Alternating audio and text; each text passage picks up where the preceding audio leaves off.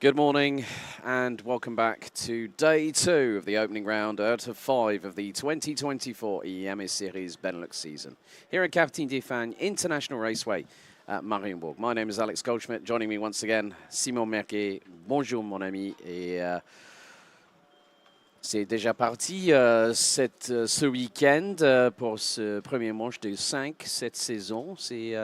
Et nous avons 20 manches, inclusif de 4 finales pour X30 Junior et Senior aussi. Oui, c'est ça. Bonjour Alex, bonjour à tous et bienvenue effectivement sur le karting des Fagnes de Mariembourg pour la deuxième des 3 journées au programme de cette manche d'ouverture de l'Iame Series Benelux 2024. Hier, on a déjà pu vivre ensemble quelques manches qualificatives, 5 au total, 2 en X30 Junior, 3 en X30 Senior. Et aujourd'hui, effectivement, on va vivre ensemble plus d'une vingtaine de manches qualificatives dans ces deux catégories. Et puis cet après-midi, évidemment, le grand rendez-vous, celui que tout le monde attend, c'est la finale junior qui aura lieu à partir de 16h10 et la finale senior à partir de 17h10. Yes, so 16 qualifying heats. We've already had 5 yesterday. We also had 5 confirmed winners. We're going to go through seniors first of all because we've got juniors a little bit later on this morning. We also had some great battling out on track. Of course, changeable weather conditions have been very much the case this weekend, as was very evident during the course of yesterday. We've had overnight rainfall. I was driving here from Metet, where you've got the Jules-Tacheny rallycross circuit that has been part of European and World Rallycross, and it was raining the whole way over here, which was about a half-hour drive.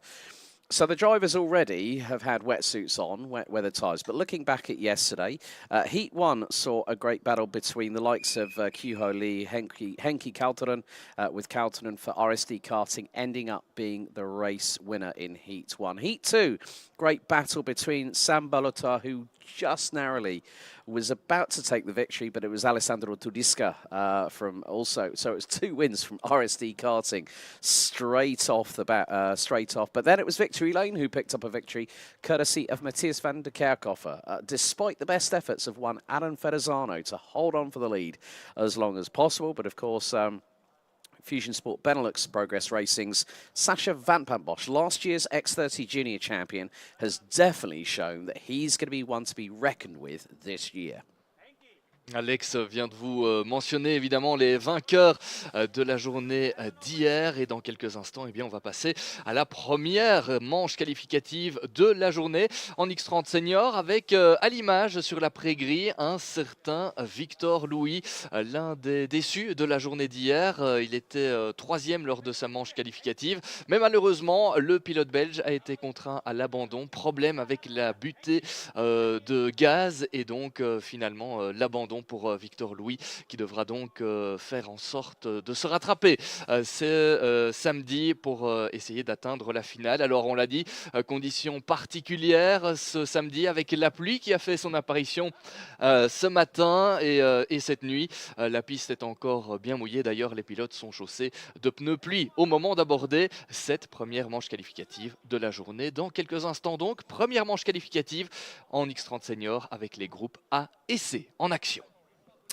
So the pre-grid has been cleared of the mechanics as one of the drivers just zipping up the race suit to another wetsuit as quickly as possible, because we are literally 60 seconds away. It's going to be a capacity grid of 36 drivers, a total packed out, sold out 108 karts for this opening round of the season. And at the end of it all, 36 drivers come the end of the qualifying heats, which will finish at around about 10 to 4 this afternoon. 36 drivers will thereby take no further part in this race weekend. And the top 36 after the qualifying heats will go through to the A final at 10 past 4 this afternoon. Then we'll have the B final from drivers placed 37th to 72nd, and they'll compete in the B final. Of course, with the juniors, we've got a total of 69 drivers. The top 36 will go through to the A final, and that will start at 5:10 p.m. this afternoon. And then the last race of, well, that's going to be the seniors, my apologies there. So juniors at 10 past 4, seniors at 10 past 5 for the A finals, 4:35 p.m. for the junior B final, and 5:35 p.m. for the B final for Senior X30.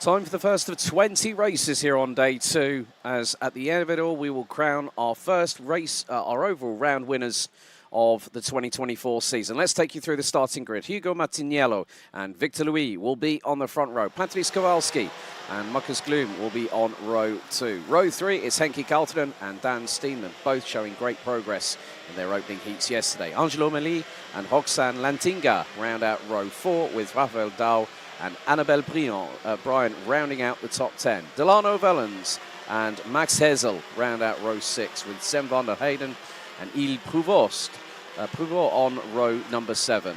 Row 8, it's Gilles Reyman and Kevin Bakker. Rima Blanc, François Delati, Quentin Tapoigny and Sky de Forny round out the top 20. Alexis Constant, Lev Lomko, Luca Montebello, Kane Ince, Luca Desgrange, Jeroen van Duivenvoorde rounds out the top 26 drivers. Completing the total 36-strong grid will be Matteo van der Kerkhoven, Livia Samson, Jens Jozert, Arthur Vassor, Ellie Dax, Luca Muller, Emilio van Offerberger, and then we got Solan Knoll, Bo Heymans and Vitti Väinänen from Finland rounding out this 36-strong grid. The drivers will now head on to their formation lap. It's going to be 10 minutes plus an additional lap for all of the qualifying heats here today for Junior X30 and Senior X30. The finals would take place over 14 minutes plus an additional lap. Now, based on the conditions yesterday we were getting as the track evolved, because there is a significant dry line starting to show, but the temperatures at the moment, 9 degrees Celsius, 93% humidity, which means track evolution could be coming to the fore very, very quickly indeed. 4 km/h wind. Looks to be, we've already had one spinner as well. Might have been Dapoigny in the 325.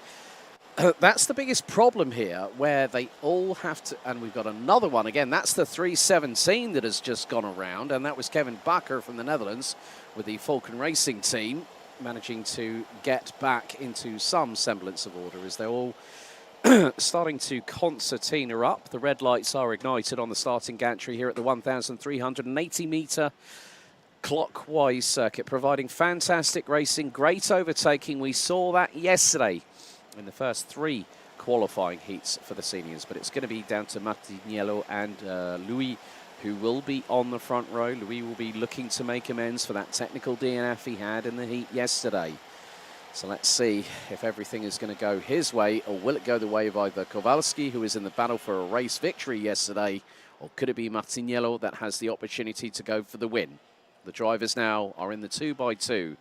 Customary rolling starts here at Karting de Fagnes as we are set, primed and ready to get underway with the first of 20 races here in the Namur region of southern Belgium. Into the tram lines we go. They accelerate. Lights are on the gantry. They are out. We're underway as they all hurtle into turn number 1. 3 abreast as the race leader Martiniello has already dropped a couple of positions, but has managed to keep it pinned round the outside. I think Martiniello might be leading as we head into turn number 1. Someone's gone off and slid over the muddy grass out of turn number 2. And they all are going to trying to make their way through. They're jockeying for position once again. 3 wide coming out of turn number 3. It's not going to be an easy one, but again, these weather conditions here, Simon, catching drivers out. Ouais, les conditions climatiques qui donnent du fil à retordre aux pilotes. On a d'ailleurs un pilote en difficulté au niveau de la sortie du virage du raccordement. Devant, eh bien, ça a été assez mouvementé avec, je pense, encore une fois, Victor Louis qui aurait été impliqué dans un accrochage au départ. Il est pour l'instant en dernière position. Décidément, week-end compliqué pour l'instant pour Victor Louis après son l'abandon hier avec un problème technique. Et là, c'est la malchance avec un accrochage qui vient se mêler à son week-end. Devant, c'est très très serré. Les pilotes qui tentent de trouver la meilleure trajectoire pour pouvoir s'en sortir. Et le premier tour qui est bouclé. Right, Marcus Gloom leads the way ahead of Martiniello, who managed to get through on Kowalski. Henki Kalteren, I noticed, the 201, tumbled down the order significantly and is stone dead last.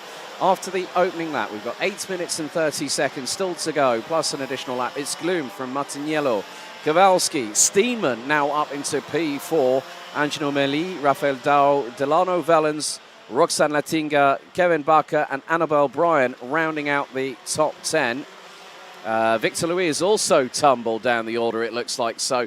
And now we're going to see a move. That's for third place, so that's going to be 2 positions lost by Kowalski as Steeman steamrolls up the inside with Angelo Meli just behind. Oui, ça se bouscule un peu partout dans le peloton avec des pilotes qui tentent de remonter. C'est le cas notamment de Dan Steenman qui occupe désormais la 3e position. Excellent début de course de la part du Néerlandais Patrice Kowalski qui met la pression là pour le gain de la 4e position sur ce pilote qui est pour l'instant en 4e position. C'est Rafael Dao qui est sous la menace alors que devant c'est Marcus Glum qui a pris les commandes de cette manche qualificative. Il emmène avec lui le poleman Hugo Martiniello en 2e position. Dan Steenman 3e sous la pression désormais de Angelo Meli. C'est Angelo Meli qui est 4e et non pas Rafael Dao qui est redescendu au 9e rang. Solan Knoll might have been the drive that was very much off into the grass and the mud on lap 1. So the 3:23 from the Netherlands has retired on the opening lap of this race. We are seeing that drivers are, well, I did see that Dan Steenman actually was sideways going through turn 1, completely committed, turned the kart right, the back end went left. As it gets a bit too close for comfort there, a couple of drivers going through the right-hander, it was 3 wide at that point. I think Alexis Constant, Lucas Desgrange was also involved, possibly with Zem van der Heyden from the Netherlands in the 247. But at the minute, Marcus Gloom, the Belgian, in the 2:26 is leading the way, but Martiniello is putting in fastest lap after fastest lap. We are about to complete lap 3. Martiniello was quickest of anybody on the previous lap. And now it's Steeman who's gone right up the inside of Martiniello, switchback from the French driver in the 2:43, retakes second through turn 1. Alors on voit les pilotes essayer des trajectoires différentes et certains parviennent à se dépasser, mais ça repasse aussi vite de l'autre côté. On a ici Dan Steenman qui est passé à l'intérieur du premier virage face à Hugo Martiniello, mais le pilote français est parvenu à recroiser avec une trajectoire différente. C'est très intéressant de voir ces trajectoires différentes. Encore une fois ici à l'épingle du chemin de fer, sauf que cette fois Dan Steenman est bien passé à l'intérieur. Superbe dépassement de la part du Néerlandais. Et alors vous voyez aussi parfois les pilotes se décaler vers la trajectoire plus humide de ce tracé. C'est tout simplement pour essayer de refroidir un petit peu les pneus, éviter qu'ils ne surchauffent, pour éviter évidemment qu'ils ne se dégradent trop vite. On voit que les trajectoires sont parfois un peu plus sèches à gauche et à droite. Well, Victor Louis definitely showcasing the pace that we were hoping for yesterday, as was he. Last time around was the fastest driver of anybody.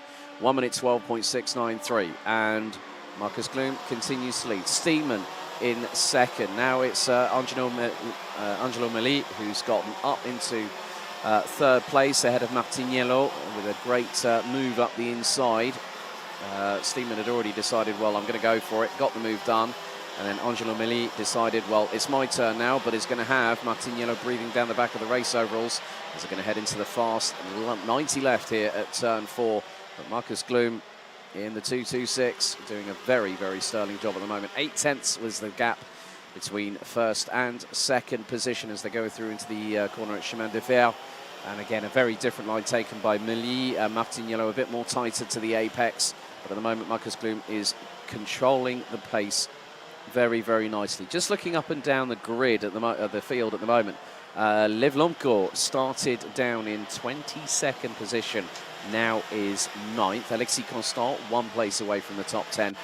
So some drivers losing out, the biggest losers obviously being Victor Louis being all the way down in 32nd position. There's still quite a few more heats, so Victor Louis could still have an opportunity to get into the A final a little bit later on.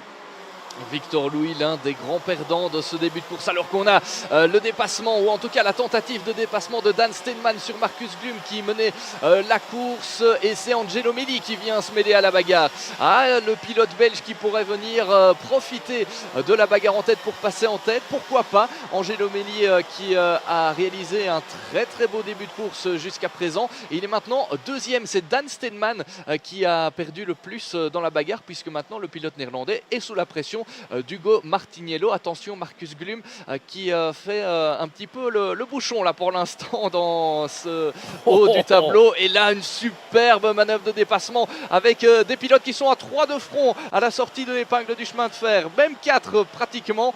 Quelle bagarre. Angelo Melli s'empare finalement de la deuxième position. Hugo Martiniello qui passe maintenant en 3e place. Et Dan Steenman qui se retrouve 4e.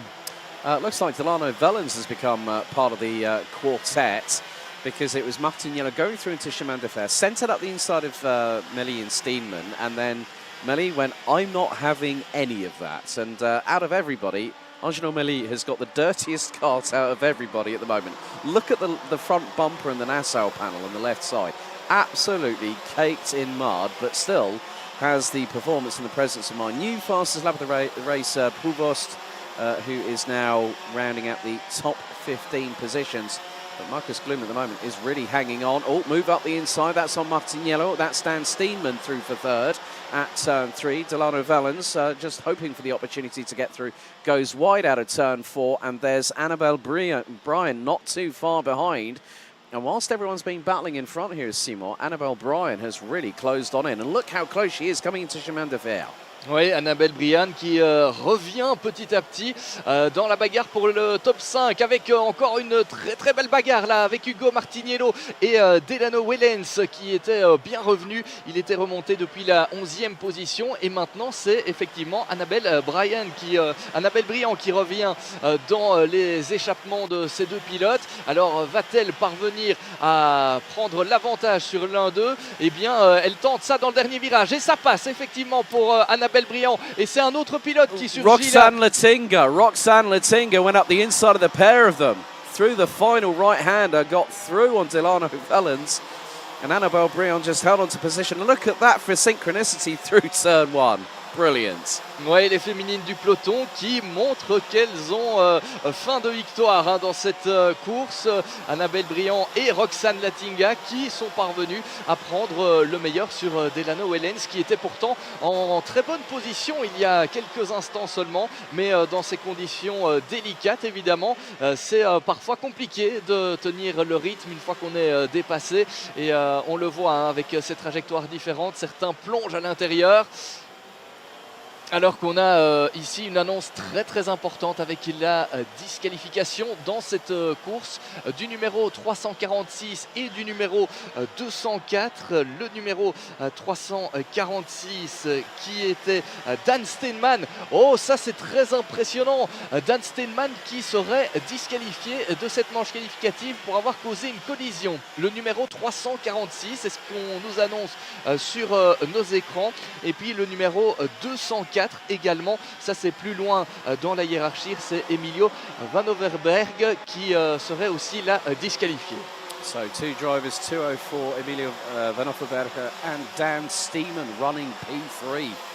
That's the announcements that we get live from our, from the respective announcements, but the timer has hit 0. But who'd have thought of this, that we would have had the likes of Annabelle Bryan and also quite a few others there, including Roxanne Latinga, just showcasing that they are here not just to make up the numbers. So next time around, Marcus Glum will have Angelo Melli battling over the next 1.38 kilometres as we are very shortly heading on to this final lap. We're on lap number 9 out of 10, as there's the move for the race lead. That is Angelo Melli through on Marcus Glum.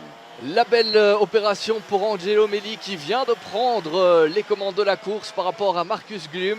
Et puis derrière, on l'a dit, c'est Dan Steinman, mais on nous annonce une disqualification pour ce pilote. On attendra évidemment les classements officiels pour faire le point sur la hiérarchie. Mais en tout cas, ce qui est sûr, c'est qu'Angelo Melli mène la course désormais. Ah, c'est le très bon moment pour s'emparer des commandes de la course. Dernier tour pour Angelo Melli, suivi de Marcus Glum. La quatrième position pour l'instant pour Hugo Martiniello. Il a été bousculé, le français, le poleman dans cette manche qualificative, mais il tient tout de même une assez bonne position ici. Annabelle Briand qui est cinquième. Belle opération pour l'une des féminines du peloton. Et puis superbe remontée d'Alexis Constant qui se retrouve maintenant en sixième position. 15 places gained by Alexis Constant from 21st, but now it's going to get a little bit touchy here between Marcus Glum and Dan Steinman. We've already talked about the 346 from the Netherlands having been deemed to cause a collision. He's going to go for second, but that's not going to really have any bearing on the official official results once everything gets judicially and technically resolved. But it is going to be out of the final right-hander. Angelo Melli, with a lap and a half to go, takes the race lead off of Marcus Glum and will power out of the chicane. The first race of today is in the books. It's Angelo Melli who wins by a comfortable margin. Dan Steinman, despite having the disqualification, will finish nearly 1.8 seconds behind on the road. Marcus Glum in third. Then it's going to be Alexis Constant who ends up fourth. What a gain by the Belgians, 17 places from 21st to finish fourth. Annabelle Briand started 10th, finishes in P5 ahead of Hugo Martiniello. Patrice Kowalski rounds out the top 7 ahead of Delano Valens. Roxane Latinga and Lev Lomko complete the top 10. Kevin Barker and Il Prouvost round out the top 12 ahead of Raphael Dao, Gilles Renmans, François Delati, Luca Desgranges, Sam van der Heyden, and then we got Arthur Vossor. Henki Kalteren recovered to finish 19th after a disastrous opening lap for a race winner yesterday. Riemer Blanc, Juro van Duivenvoorde, Victor Louis ends up coming back to finish 22nd. Provisionally, Bo Heimans, Luca Montebello, Sky de Forny, Viti Väinänen moves up 10 places to finish 26 with Max Hessel, Kane Ince, Quentin Dapoigny, Jens Boyzart, Emilio van Offerberg, who, according to our announcement, has also just been given a disqualification for causing a collision. Livia Sampson, Ellie Dax, Matteo van der Kerkhofer, and on lap 7 we lost Belgium's Luca Moulard and Solan Knoll from the Netherlands on the opening lap at turn 2.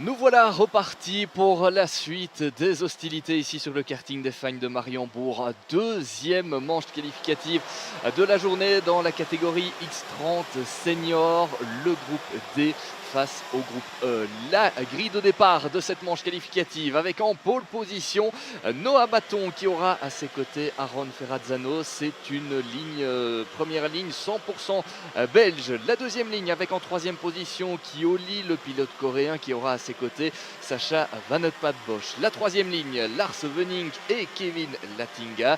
On retrouve en septième position Mirko Wouters avec à ses côtés Milan Marksak. Et puis à la cinquième ligne, on retrouve le français Clément Outran et Iliano Couture, 9e et 10e donc pour cette manche qualificative. Sixième ligne occupée par Yanis Bouillet et Eden Spanswick, le pilote britannique, l'un des rookies de ce peloton. Septième ligne pour C.J. Bennett et Tristan Krohn. 15e position pour Clément Massot qui retrouvera à ses côtés Jack Buckley. 17e place pour Oli Meurs avec à ses côtés Thibaut Géladé. On retrouve derrière lui Gaëtan de Brabander et en 20e position Philippe Svensson. À la 20e place donc, il devance Florent Dirada, Roberto Baas, Theo Vlichen et Keanu Wellens. En 25e position, Wesley De Hooy et Sean Hogan qui se retrouvera à ses côtés en 26e position. Donc 27e rang occupé par Tess Verskoor avec Harald Egui Mathiesen à ses côtés. En 28e position donc, le top 30 est complété par Niklas Dotseven et Olivan Fahy. 31e place pour Koen De Rooij avec Denis Bouman à ses côtés. Anne-Charlotte Pilijami Pona et Aaron Seignac. Voilà pour le peloton et cette grille de départ de cette manche qualificative. Dans quelques instants, les pilotes vont se présenter dans la partie la plus technique de ce circuit de Mariembourg, le fameux escargot comme on l'appelle ici. Le rythme va être imprimé par le poleman Noah Maton qui aura à cœur de confirmer cette position à l'issue des 10 minutes et un tour au programme de cette manche qualificative. On le rappelle, c'est le format de toutes les manches qu'il y aura au programme aujourd'hui, hormis les finales. Les finales seront un peu plus longues, mais on aura l'occasion de vous le rappeler un peu plus tard lors de la journée et surtout lors des finales prévues à partir de 16h10. 10 minutes et un tour, c'est donc ce qui attend d'ici quelques instants les pilotes. Un peloton très bien fourni, 36 pilotes au départ dans une catégorie où ils sont 108 au départ. C'est tout simplement exceptionnel pour ce début de saison ici à Mariembourg. Voilà les pilotes qui passent devant les mécanos et la passerelle des mécanos. Ils vont se présenter d'ici quelques instants devant la tribune principale. Une fois que les feux seront éteints, on sera parti donc pour 10 minutes et un tour. Voilà le départ qui est donné et Noah Maton qui sort un petit peu large là au premier virage et qui ne parviendra pas, je pense, à conserver la première position, quoique alors que derrière on a un pilote qui est sorti devant. Je pense que Noah Maton a tout de même réussi à conserver cette position. Ouais, Noah Maton qui fait la course en tête. And also another couple of drivers off at turn number 2. So Noah Maton went wide and then went off and went rally crossing. So those wet weather tyres are going to be very muddy as they make their way into turn 5. It's going to be a change for third place heading into the far part of the circuit at turn 6. You can just see how treacherous it is for these drivers. I think in third position is, I think I clocked it might have been the 326 of Lars Venning. Oh. Big incident! And that's at least 6 carts. Oh, dearie me, that's a traffic jam. Oui, un pilote qui s'est retrouvé en tête à queue à l'épingle du chemin de fer et les autres n'ont pas pu tout simplement l'éviter. Ah, ça a dû taper fort là pour le pilote qui était en difficulté. On n'a pas pu voir de qui il s'agissait. Le numéro 317, si mes souvenirs sont bons, si on a vu, mais difficile de dire à l'heure actuelle de qui il s'agit. En attendant, Noah Maton est toujours en tête alors qu'on a un full course yellow. Full course yellow. Voilà. Race is neutralised, so it's slow down, prepared to stop, no overtaking permitted. I think I saw Tess for sure. So the drivers, Milan Marksak, Yanni Bouillet, Jack Buckley, I did see the 217 of Tess for sure from the Netherlands involved in that. So there's 7 drivers that have dropped down, that were involved in that big incident. I haven't seen one like that. You had 7 or 8 karts. So Jack Buckley was one of the ones that was caught up in there. He was looking very racy yesterday in his first. So we've got a full course yellow, which means the race is neutralised. And what this is going to mean, it's going to be single file for all the drivers, and then they have to do single file. They'll basically, as soon as they'll have the yellow flags waving and the slow boards out. When those yellow flags come to a standstill and stop waving, that means we could be going green very shortly. Voilà, nous sommes partis en procédure full course yellow, les drapeaux jaunes qui sont agités. C'est le leader de la course qui donne le tempo, mais sous un rythme évidemment beaucoup plus lent que si on était en course. L'occasion de mettre tous les pilotes impliqués dans l'accrochage de l'épingle du chemin de fer en sécurité. Alors on vous parlait du numéro 317, c'est bien le numéro 217 je pense, avec Tess Verskor qui est parti à la faute et les pilotes derrière qui n'ont pas pu l'éviter. En tout cas, on a là 6 ou 7 pilotes qui ont été impliqués dans cet accrochage, dont Jack Buckley, le pilote irlandais qui s'est lancé depuis la 16e position sur la grille de départ, il me semble. Alors derrière, c'est reparti pour certains, mais pour d'autres, c'est tout simplement l'abandon.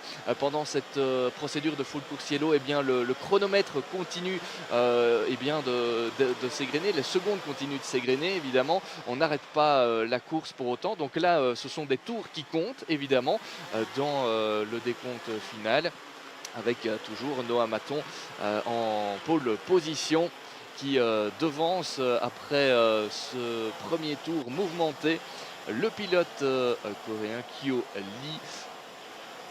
Et en 3e position, on retrouve le néerlandais Kevin Lattinga. Lars Vanink, Mirko Waters, Clément Massot, Iliano Couture, CJ Bennett, Gaetan de Brandebera, Raban Dera, and Keanu Wellens, related to Delano, I think, rounds out the top 10. So yeah, Milan Marczak, Jack Buckley, and Luxembourg's Florent Dierda are out after that multi-cart incident. Green flag waves, we're back up to full racing speed. Voilà, retour en course avec le drapeau vert qui a été présenté à l'ensemble des pilotes. Noah Maton qui reprend donc la course en tête. Il emmène avec lui Kioli et Kevin Lattinga. En 4e position, c'est Lars Venning qui est venu s'intercaler là. Et puis derrière, c'est Mirko Wouters qui est en 5e position pour l'instant. La course est donc repartie. 5 minutes au chronomètre encore, avec un tour à ajouter à la fin de ce temps réglementaire. Et donc le leadership confirmé pour l'instant pour Noah Maton. Change for second has happened through turn 4. Lattinga getting past the Republic of Korea's Kyu-ho Lee for P2. Nice overtake by the Dutch driver as they make their way through into the... I like how here at Mariembourg we've got the Chemin de Fer and the Escargot sections as well. It's a bit like British racing circuits, like say Silverstone, such as having Cops, you know, Magus, Beckett's and Chapel. It's great to hear a circuit over here in Belgium having some great names to throw in. Who would have thought Escargot? And for those that don't know French, Escargot is French for snail. Voilà les noms donnés à certains virages de ce tracé de Mariembourg, tels que l'épingle du chemin de fer ou encore l'escargot, le virage du raccordement aussi que l'on appelle entre la grande piste et la petite piste pour ceux qui ont l'habitude de nommer ces différentes parties du tracé, puisqu'on sait que lorsqu'il n'y a pas de course, il y a aussi les cartes de location, et donc il y a ce qu'on appelle une grande piste et la plus petite piste, la partie technique de ce tracé de Mariembourg, avec cette épingle du chemin de fer que vous voyez à l'image si vous nous suivez en live streaming, alors que c'est très serré. Il y a un pilote qui a été poussé là à l'extérieur. Il s'agit du numéro 326. Il a essayé de passer à l'extérieur. C'était pas mal joué, mais Lars Venning a finalement été un peu bousculé là dans sa manœuvre de dépassement, alors que devant, eh bien, c'est Noah Maton qui mène toujours la danse. Mais derrière, cela revient. C'est Kevin Lattinga qui vient de passer d'ailleurs dans le dernier virage. virage. Noah Maton qui tente de répliquer Oui. avant d'entamer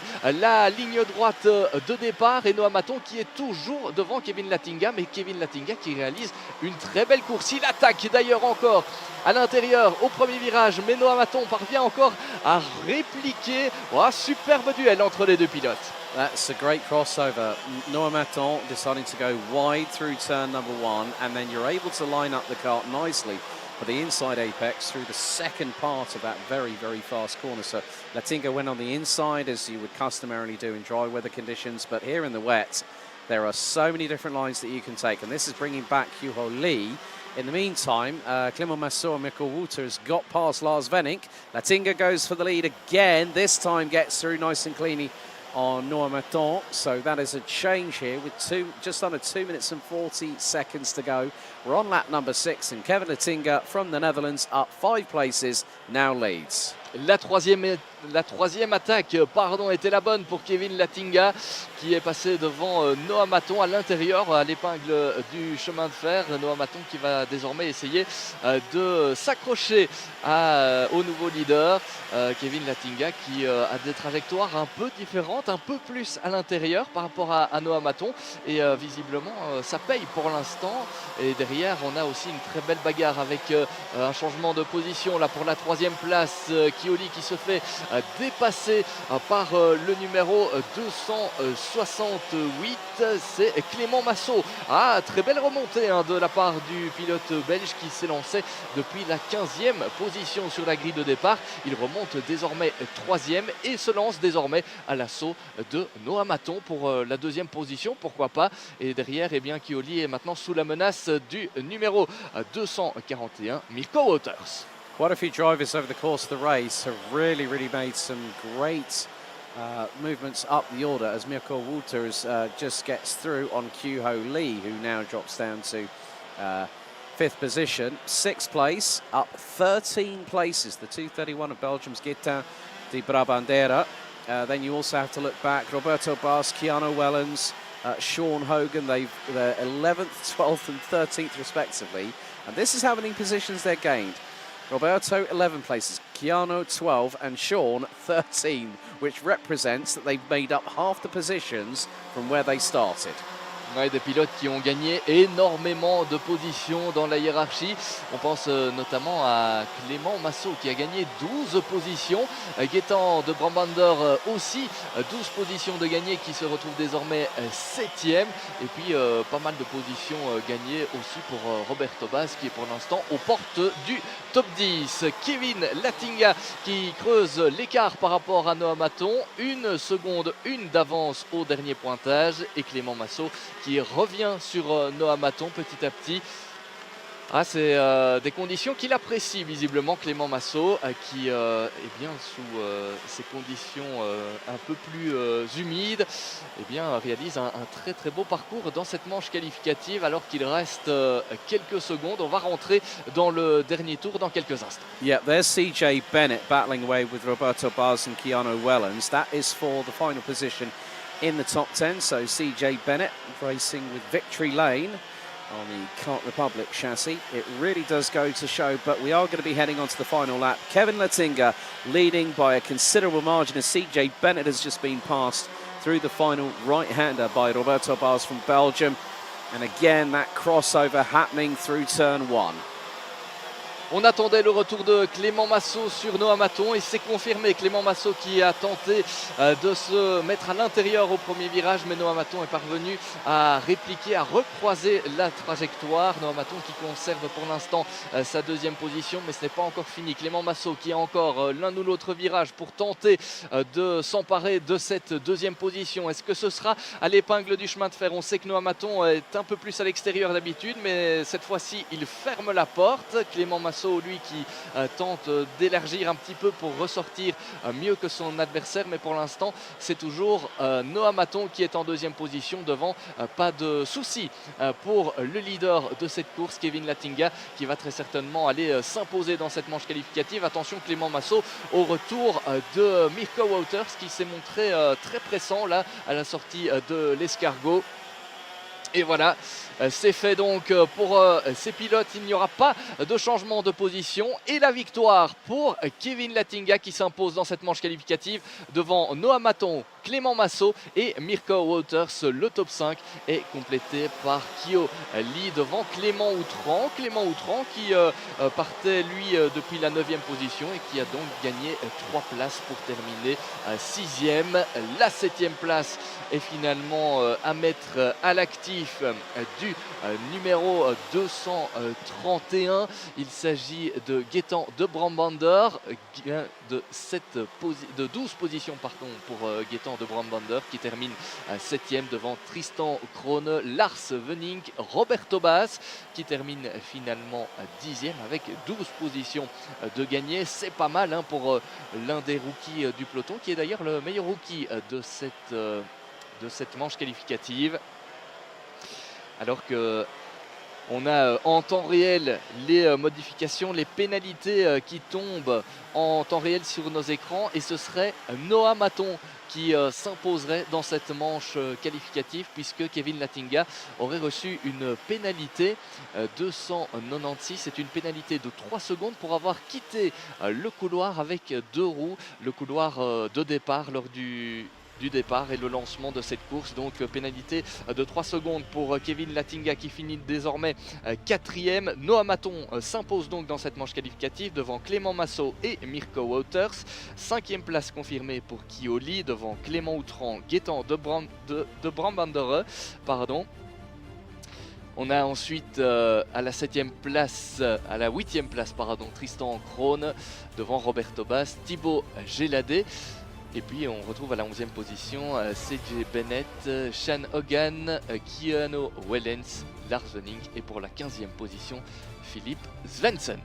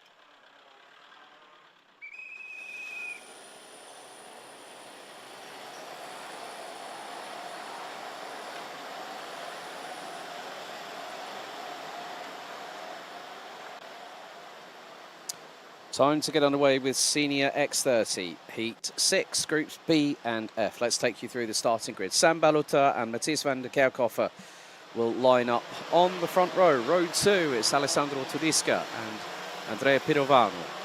Simon Lacroix and Lucas Horsica will be on row 3. Tyrone Quinard and Raffaele Santocono will be on row 4. Row 5, completing the top 10, will be Ireland's Conor Grant, and from the Netherlands, Job Müller. Then we got Julian Kemen and Raphael Linders rounding out row 6. Loris Saxe and Davin Singer complete row 7. Mika Voss and Tobias Norman round out row 8. Row 9, it's Nick Ho and Jules Van Hool, with Rhys Newburn and Nicolas Simic rounding out the top 20. Jack Nettleship starts 21st, and alongside him on row 11 will be Thibaut Weyers.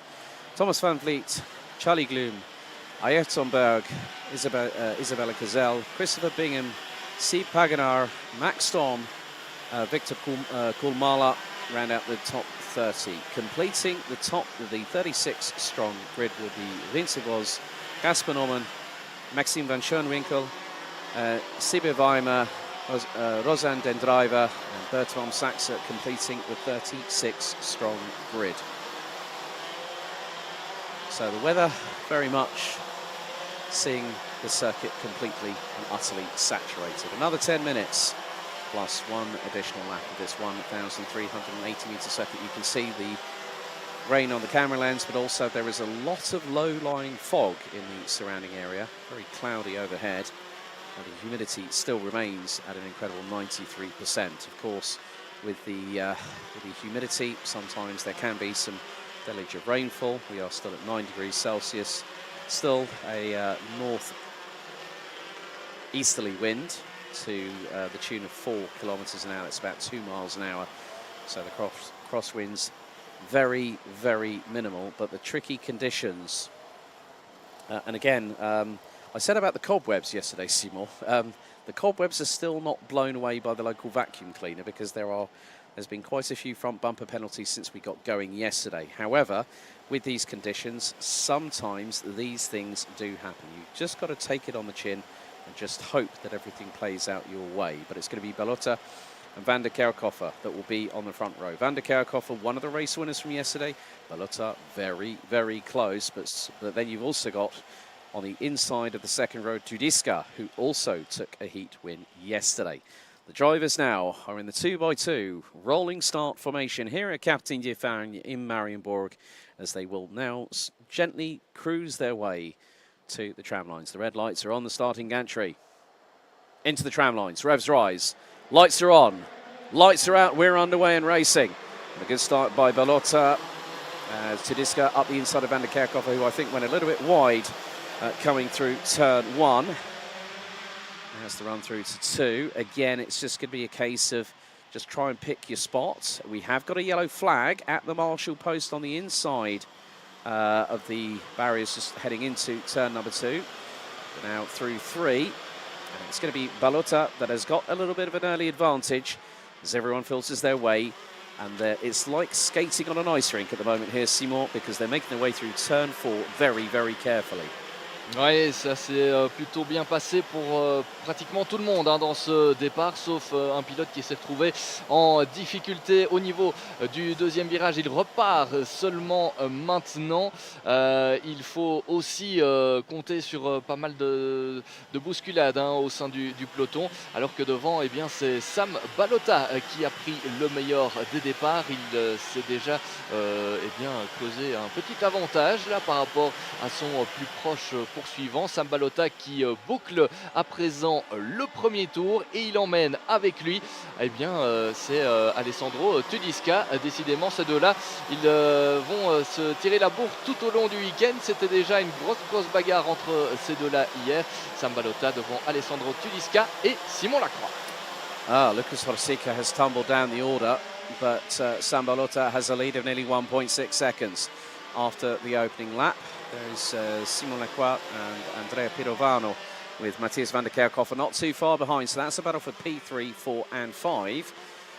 So Tihon Kinaud, Loritz Zaxa have also made up some gains. Loritz Zaxa started on the inside of row number 7 and now is up 6 places. There's a possible change just happening coming through the Chemin de Fer corner as they will be line astern through the little chicane that we've got here. I think, I'm trying to make out the number on who that is in front of that trio. It's one of the TB kart drivers. Looks to be that's Pirovano that might have just got past. Yes, that is. Well, that's Pirovano possibly might have gotten past Simon Lacroix, maybe for 3rd place. Andrea Pirovano qui s'est emparé de la 3e position devant Simon Lacroix et l'écart qui se creuse toujours entre les leaders. 2 secondes 4 d'avance pour Sam Balota, le leader sur Alessandro Tudisca qui a lui-même plus de 2 secondes d'avance sur Andrea Pirovano qui découvre ce tracé de Mariembourg dans des conditions beaucoup plus humides que lors de la première manche qualificative hier. Le pilote italien qui pour l'instant tient le bon bout par rapport à ses poursuivants, à savoir Simon Lacroix et le numéro 236. Là, c'est tout simplement Matthias van de Kerkhove qui s'était imposé hier. Et attention, le dépassement ici de Simon Lacroix qui a tenté de répliquer par rapport à Andrea Pirovano, mais qui a répliqué lui aussi. Trajectoire différente pour ces deux pilotes, mais pour l'instant c'est toujours le pilote italien qui occupe la 3e place. Yeah, very nice bit of changing between the pair of them. Very clean battling even with these wet weather conditions. But you can see there Matthias van der Kerkhofer and Mika Voss, who's now moved up 9 places from 15th and is currently in 6th place. Looks to be with the Fusion Motorsport Benelux Progress Racing team. And is closing in on the victory lane driver who took the final heat win yesterday afternoon out of the 3 that we had. And Lacroix going very, very wide through turn 1, but still keeping the throttle pinned, but goes off the circuit. Van der Kerkhofer up the inside, and a 2:36 now through to P4 as they head through turn 3.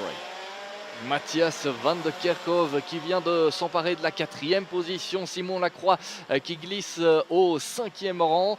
Et devant, le pilote italien Andrea Pirovano n'en demandait pas tant. Il prend un petit peu l'avantage. Attention, l'épingle du chemin de fer avec un dépassement là de Simon Lacroix. Simon Lacroix qui ne se laisse décidément pas faire dans cette manche qualificative. Il a réussi à se glisser à l'intérieur à l'épingle du chemin de fer. Et qui en a profité également, c'est le numéro 254 là-bas, il me semble. Ouais, c'est ça. Ce serait Connor Grant qui serait passé là en 3e, 4e position. Non, c'est pas lui. C'est le numéro 284. Mika Voss. C'est Mika Voss. Ouais, Mika Voss qui réalise une superbe remontée. Mika Voss qui partait depuis la 15e position sur la grille de départ. Mais ce n'est pas fini entre ces 3-là, puisque Simon Lacroix est parvenu à repasser devant ses 2 adversaires, notamment devant Matthias van de Kerkhove. Et maintenant, Matthias van de Kerkhove vient encore de perdre une position, puisque Mika Voss est passé. Mais entre ces deux-là, ça n'arrête pas de se bagarrer. Simon Lacroix qui vient encore de perdre une position. Décidément difficile à suivre, tellement il y a de la bagarre partout. Simon Lacroix qui va se mettre à l'intérieur au niveau du virage du raccordement. Il passe, il conserve sa position, mais derrière c'est vraiment une très très grosse bagarre. Difficile de faire sa place dans ce peloton. Yeah, Tihon Kinaud from EGP Racing Team, Eichmann's Grand Prix has just factored into this, and look at round the outside. Simon Lacroix just deciding to go hell for leather round the outside and manages to get a couple of positions back. But look at the train that's now starting to, again, Jack Nettleship, another driver that I've been keeping my eyes on from the UK. The 275 has really got himself into the mix, who's one of the privateer drivers amidst this big grid of 108 senior X30s we've got here this weekend. But some drivers using the outside line through the final right-hander coming onto the start-finish straight. Sam Balota checked out. Don't even need to worry about him at the moment. 5.5 seconds ahead of Alessandro Tudisca and then Andrea Pirovano. But then it's everyone else behind. I mean, the gap between Pirovano and van der Kerkhofer is 5 seconds. And then you've got all this battling happening here. That's van der Kerkhofer, I believe. Oh, no, that's the 254. That's just come through. That's Connor Grant, one of the other victory lane drivers in this field. and has made up a couple of positions. So I think maybe with that move, Conor Grant might have gotten through into the top 10, but there's going to be a change between third, well, that's going to be, I think that might be, more than likely, that is the 284 of Mika Vos, through on Matthias van der Kerkhofer for fourth position. Mais qu'il s'en passe des choses sur ce karting des Fagnes de Mariembourg dans cette manche qualificative. La hiérarchie est vraiment très difficile à lire tellement il y a de la bagarre ici. On a Matthias van der Kerkhoven et Simon Lacroix qui se retrouvent pour un nouveau duel. Et ça c'est pour le gain de la 5e place, il me semble. Voilà, ouais, pour le gain de la 5e place, puisque c'est Mika Vos qui est passé en 4e position. Par contre, devant, là, c'est très simple pour le top 3. On a en pôle Sam Balota avec 6 secondes, 2 d'avance sur Alessandro Tudisca. Et puis, à plus de 5 secondes également, on retrouve le numéro 307, c'est l'Italien Andrea Pirovano. Il reste 2 minutes de course et un tour dans cette manche qualificative. So, just a couple of minutes to go, plus an additional lap until we have this opportunity to see how big the lead will be between Sam Balota, who has set fastest lap after fastest lap. And he's put in a 1 minute 11.420. A little bit of a touch between the 236 and the 259. Van der Kerkhoven versus Simon Lacroix. That is the battle for P5. Whereas Mika Vos has sort of slightly checked out from the pair. Just behind them is Loris Saxa in the Danish driver from Falcon, currently P7, but Jack Nettleship has charged up the order. The driver from the UK is up 13 places, started 21st on the grid, now is currently 8th. But Sam Balota's lead has now expanded to nearly 7¼ seconds, with just 1 minute and 15 still to go. We're on lap number 8, as very much the case that Simon Lacroix again uses that same tactic of going very, very wide through turns 1 and 2, and still manages to have the traction underneath him to keep on going and staying ahead of Matthias van der Kerkhoven. So that just goes to show sometimes it's all about where you place the kart. Oh, we've got one off, the 320, I think that might be the 329, has just gone off the circuit. That's David Singer for CV Performance Group from Germany has gone off the circuit, has managed to get back onto the track without any assistance from the marshals through out of turn number 3. But still another great overtake here. This is just changing all the time. And Matthias van der Kerkhoven has just been passed by Loris Saxa from Denmark. That's another change for position. And Jack Nettleship is up to 6th. Incredible performance, 15 places gained by the driver from the United Kingdom, who I think might be running in EGP colours. So again, we go on to our penultimate lap. The timer has expired. That very much is the case, whereby Jack Nettleship has showcased that in these wet weather conditions, right, there's one kart off to the side, driver out of the kart, so not too sure who that might be, but a couple of drivers are tumbling down the order.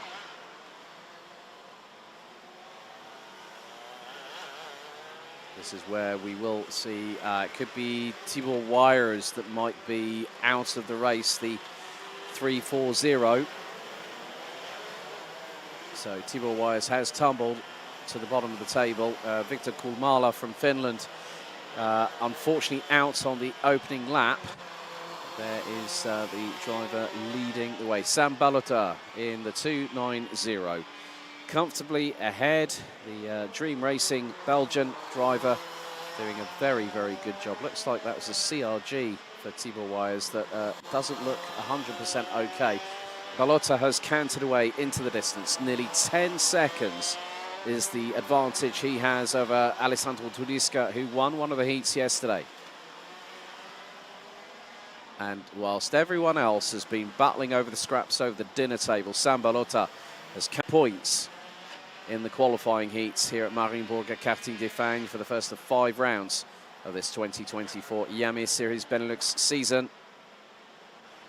So just 2 more corners, a little bit of throttling out of the corner, and the back end stepping to the left-hand side, but one more right-hander Now the chicane.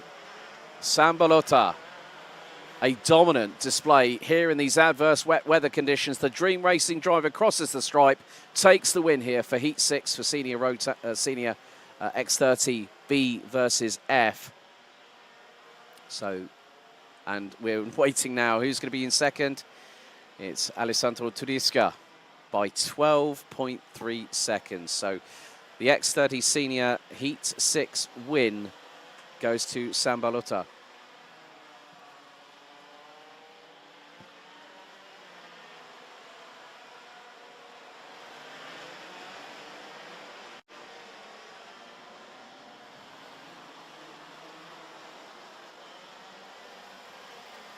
So your X30 Senior Heat 6 win is Sambalota by 12.3 seconds.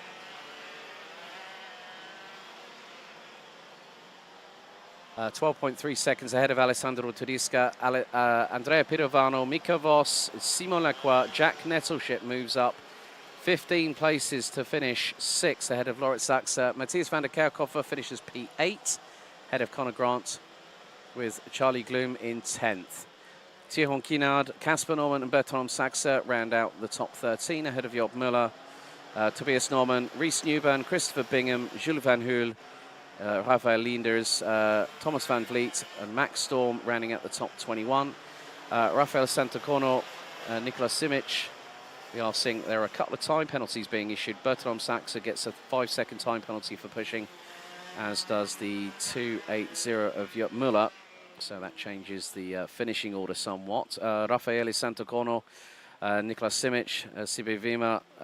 Then we got Ayrton Berg, Gillian Kamen, Maxim van Schoenwinkel, Rinse Vos, Lucas Horsika and Davin Singer rounding out the top 30.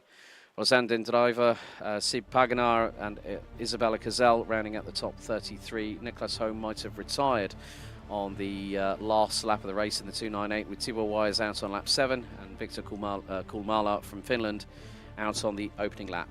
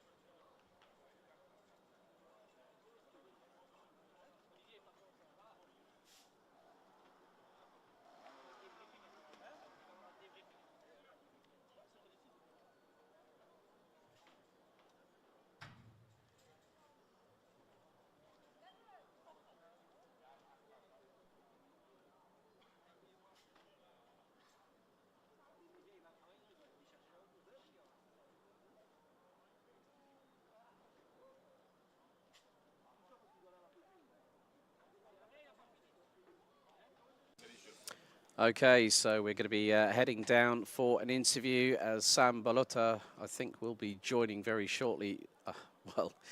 I'm not too sure what's happened. We were due to have an interview taking place with Simon and possibly Sambalota, but very shortly we'll be getting underway with our first of X30 Junior this weekend. Coming up next, it's Heat 3, A versus B.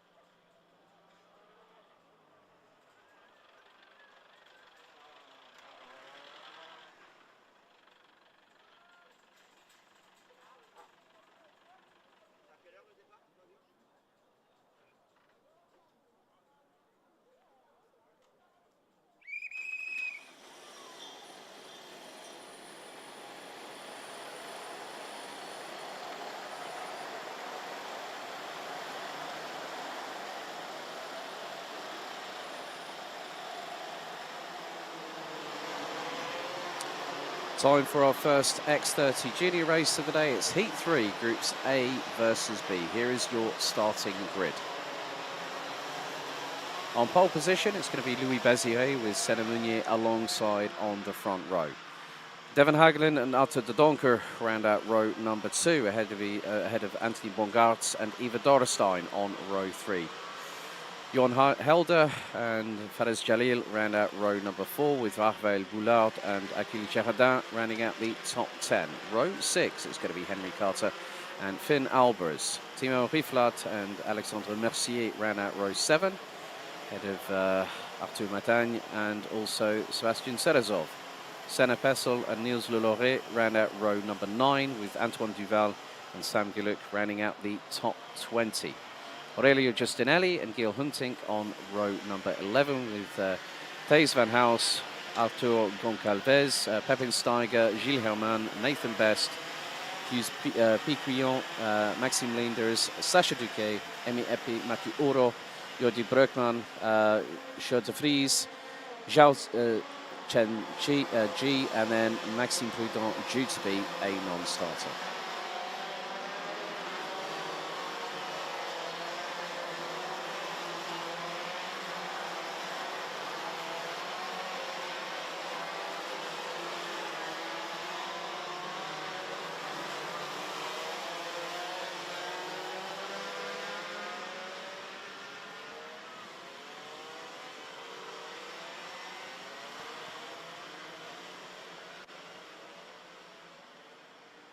La manche qualificative avec les groupes A et B. Dans quelques instants, Alex vous a fait part de la grille de départ de cette manche qualificative. La première de la catégorie X30 Junior ce samedi. La catégorie X30 Junior qui a déjà vécu 2 autres manches qualificatives. C'était hier en fin d'après-midi. On a déjà eu pas mal de spectacles dans cette catégorie qui regroupe pas moins de 69 jeunes pilotes âgés entre 12 et 15 ans. Et pour cette manche qualificative entre les groupes A et B, on a tout simplement un Français et un Belge en première ligne, Louis Baziré et Senna Meunier, donc aux premières et deuxième positions. Louis Baziré qui va donner le rythme jusqu'au moment du départ. Et une fois qu'on aura éteint les feux, on sera parti pour la manche qualificative de 10 minutes et un tour. Donc, alors qu'on a déjà un pilote qui ne s'élancera pas dans le peloton, il s'élancera derrière. Il est pour l'instant au stand. C'est Gilles Huntink qui, semble-t-il, est toujours arrêté là dans le parc de la Pré-Gris. Alors il s'élancera derrière tout le monde. En attendant, Louis Baziré va se présenter d'ici quelques instants devant la passerelle des mécaniciens. À cette passerelle, il y a toujours un œil attentif vers cette passerelle, puisque c'est là que les mécaniciens donnent parfois des conseils avec des gestes bien connu des pilotes pour voir si les pilotes doivent attaquer, doivent être plus propres sur la piste notamment. Voilà pour les quelques anecdotes concernant les communications entre pilotes et mécanos. On n'a évidemment pas de radio ici en karting. Alors les pilotes qui se présentent maintenant sur la ligne de départ, et c'est parti donc pour cette manche qualificative de 10 minutes et un tour. Et pour le poleman Louis Baziré, ça s'est semble-t-il plus ou moins bien passé. Alors qui est sorti en tête là de ce virage? C'est peut-être pas le poleman qui est sorti en tête, difficile de dire sur nos images, mais en tout cas c'est passé pour presque tout le monde. On a le pilote Gilles Huntink qui est maintenant en piste et qui rejoint le peloton. On est donc parti pour 10 minutes et un tour dans cette manche qualificative. Looks like there was a yellow flag at turn number 3, but everyone just nearly tripping all over each other. 3 wide through chemin de fer once again, and these juniors have been waiting and waiting and waiting to get back out onto the circuit. They've already done their warm-up this morning. So again, it's, you know, they will have probably been watching from the sidelines, seeing how the seniors were tackling it, and then they'll have their own game plan. But someone's deciding to go up the inside. I think that might have been on Eva Dorrestein, who was on the outside of that move happening, and 4 drivers using the inside curbing through the final right-hander as they go around across the start-finish line to complete the opening lap. Et voilà le premier tour de bouclé et effectivement Louis Baziret, le poleman qui n'a pas réussi à conserver son avantage. C'est Devon Hakkelen qui est parvenu à s'emparer de la tête de cette manche qualificative. Il a déjà creusé un bel écart par rapport à Senna Meunier, près d'1 seconde d'avance sur le Belge. Jorn Helder est troisième devant Anthony Bangartz en quatrième position. La cinquième place est pour l'instant occupée par ce pilote numéro 126. C'est le poleman Louis Baziret qui a donc perdu 4 positions au départ. Yeah, and a few other drivers have made their way up through the field. Henry Carter up to 8th, Sebastian Serasov up 7 places from 16th on the grid to currently round out 9th ahead of Ava Dodderstein, who rounds out the top 10. Achille Girardin in the number 133 is the highest placed rookie in 11th place, with Finn Albers, Raphaël Boulard, Senna Pessel and Alexandre Mercier rounding out the top 15, but still some great battles. Fares Jalil battling away with Louis Baziret. That is for 5th on the road, but Hagelin again looking to strike whilst the iron is hot and has now got a lead over Senna Meunier of nearly 1.6 seconds. Un nouveau tour de bouclé, l'avantage qui continue de grimper par rapport à Devon Hakkelen et Senna Meunier. Entre ces deux pilotes, il y a 1 seconde 5 maintenant d'écart. Jorn Helder étant en embuscade à 2 secondes 1. Anthony Bangartz est toujours 4e devant Louis Baziret. Belle 6e position provisoire pour Fares Jalil qui a gagné 2 positions. Et puis belle remontée également pour Henry Carter qui démarrait depuis la 11e position sur la grille de départ. Il est maintenant 7e. Eva Dodderstein, la première féminine du peloton, est pour l'instant en 9e position. We have got a 5-second time penalty for pushing. Being given to Sacha Duquet down in 30th place. So that will be an additional 5 seconds added to the Belgian in the 1:11 entry to the total race time post this session. Still with 6 minutes and 20 still to go. Hagelin is trying to stretch that advantage over Senna Meunier, and it's expanded again. It's nearly 1.9 seconds, whereas the two battling over third position, Jorn Helder and Anthony Bangartz, literally nothing between them at the moment. And again, the weather looks to be really, I mean, again, the spray is just still there. The track hasn't really dried out at all, big time, but we have had a little bit of a drama. Louis Baziret has dropped all the way down, well, according to the live timing, has dropped all the way down to 33rd position.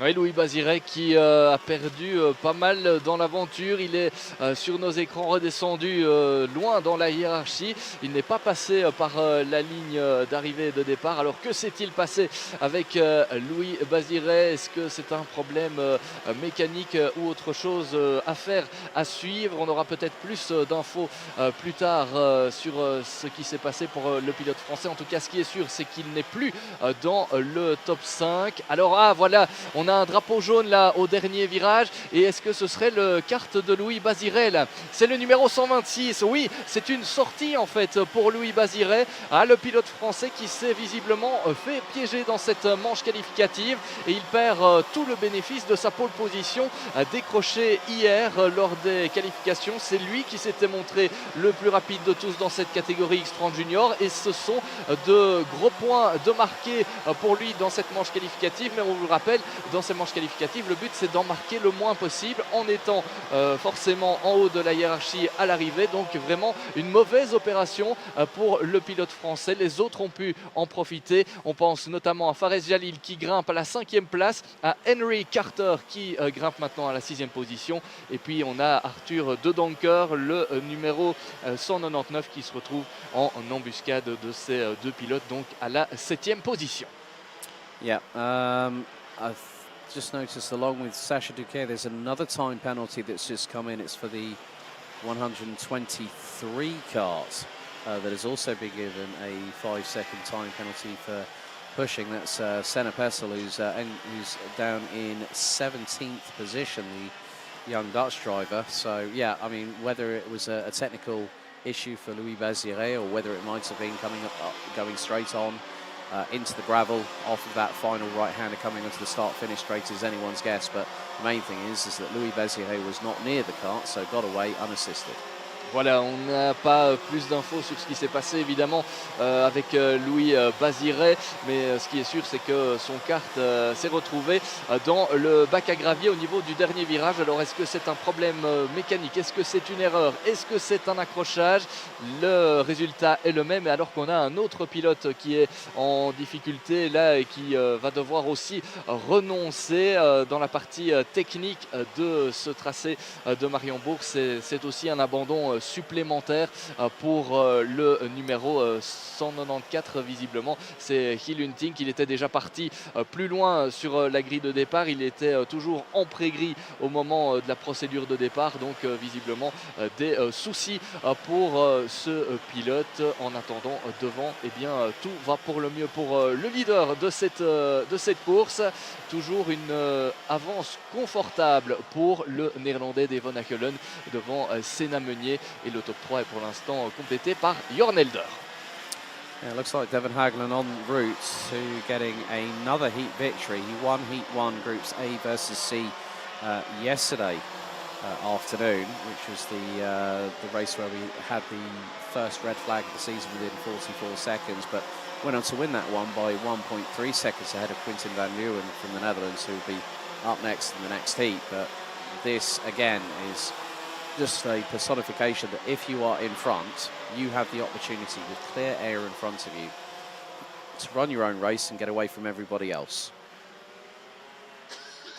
1 minute 55 encore au programme, alors qu'on a un pilote là qui est sorti au niveau du premier virage. C'est aussi l'abandon pour ce pilote. Alors on essaye de deviner son numéro. Malheureusement il y a des grillages qui viennent se mettre sur l'image. Alors peut-être qu'avec le mécanicien qui va, avec le commissaire pardon, qui va eh bien, dégager ce kart, on aura peut-être plus d'informations sur ce numéro, mais on ne l'a pas vu, on n'a pas pu le découvrir. En attendant, il reste un peu plus d'1 minute dans cette course, 1 minute et un tour, et toujours cette suprématie de Devon Akelen qui compte maintenant 3 secondes 6 d'avance sur Senna Meunier. Jorn Elder est toujours sous la pression d'Anthony Bangartz. Faris Jalil au 5e rang devant Henry Carter, Arthur de Donker, Eva de Rustein et le numéro 155 qui s'est lancé eh bien, assez loin sur la grille de départ. C'est Sébastien Serezov qui démarrait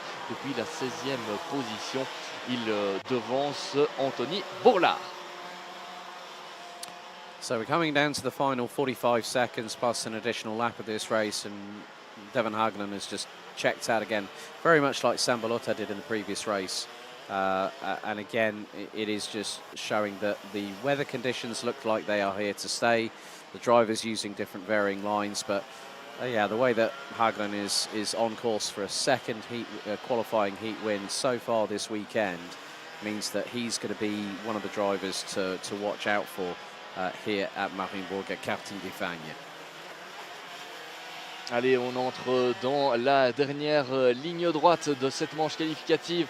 Il restera un tour au prochain passage. Devon Akelen qui continue de creuser l'écart. 4 secondes 3 d'avance sur Senna Meunier. Jorn Elder est 3e et résiste toujours à Anthony Bangartz. Mais on rappellera avant de clôturer cette course que le grand perdant, c'est Louis Baziré qui a donc dû abandonner après avoir eh bien, été visiter le bac à gravier dans le dernier virage. On a vu son kart être dégagé par un des commissaires de piste, et donc l'abandon pour celui qui avait réalisé la pole position hier et qui s'est lancé donc en pole position aussi lors de cette manche qualificative. Ce sont vraiment de gros points de marqué là pour le pilote français qui va donc devoir réagir cet après-midi lors de la dernière manche qualificative pour se hisser dans cette finale A de cette catégorie catégorie X30 Junior. On rappelle 69 pilotes au départ de cette première manche de la saison, mais seulement 36 finalistes tout à l'heure vers 16h10 pour donc cette finale A de cette catégorie. Souvent très prisée en Europe. C'est souvent dans cette catégorie qu'on essaye de se montrer, de s'illustrer pour pourquoi pas évoluer sous des couleurs officielles par la suite. La catégorie X30 Junior qui est un tournant pour certains dans leur carrière en sport automobile. On est dans le dernier tour, Alex. Yes, indeed, Simon, we are, and it looks like the low-lying fog is making its way around here, around this circuit. But Devon Hagelen, it's going to be 2 for 2 for the young Dutch driver, who's just literally pulled a big gap. We saw Sambalota obviously last time out winning by 12.3 seconds. Devon Hagelen on course to win by at least 5. But yeah, at the moment, Hagelen has the measure of these weather conditions in comparison with everybody else and is head and shoulders above the rest. À l'image de ce que Sambalota avait fait dans la course précédente en X30 Senior, Devon Hagelen va filer vers une victoire nette et sans bavure dans cette manche qualificative de la catégorie X30 Junior. Le groupe A face au groupe D et c'est Devon Hagelen donc qui s'est montré le plus performant dans ces conditions pluvieuses. Félicitations au vainqueur de cette manche qualificative qui se place donc ainsi en bonne position en vue de la finale, même s'il reste encore une manche qualificative à disputer. Le top 3 est complété par Senna Meunier et Jorn Elder. Le top 5 par Anthony Bangartz et Fares Jalil. On a en 6e position Henry Carter. Belle opération pour celui qui s'est lancé depuis la 11e position. Arthur de Donker termine 7e devant Eva Dorestein. Sébastien Serezov et Anthony Bourlard, c'est ce qu'on nous indique, alors que dans le live timing on nous met un petit R, c'est Raphaël Bourlard et non Anthony comme ça a été sur nos feuilles. Donc c'est bien Raphaël Bourlard qui termine 10e de cette manche qualificative. Il devance Nils Lolor, Alexandre Mercier, Gilles Herman et puis le pilote britannique J. Et puis Finn Burst complète le top 15 devant Achille Géradin, Antoine Duval, Thijs Van Heus et le pilote finlandais Maki Uro. Le top 20 est complété par Senna Pessel. Voilà pour le classement et le top 20. Un classement que vous découvrez à présent sur vos écrans si vous nous suivez sur le live timing sur la chaîne YouTube de la Iame Series Benelux. Si ce n'est pas le cas, eh bien n'hésitez pas à vous abonner. On vous donne rendez-vous là pour suivre toutes les manches qualificatives et les finales de cette Iame Series Benelux.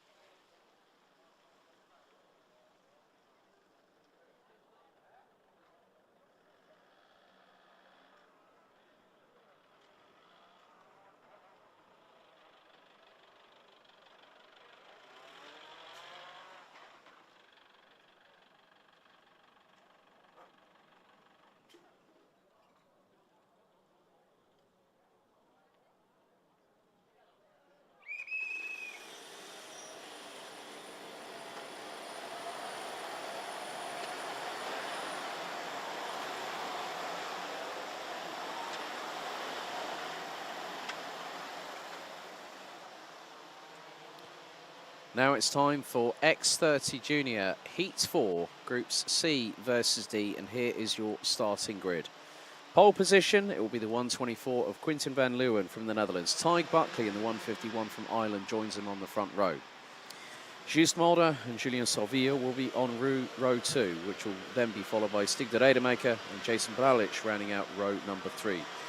Wouter Bergano and Aaron Wieder round out row number 4, with Didier Krieft and Arthur Huang rounding out row 5, completing the top 10. Row 6 is Boris Yonchev and Scott Riley, with Jan Milders and Lucas Pellizzari on row 7. Cesc Pederser and Bink van Schijndel round out row 8. Moritz Moore, Manuel Charbonnier, Jack McLaughlin and Merle Taylor round out row number 10, completing the top 20. Edouard Gauffoy, Ben Goetz, Lias Herbert Dobler rounds out the top 23 positions ahead of Timothée Laoussine, Lucas Metz, Mathis Landen, Maurice Vercruz, Mohamed El Bouzaki, Jamie English, Viggo Moons, Kiana Yoli Othoff, Veikko Hanonen, and then we've got Lorenzo Notarigo and Sverre Linden rounding out the 34-strong grid. So another 10 minutes plus an additional lap of racing for these drivers, making up part of the 69 Junior X30s that we have here this weekend for the opening round out of 5 for the 2024 season. The weather conditions very much are here to stay. The wind has picked up significantly as the rain looks to be continually falling at a small shower pace. But the lines that we saw on the traditional racing line here at Karting de Fagnes at Mariembourg looks to have been washed away. So the grip will be at an absolute premium. Traction won't be 100% compliant. If we were in full dry weather conditions, it would be a different story and the lap times would be significantly quicker. We'd be completing more laps, but the drivers have to deal with the elements as they now make their way through the final double right-hander. It's going to be Quinten van Leeuwen and Tig Buckley that will lead the field into the tram lines ahead of 10 minutes plus one additional lap of racing. Let's see how things all pan out. We've already had some surprises so far this weekend. Could we see a few more into the offing as the drivers make their way into the tram lines? Revs rise, lights are on. Lights are out first time. We are underway and the plumes of the rooster tails of spray literally envelop everyone behind the first 2 to 4 drivers as everyone makes their way through into turn 1. Quinten van Leeuwen got a very, very good start. One driver's ended up backwards 180 degrees the wrong way, but someone has made sure that they are at the front. I think that looks like Tig Buckley has now taken the race lead. Someone's going very wide and to the outside through turn 3 as they make their way into turn 4 for the first time. Looks like Tig Buckley has got the lead from Quinten van Leeuwen at the moment. Oui, Tig Buckley qui a visiblement pris la tête de cette course devant Quinten van Leeuwen, le pilote irlandais qui a pris un très très bon départ. Et attention à l'épingle du chemin de fer, 2 pilotes impliqués, je pense que c'est Luca Pellizzari notamment qui a été impliqué dans cet incident. Et le numéro 177, c'est plus loin dans la hiérarchie je pense. C'était peut-être pas le numéro 177, le numéro 171. C'est Bink van Schijndel qui visiblement a été impliqué dans cet accrochage. Alors on l'a dit, Buckley qui a pris un superbe envol et qui mène les débats pour l'instant devant Quinten van Leeuwen et Julian Sorvio, il me semble. Ouais, avec son casque jaune, facile de le reconnaître ce pilote.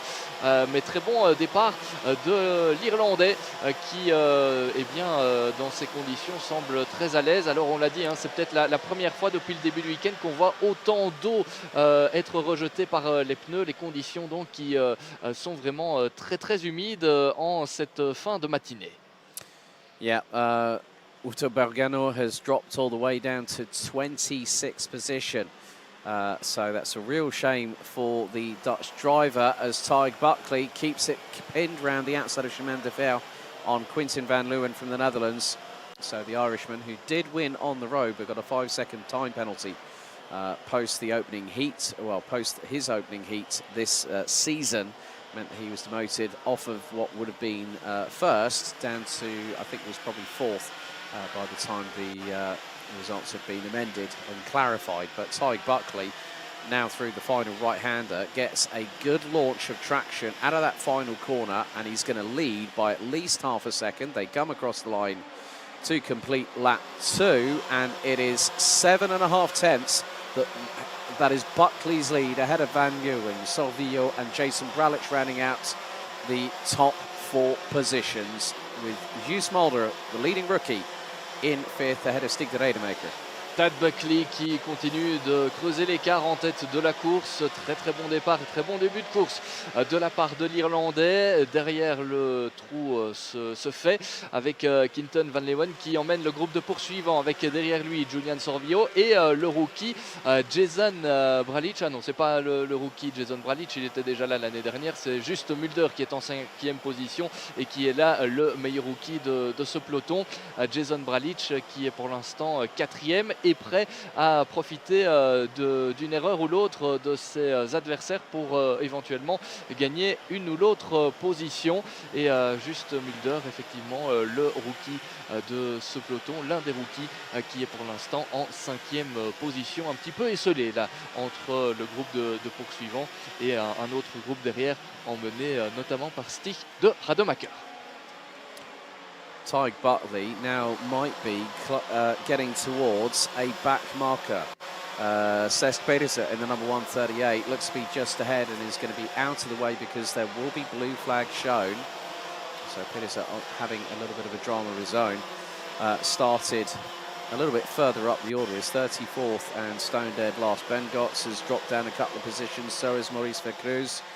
In the meantime, but Tyg Buckley now has a lead of nearly 1.2 seconds, and it's down to Quinton Van Leeuwen and Julien Sorvillo that need to start closing in on the 151. The Irish driver with Brennan Tech running on the Tony Kart chassis, doing exactly what he needs to do. Just hit every apex, hit every braking point, accelerate, but don't over-modulate the throttle. Because one additional couple of millimeters of travel on a throttle pedal in these wet weather conditions, you will find yourself backwards and pointing the wrong way up the track.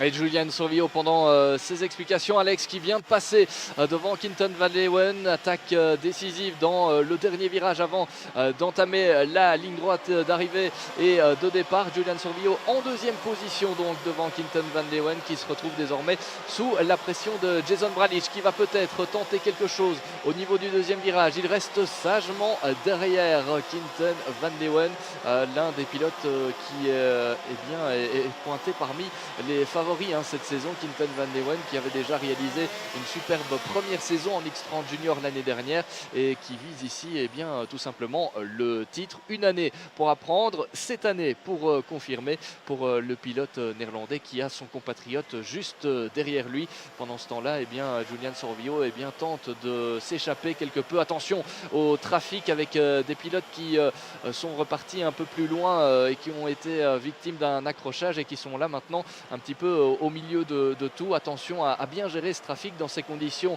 piégeuses. On l'a dit, il n'en faut pas beaucoup pour partir en travers et parfois perdre le contrôle de ce kart dans ces conditions vraiment très aquatiques.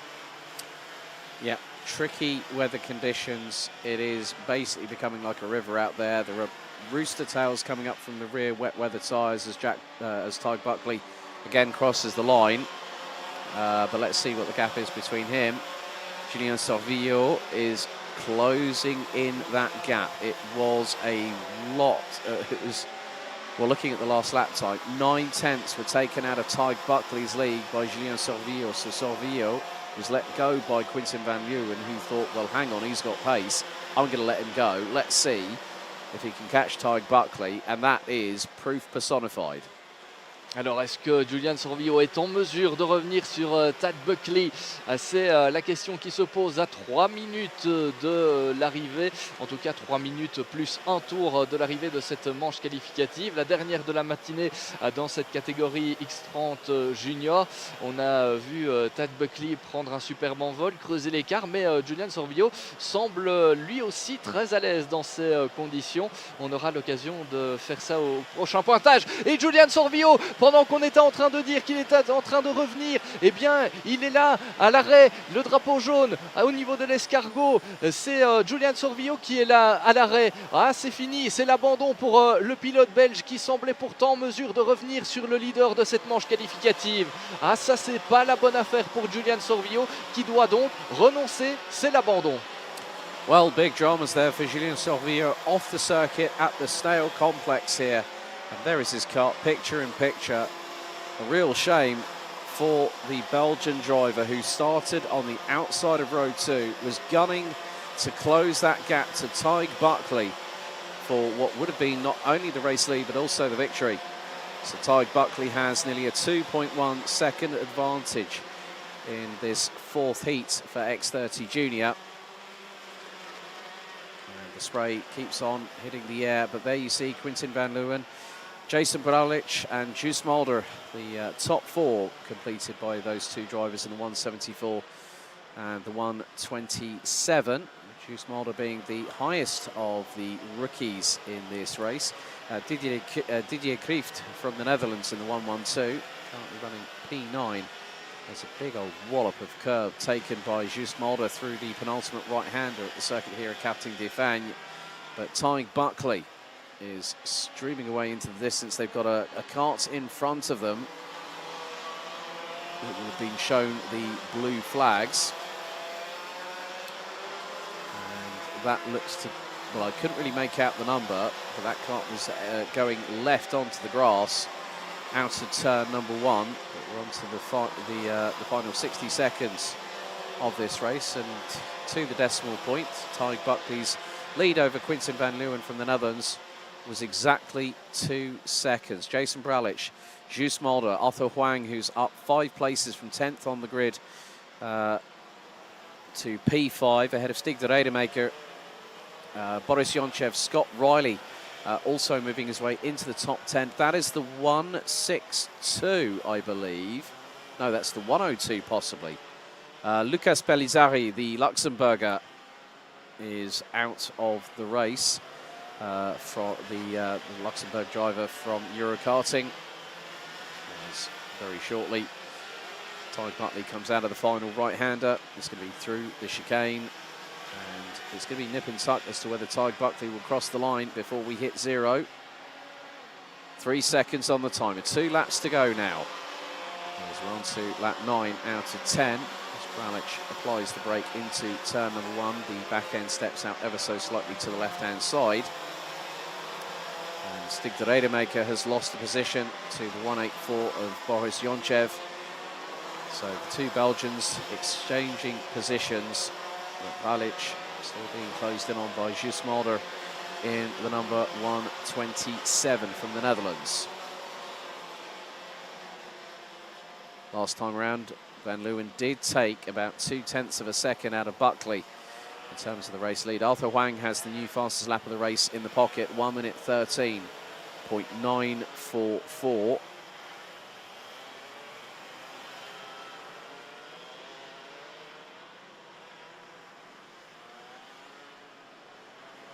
Buckley has done exactly what he needed to get past Quinten van Leeuwen early and then just keep a hold of that race lead. And in these wet weather conditions, it's a great little bit of an equaliser. But is Van Leeuwen getting closer and closer to Buckley? Because we're now going to go on to the final lap of X30 Junior, Heat 4, C versus D. The gap now 1.1 seconds. It's enough for Tig Buckley to feel comfortable as the Irishman makes his way through into turn 2. Using the outside line as opposed to the conventional inside line. And also leaning into the corners as well, so when you're turning left, you lean to the right to help with the traction and keep the right side wheels planted on the tarmac. So go through into turn 5 and into 6 for the final time at Chemin de Fer, or heading into the Escargot section very, very shortly. But even though Quintin van Leeuwen is running out of time, well, has run out of time, is running out of corners very, very quickly. What a shame for Julien Servillo from Belgium in the 189, retiring on lap number 5. He was a winner on the road yesterday, but he's going to be a winner in this particular race. Heat 4, X30 Junior, C versus D. It goes the way of Ireland's Tig Buckley from Brennentech, who will win. The gap was reduced to 8.5 tenths of a second at the flag, ahead of Quintin van Leeuwen from the Netherlands. And the Netherlands also, well, we've had a penalty given to one of the drivers. 106 got given. That was Jack McLaughlin, got a 5-second time penalty for pushing. But Tig Buckley wins the race by just over 8 tenths of a second. Quintin van Leeuwen also on the penultimate lap took the fastest lap of the race. Ahead, just behind Tig Buckley. Jason Bralich, Arthur Huang, Just Mulder, Boris Yonchev, Scott Riley, Stig de Rademaker, Didier Kreeft and Adam Vida round out the top 10. Edouard Gouffoy rounds out 11th, making up 10 possessions from starting 21st, ahead of Jan Mulders. Moritz Moore from Germany, Marla Taylor up 6 places from 20th. Bing van Scheindel, Jamie English up 13 places to finish 16th, ahead of Jack McLaughlin. Wouter Bergano from the Netherlands, Timothy Laussine, Mathis Londen rounding out the top 20 with Lucas Smets, Kiana Jolie Opthoff, Manuel Charbonnier, Sverre Verlinden, Viggo Moons, Veikko Hannonen from Finland rounding out the top 26 ahead of Lorenzo Notarigo, Mohamed El Bouzaki, Lias Ebers Dobler with Maurice Vercruz, Ben Gotts and Cesc Pedersen rounding out the drivers that finished. Pedersen 2 laps down off of the eventual race winner Tig Buckley, with Julien Servillo retiring on lap 5, along with the number 102 of Luxembourg's Lucas Pellizzari.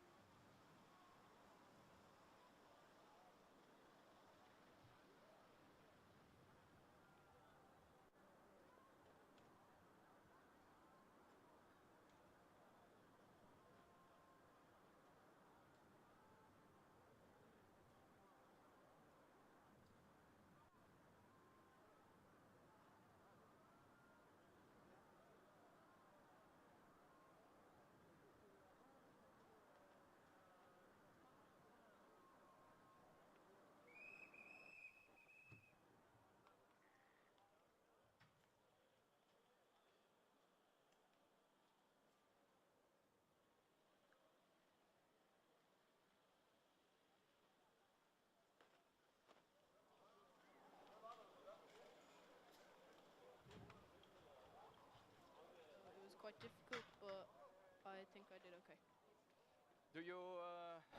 Are you confident for the rest of the weekend? Is this condition? Yeah, it's pretty good. We were quite fast, so it's okay. Okay, thank you very much.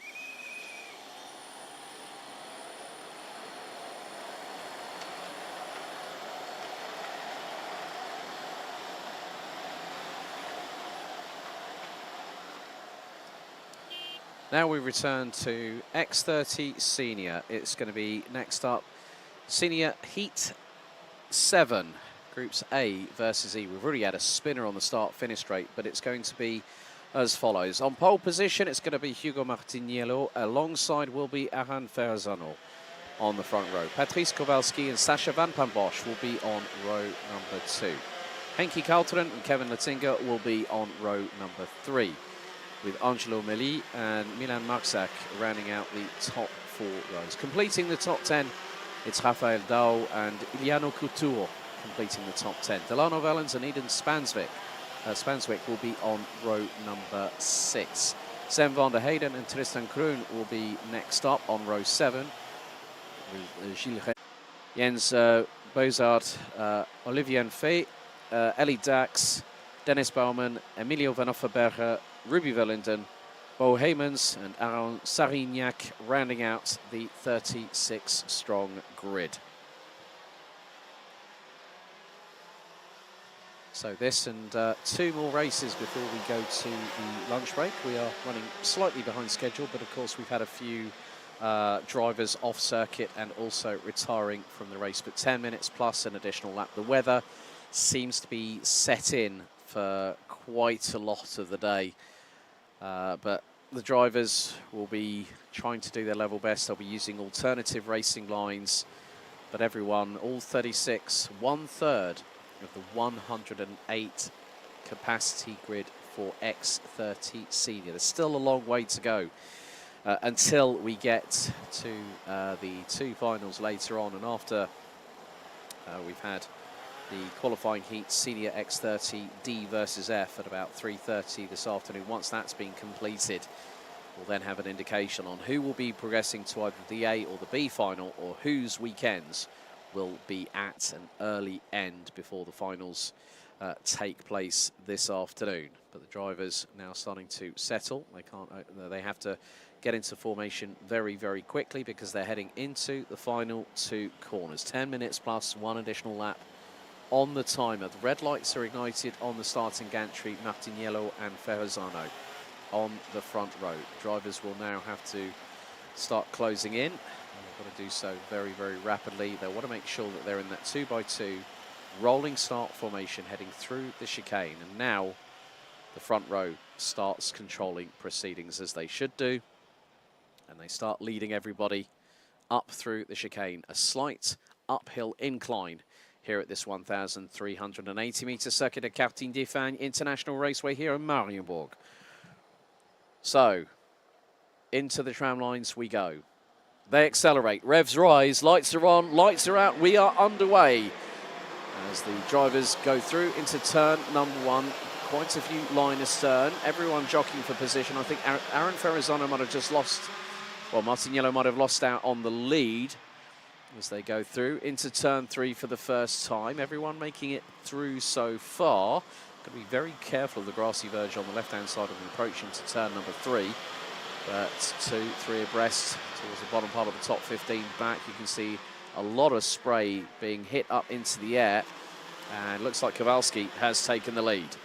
On est donc parti pour la dernière salve des manches qualificatives dans la catégorie X30 Senior pour cette matinée. Et déjà beaucoup de bagarres au sein du peloton. On a vu ici l'épingle du chemin de fer en 2e et 3e position. Des pilotes qui se sont battus et l'un d'eux a dû couper par l'extérieur du virage pour éviter l'accrochage. En attendant, superbe départ de la part de Patrice Kowalski qui a pris un superbe envol par rapport à ses adversaires. Le poleman Hugo Martiniello a été quelque peu bousculé lors de ce départ. Il n'est pas parvenu à conserver sa première place. Et ici, dans le fond du peloton, ça se bagarre aussi très fort. Le premier tour de bouclé avec Patrice Kowalski en tête. Il emmène avec lui Kevin Lettinger, qui a déjà montré qu'il était rapide et à l'aise dans ces conditions. Et il emmène derrière lui Henki Kalteren. Just keeping an eye on what's been happening. There's been quite a few drivers that have ended up going south on the timing screens as we're seeing, but Ferrazano down to 5th place, Van Bosch 8th, so it is just about sort of keeping a calm and cool head in these very difficult weather conditions that the driver's having to deal with. The temperature has slightly dropped. The wind has picked up. It's an easterly wind of around 20 kilometers an hour. That's 13 miles an hour. Humidity still very high at 93% and 100% cloud cover. Well, it just goes to show that these conditions, as I said, if you've got some sunshine beaming through a little bit of blue sky up above, then we might be in with a little bit of luck of the conditions changing. But still, leading the way, it is the rookie who we saw at the sharp end of the field yesterday, and also a little bit earlier on today. Patrice Kowalski leads the field over the line to complete lap 2. Kevin Latinga, new fastest lap of the race, 1 minute 13.694. Henki Kalteren now rounds out the top 3, and obviously after a difficult second heat earlier on this morning, the Dutchman will look to fly past the 2 in front and might have the opportunity to do so. Patrice Kowalski, l'un des rookies de cette catégorie, mais qui montre de très belles choses. Attention, il est sorti un petit peu large là au niveau du virage numéro 3 et voit revenir dans son pare-choc arrière Kevin Latinga. Peut-être une attaque à venir pour le pilote néerlandais. Patrice Kowalski, on l'a dit, un rookie de cette catégorie, mais qui pour l'instant montre que ce n'est pas pour ça qu'il ne peut pas viser les premières places dans cette catégorie. Lui qui a déjà obtenu un titre dans cette catégorie, le titre de champion de la Iame Series Netherlands. C'était il y a 2 semaines ici même à Mariembourg. Et attention parce que derrière Henki Kalteren passe en 2e position. Il est passé devant Kevin Latinga. Looks like there is a yellow flag out on the circuit as well. I think towards turn 4 possibly. So there might have been a drama there for one of the drivers, possibly an incident that's transpired, but Kowalski has a lead of nearly 0.6 of a second. Henki Kalteren now up into P2. Kevin Latinga trying to keep with them. Kalteren last time around, new fastest lap. 1 minute 13.386 for the 2:01. The driver from RSD Karting. I now know what an RSD Karting livery looks like, so I can now start picking. Some of them are quite easy to pick out. Some of them, there's a lot of colour here in the Iame Series Benelux paddock. Which is always good to see. There's always great identity shown by some of the teams. Yeah, you can see there that Kalteren and Latinga both using the same tactic, going into chemin de fer and going instantly to the left-hand side. Then you've got that chronic understeer when you're trying to rotate the kart, and then it lifts one of the rear wheels up. We're seeing that quite a few times around the nature of this circuit here at Karting de Fagnes Mariembourg. Ouais, on a vu ici Henki Kalteren et Kevin Latinga prendre la même trajectoire, aller très large à l'épingle du chemin de fer pour aller récupérer un maximum de grip à l'extérieur, parce qu'on sait qu'une fois qu'il pleut, la trajectoire empruntée sur le sec, eh bien, elle est beaucoup plus glissante avec toute la gomme qui s'est déposée là. C'est une véritable patinoire, donc les pilotes tentent de couper en fait cette trajectoire sèche pour aller récupérer du grip à l'extérieur, et on a vu Henki Kalteren et Kevin Latinga utiliser la même trajectoire au niveau de l'épingle du chemin de fer. On voit qu'elles sont un peu différentes par rapport à Patrice Kowalski qui malgré tout reste en tête, mais là maintenant on a vraiment les 3 leaders regroupés en quelques mètres seulement. Attention à ne pas aller s'accrocher entre ces 3 là, ils ont pas mal d'avance, 3 secondes 5 d'avance sur Angelo Meli et Henki Kalteren qui est passé. Effectivement, belle attaque de la part de Henki Kalteren, elle était nette et tranchante. Il mène donc les débats devant Patrice Kowalski et Kevin Latinga. Yeah, great move there by Kalteren through chemin de fer on Kowalski for the race lead. Latinga can't be counted out of this one, and they were 0.7 of a second apart after 4 laps. And now up the inside through the final right-hander, that's Latinga on Kowalski, but that's allowed Kalteren to break away. And let's see how big that gap is. That's going to be at least 0.3 of a second. Over the line, they complete the lap. That's over double what I guesstimated there. And it was a 1 minute 13.51 for Kalteren, 1 minute 13.589 for Latinga, and Kowalski 1:14.3. So a big change in the pace that the 2 behind Kowalski, who was originally leading, now has lost it and lost second and dropped down to 3rd, and he's losing time now. Ouais, le dernier tour a été un peu plus compliqué pour Patrice Kowalewski qui a perdu le leadership et qui a même dû laisser passer Kevin Latinga. Enki Kaltoron qui mène désormais cette manche qualificative à 3 minutes de l'arrivée devant Kevin Latinga et Patrice Kowalewski qui doit se méfier du retour d'Angelo Melli. Angelo Melli qui a déjà été en vue ce week-end par rapport à son rythme. Angelo Melli qui pourrait revenir sur Patrice Kowalewski et lui subtiliser la troisième position. Derrière, c'est Aaron Ferrazzano qui complète le top 5 et il emmène avec lui Hugo Martiniello, le poleman et pilote français, et Milan Marczak. So coming up to 2.5 minutes to go, plus an additional lap in this 7th heat over the course of the last day and a bit here for X30 Senior. And Henki Kaltren starting to pull away. He's just gone sub 73 seconds. New fastest lap of the race for the Flying Dutchman at the front end of the field. 1 minute 12.912. 0.78 ahead of Kevin Lantinga, who leads, who's also from the Netherlands. And then it's a trio of Belgians, Kowalski, Nelly and Ferrazano rounding out the top 5. Martiniello from France, Marczak and Van Bosch complete the top 8 with Alexis Constant up 12 places again. Constant has been on the move in every single heat so far this weekend. And Constant in the triple two from Belgium is ahead of Rafael Dahl, who completes the top 10 in the 2-2-1. Alexis Constant particulièrement efficace dans ces conditions pluvieuses. Depuis ce matin, il nous réserve pas mal de belles remontées. C'est encore le cas ici. Alexis Constant qui occupe désormais la 9e position et qui se rapproche très nettement de la 8e place alors qu'il partait depuis le 21e rang sur la grille de départ. Donc très belle remontée de la part d'Alexis Constant qui apprécie particulièrement ces conditions.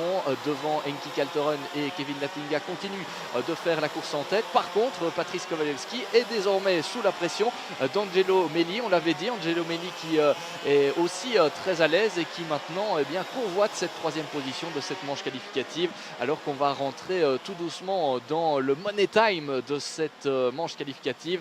Il reste moins d'1 minute au chronomètre. Il y aura un tour à ajouter au moment du dernier tour. Et donc voilà, Angelo Melli qui désormais va tenter d'attaquer Patrice Kowalewski. Il est sorti un peu plus large du virage de l'épingle du chemin de fer. Va-t-il pouvoir attaquer ici dans l'escargot? C'est une des possibilités sur ce circuit de Mariembourg. Il va peut-être attendre aussi la ligne droite de départ. C'est en tout cas une attaque imminente qui attend Patrice Kowalewski. Yeah, Angelo Melli battling with Patrice Kowalewski for that 3rd place. And look at the traction that Melli has got and closes right up to the rear bumper of Kowalski coming out of the final right-hander and through the chicane. And whilst trying to turn the kart into turn 1, Melli's looking up the inside. Kowalski uses the wider line and manages to keep in front. Alexis Constant has just got through Sacha Van Bosch. So that is a change for 8th position. Well, the driver that's made up the most positions so far in this race, the 397 from the Netherlands, Bo Heymans, 21 places from 35th. The back row of the grid is currently running P14. Great work by the Dutchman, as again we are seeing a real big battle here, but there has been a change. Latinga is ahead of Henki Kaltren. The lead has changed and the 296 is in front. Changement de leader en tête donc avec Kevin Latinga qui a pris le meilleur sur Enki Kaltoron. On sait que Kevin Latinga avait déjà réalisé une très bonne première manche qualificative tout à l'heure. Il avait franchi la ligne d'arrivée en premier avant d'être malheureusement pénalisé, mais en tout cas en termes de rythme, le pilote néerlandais est très en forme. Enki Kaltoron est donc 2e et je pense qu'il va laisser filer la victoire pour cette manche qualificative. Une 2e place ça reste un bon résultat dans l'absolu. Angelo Melli est passé en 3e position, il est passé devant Patrice Kowalski et derrière, un peu plus loin dans le top 10, on retrouve Alexis Constant qui est aussi parvenu à prendre le meilleur sur Sacha Van Bosch, deux pilotes que l'on retrouvait l'année dernière en X30 Junior et qui eh bien, cette année doivent certes beaucoup apprendre, mais ce n'est pas pour autant qu'ils ne visent pas les premiers rôles. Attention, oh, l'attaque de Henki Kalteren, elle venait de loin, Oui. et Kevin Latinga qui part en tête à queue. Oh, c'est très dommage ça pour Kevin Latinga qui est en train de perdre plusieurs positions. Il se retrouve en 4e position désormais. Oh, c'est pas passé loin de l'accrochage, mais l'attaque d'Henki Kalteren venait de très loin à l'épingle du chemin de fer. It was a sidewall clash, and Kalteren went for the move on Lantinga, and straight away Lantinga hits the grass, spins around, and ends up dropping down to 4th position after that exchange. But it is going to be Henki Kalteren in the 2:01 that takes the win by over 3.1 seconds ahead of Angelo Melli. Patrice Kowalski rounds out the top 3. Ahead of Aaron Ferrazzano, who started on the outside of the front row. Lantinga will take 5th. But a very late dive, I think, from Henki Kalteren that enables him through the Chemin de Fer complex to get through. But Lantinga, all 4 wheels on the grass, mud in the tread pattern, and as soon as he hit the tarmac, it spun him around big time. Martiniello and, Hugo Martiniello down from the pole position spot to 6th ahead of Alexis Constant, who ended up finishing ahead of Sacha Van Bosch. Constant, one of the big movers up the order from 21st to 7th.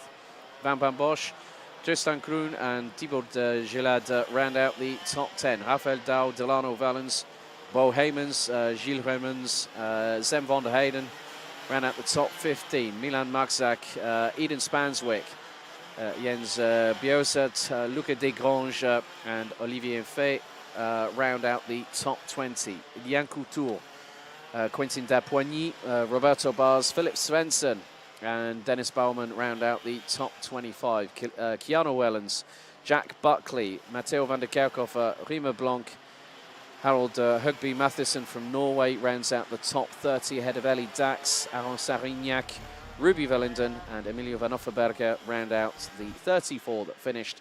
Sean Hogan retiring with 1 lap to go, and on lap 6 we lost Luca Montebello.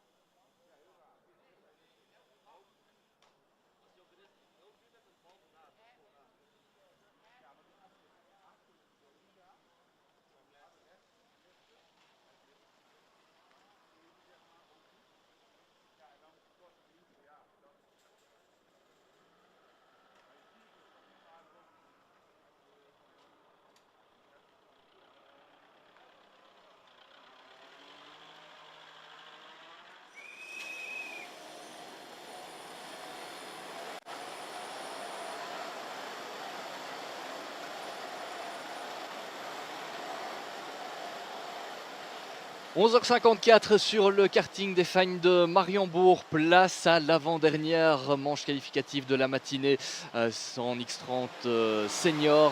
Les groupes C et F en action dans quelques instants avec une grille de départ que l'on va découvrir ensemble. On peut déjà vous annoncer que sur la première ligne, ce sera Victor Louis qui sera accompagné par Matthias van de Kerkhove. Sur la deuxième ligne, Marcus Glum et Andrea Pirovano, le pilote italien. 5e place pour le néerlandais Dan Steenman avec à ses côtés le tchèque Lukas Orsica. 4e ligne pour Roxane Latinga et Raphaël Santocono. 5e ligne pour Annabelle Briand et Joep Muller. 11e place pour Max Ezel avec à ses côtés en 12e position Raphaël Lenders. La 7e ligne est occupée par Ilyes Pruvot et Davin Singer. La 8e ligne, ce sera pour Kevin Baker en 15e position et pour Tobias Norman en 16e place. 9e ligne occupée par François Delati et Jules Vanul. Derrière eux, on retrouvera Sky de Fourny et Nicolas Simic pour la 20e position. 21e place pour Lev Lomko avec à ses côtés Thibaut Weyers. 23e place pour Keininse qui retrouvera à ses côtés Charlie Glum, l'un des rookies de cette catégorie. 13e ligne pour Hiro van Duivenveld. Weidevenvoorde, pardon, pour cette 25e place avec à ses côtés Isabella Kesele. 26e donc, 27e place pour Livia Samson qui aura à ses côtés Sib Pachnar. 15e ligne Arthur Vossor et Victor Kulmala. Et puis on retrouvera derrière Luca Moulard, Casper Norman, Solan Knoll, Sibe Weima, Vetti Vananen et Bertram Sachs qui complètent donc cette grille de départ. Attention parce qu'on a déjà un pilote là qui se retrouve en difficulté. Il s'agit du numéro 224. On va tenter d'y voir un peu plus clair. En tout cas, c'est un pilote qui est en difficulté là-bas. Alors de quel numéro est-ce qu'il s'agit? Ce serait peut-être bien Olivia Sanson qui serait là, qui devait démarrer a priori depuis la 27e position et qui ne prendra donc pas part à cette manche qualificative. Attention aussi, on a toujours un pilote qui est en pré-grille et qui s'élancera derrière tout le monde. Et là, il s'agit de Sib Pachnar, là qui devait s'élancer depuis la 28e place sur la grille de départ. On vous le disait et on vous le rappelle encore, dans cette catégorie X30 Senior, les places sont chères pour disputer la finale tout à l'heure. 36 places seulement pour une finale. Ils sont 108 engagés dans cette catégorie et donc pour certains, dont Victor Louis, eh bien ce sera pas le droit à l'erreur dans cette manche qualificative. Victor Louis qui a malheureusement dû être contraint à l'abandon hier suite à un problème mécanique, qui a été victime d'un petit tour, d'un petit accrochage au départ de la course précédente et qui devra donc réagir absolument ici s'il veut espérer aller en finale. Voilà le départ qui a été donné. Victor Louis qui aborde ce premier virage en tête et qui conserve l'avantage au moment d'entamer le deuxième virage. Mathias, et derrière ça s'est fortement bousculé avec un gros accident là derrière le peloton. On a une demi-douzaine de pilotes là qui ont été impliqués dans un accrochage. Ça a frappé très fort et là pour ces pilotes c'est l'abandon. Yeah, multi-cart incident on the approach down into turn number 2. I think I also saw François Delati actually having a spin in the 337, but that was a very big incident on the very first lap. And also there was one driver that got caught out, well actually was collected by another car that was actually part on track, part on the grass. That driver did a full 360. Yeah, that's going to really not going to be in the favour of anybody that was involved in that accident. That's really going to, they're going to have to rethink things after the lunch break. But yeah, it's going to be incredibly close because we've got a change. Looks like for second position. Looks like there's another yellow flag, and that might be heading into the penultimate right hand. Well, probably into the escargot section. But the race lead, Victor Louis has. Let's have a look at the gap. It's 1.9 seconds after the opening lap. And then we're going to see the names tumble down the order. Dan Steeman, one of those, I think, might have been involved in that incident. but it's changing all the time. Steenman, Roxanne Latinga, there's the 349 that has just gone straight on at turn 1. Victor Kulmala from Finland, who was up 17 places after the opening lap. So you got Steenman, Latinga, Annabelle Bryan, Ilis Prouvost, Isabelle Cazel, Sibe Weimar as well. Those 5 drivers must have been very much part of that incident, because it was so many drivers going in for the same bit of tarmac and it just went chaotic.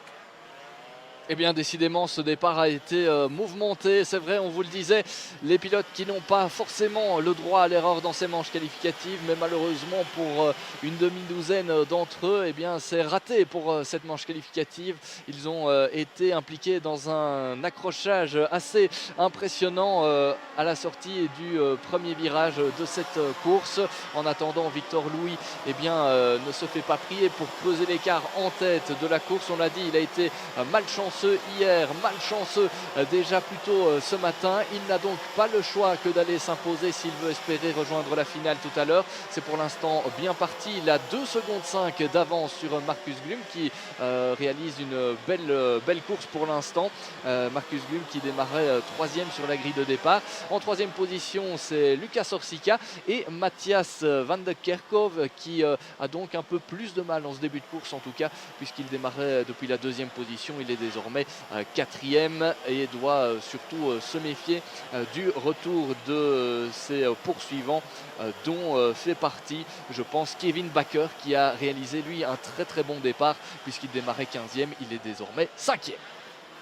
Yeah, so Roxanne Lantinga, Iris Prouvost, Isabelle Cazel and Sibi Weimar are the 4 drivers. Steenman might have just gotten away with that one. He's all the way down in 30th position. So Dan Steenman, who we've seen earlier on this weekend, be at the sharp end, has now found himself down at the bottom, very much like Victor Louis did yesterday afternoon, having that technical DNF, lost power, issues with the carb. And there you can see there are going to be multiple trips, I fear, for the recovery vehicle to go and get all the karts and the drivers back to Parc Fermé. Et parmi les grands déçus de cette manche qualificative, on retrouve notamment le Français François Delati. Il était pointé parmi les outsiders très certainement de cette Iame Series Benelux 2024. Lui qui a déjà par le passé réalisé pas mal de top 10. Il est généralement très régulier, François Delati, dans ces manches qualificatives. Malheureusement, c'est l'abandon pour le pilote français. Son compatriote Ilyes Pruvot aussi impliqué dans cet accrochage du début de course, à l'instar aussi de Roxanne Latinga, la pilote néerlandaise. En tout cas, ces pilotes ne pourront rien revendiquer ici dans cette manche qualificative entre les groupes C et F. Par contre, devant, eh bien, on essaye de se rassurer. Victor Louis qui a désormais presque une ligne droite d'avance par rapport à Marcus Glum qui a derrière lui Lucas Orsica qui a changé de couleur cette saison. Changement de team pour le pilote qui nous vient de République tchèque, un habitué des compétitions du Benelux, Lucas Orsica, qu'on a vu évoluer tout au long de sa carrière ici dans le Benelux, avec un passage de la catégorie mini à la catégorie junior. Donc il a fait toutes ses classes ici, Lucas Orsica, et c'est clairement un des pilotes à surveiller cette saison après, eh bien, je pense une année où il a déjà beaucoup appris l'an dernier avec déjà des résultats prometteurs. Mais on sait que dans cette classe X30 Senior, les places sont vraiment très chères en haut de la hiérarchie. On ne cessera de le répéter durant ce week-end, et s'imposer et même dominer tout un week-end dans cette catégorie, eh bien, c'est déjà quelque chose de très difficile. Avec autant de manches qualificatives aussi, eh bien, vous avez forcément plus de chances d'avoir de bons résultats, mais vous avez aussi plus de chances parfois de vous faire piéger ou d'avoir un petit peu de malchance, c'est possible également.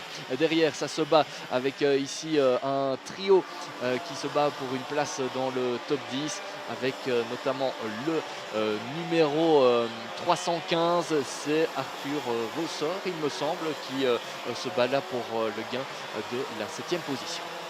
Quite a few drivers have made their way up through the order, the most notable of which is the 315, Arthur Vasseur from Belgium, up 22 places from 29th on the grid. Other drivers that have made significant in gains.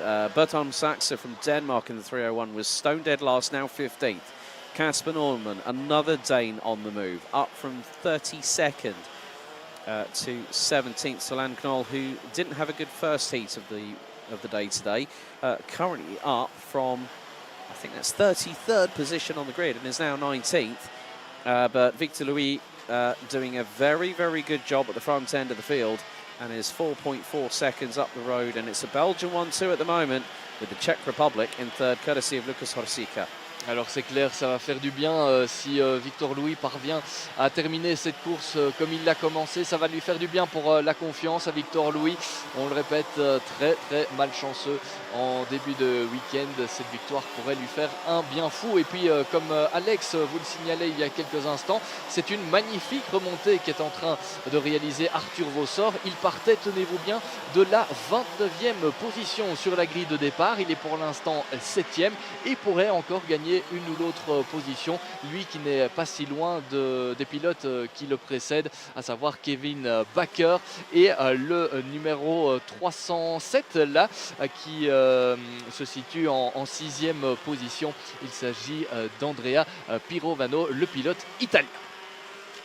Yeah, yeah. The good thing is like, say for instance, Matthias van der Kerkhofer, who you interviewed yesterday evening on the last of the qualifying heats for X30 Senior yesterday evening, still has been very consistent, hasn't really made many mistakes. And the good thing is that by trying to get into that top 36, your consistency is key. Your performance, it's got to be, you've got to be very, very optimistic about, okay, right, let's say, well, I'm starting on the outside of the front row. If I stay top 5, I'm good, I'm golden. He's got a race win, he's been in the top 10 in a previous heat, he's in the top 5 in this one. However, there has been, with that first lap incident, we've had a bit of attrition. We're down to 28 out of 36 drivers because Steenman retired after lap 1. Victor Kulmala from Finland also retired as well. The last driver circulating, who started 9th, Annabelle Bryant from the Netherlands, is down in 28th position, but everyone still is running at the moment out of those 28 drivers. As we're going to see a move up the inside through into Chemin de Fer. That was the 360 making a move. Lev Lomko on Andrea Pirovano. That was for 7th place. Andrea Pirovano qui a perdu une position suite à la superbe attaque au niveau de l'épingle du chemin de fer de la part de Lev Lomko qui réalise lui aussi une très très belle remontée. Il est désormais aux alentours de la 7e position alors qu'il démarrait 21e sur la grille de départ. Arthur Vasseur a encore gagné une position, une de plus, aurait-on envie de dire. Lui qui démarrait depuis la 29e place sur la grille de départ, il est pour l'instant 6e. Avec derrière lui Lev Lomko qui revient et qui est lui aussi visiblement très à l'aise dans ces conditions. Devant, toujours pas de problème pour Victor Louis qui mène toujours largement les débats devant Marcus Blum et Lukas Horsika qui reste sagement à la 2e position. Pour Lukas Horsika, ce serait un bon résultat d'aller terminer 3e dans cette manche qualificative. On a Victor Louis à l'image à présent qui possède une belle avance. Victor Louis qui a déjà plusieurs années d'expérience dans cette Iame Series Benelux et qui dans ces conditions généralement se montre assez performant sous la pluie, des conditions qu'il affectionne particulièrement. Un pilote qui roule presque à domicile ici, lui qui nous vient de la province de Namur. Allez, on entame le dernier tour, last lap in this heat. Yes, indeed. Victor Louis leading by a country mile, but look at this battle here. This is for second, and I think that very much might be the case that Matthias Glum and Lukas Horsika are battling away for that second place. And I think maybe Marcus Glum might have just held on for the moment, but Horsika from the Czech Republic is right with him as they come out of turn 3. So that has been confirmed. We've just seen Rosica rounding out the top 3 positions. But Victor Louis making amends for what happened earlier on this weekend. Plus rien ne semble arrêter Victor Louis pour aller s'imposer. Victor Louis qui n'a plus que quelques virages à négocier avant de se présenter devant le drapeau à damier. On l'a dit, ça va lui faire du bien cette victoire, bien pour la confiance, bien aussi pour le classement en vue de la finale. On sait qu'il a marqué de très gros points qui ne l'arrangent certainement pas pour se qualifier pour la finale, mais cette victoire eh bien, va lui ramener 0 points, hein, donc on ne marque pas de points une fois qu'on gagne une manche qualificative, et donc ça va lui faire un bien fou. Attention pour la deuxième position parce que ça va être très chaud jusqu'à la fin. Lucas Orsica avec Marcus Glum, et je pense que c'est Lucas Orsica qui a réussi à passer dans le dernier virage. Il est mieux sorti de ce dernier virage que son adversaire et il passe en deuxième position. Donc victoire confirmée pour Victor Louis dans cette manche qualificative devant Lucas Orsica et Marcus Glum. C'est le top 3 de cette manche qualificative entre les groupes C et F. Quatrième position pour Mathias Van de Kerkhove. Dans l'absolu, ce n'est pas un mauvais résultat pour le Belge qui partait depuis la deuxième position. Le top 5 est complété par Kevin Bakker, le pilote néerlandais. Très belle remontée pour le pilote français Lev Lamco qui termine finalement 6e après avoir gagné 15 positions. Arthur Vossor qui était devant lui un long moment termine finalement 7e avec un gain tout de même de 22 positions au terme de cette manche qualificative. La 8e place pour Andrea Pirovano, le pilote italien qui devance Max Elzer, le pilote allemand, et Jupp Müller qui complète le top 10. On va aller jusqu'au top 15 avec Nicolas Simic qui termine 11e devant Kain Ince, Hiro van Duivenvoorde, Bertram Sachs et Casper Norman, les deux pilotes danois qui complètent donc le top 15 de ce classement que vous pouvez découvrir si vous nous suivez en live streaming sur YouTube. Vous avez le classement complet avec cette victoire de Victor Louis, et dans quelques instants eh bien, on passera à la dernière manche qualificative de cette matinée avec la catégorie X30 Senior et les groupes B et D dans quelques instants, donc en action sur ce magnifique karting des Fagnes.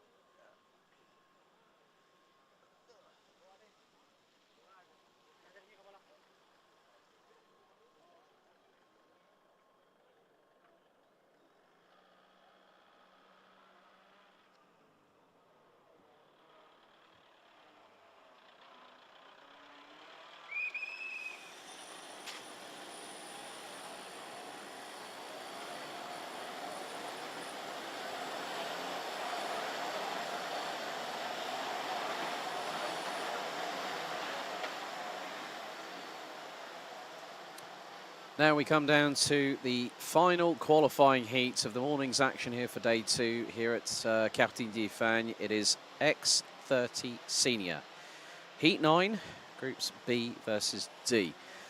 The grid will be as follows. Sambalota will be on pole position. Noah Maton alongside on the front row with Alessandro Turisca and Kyuho Lee due to start on row 2. Simon Leclerc and Lars Venink completing row 3 with Thierry Quinard and Mirko Wouters rounding out row 4. Conor Grant and Clément Autran due to start on row 5. Julian Camet and Yanis Bouillet on row 6. Laurit Sachs and CJ Bennett.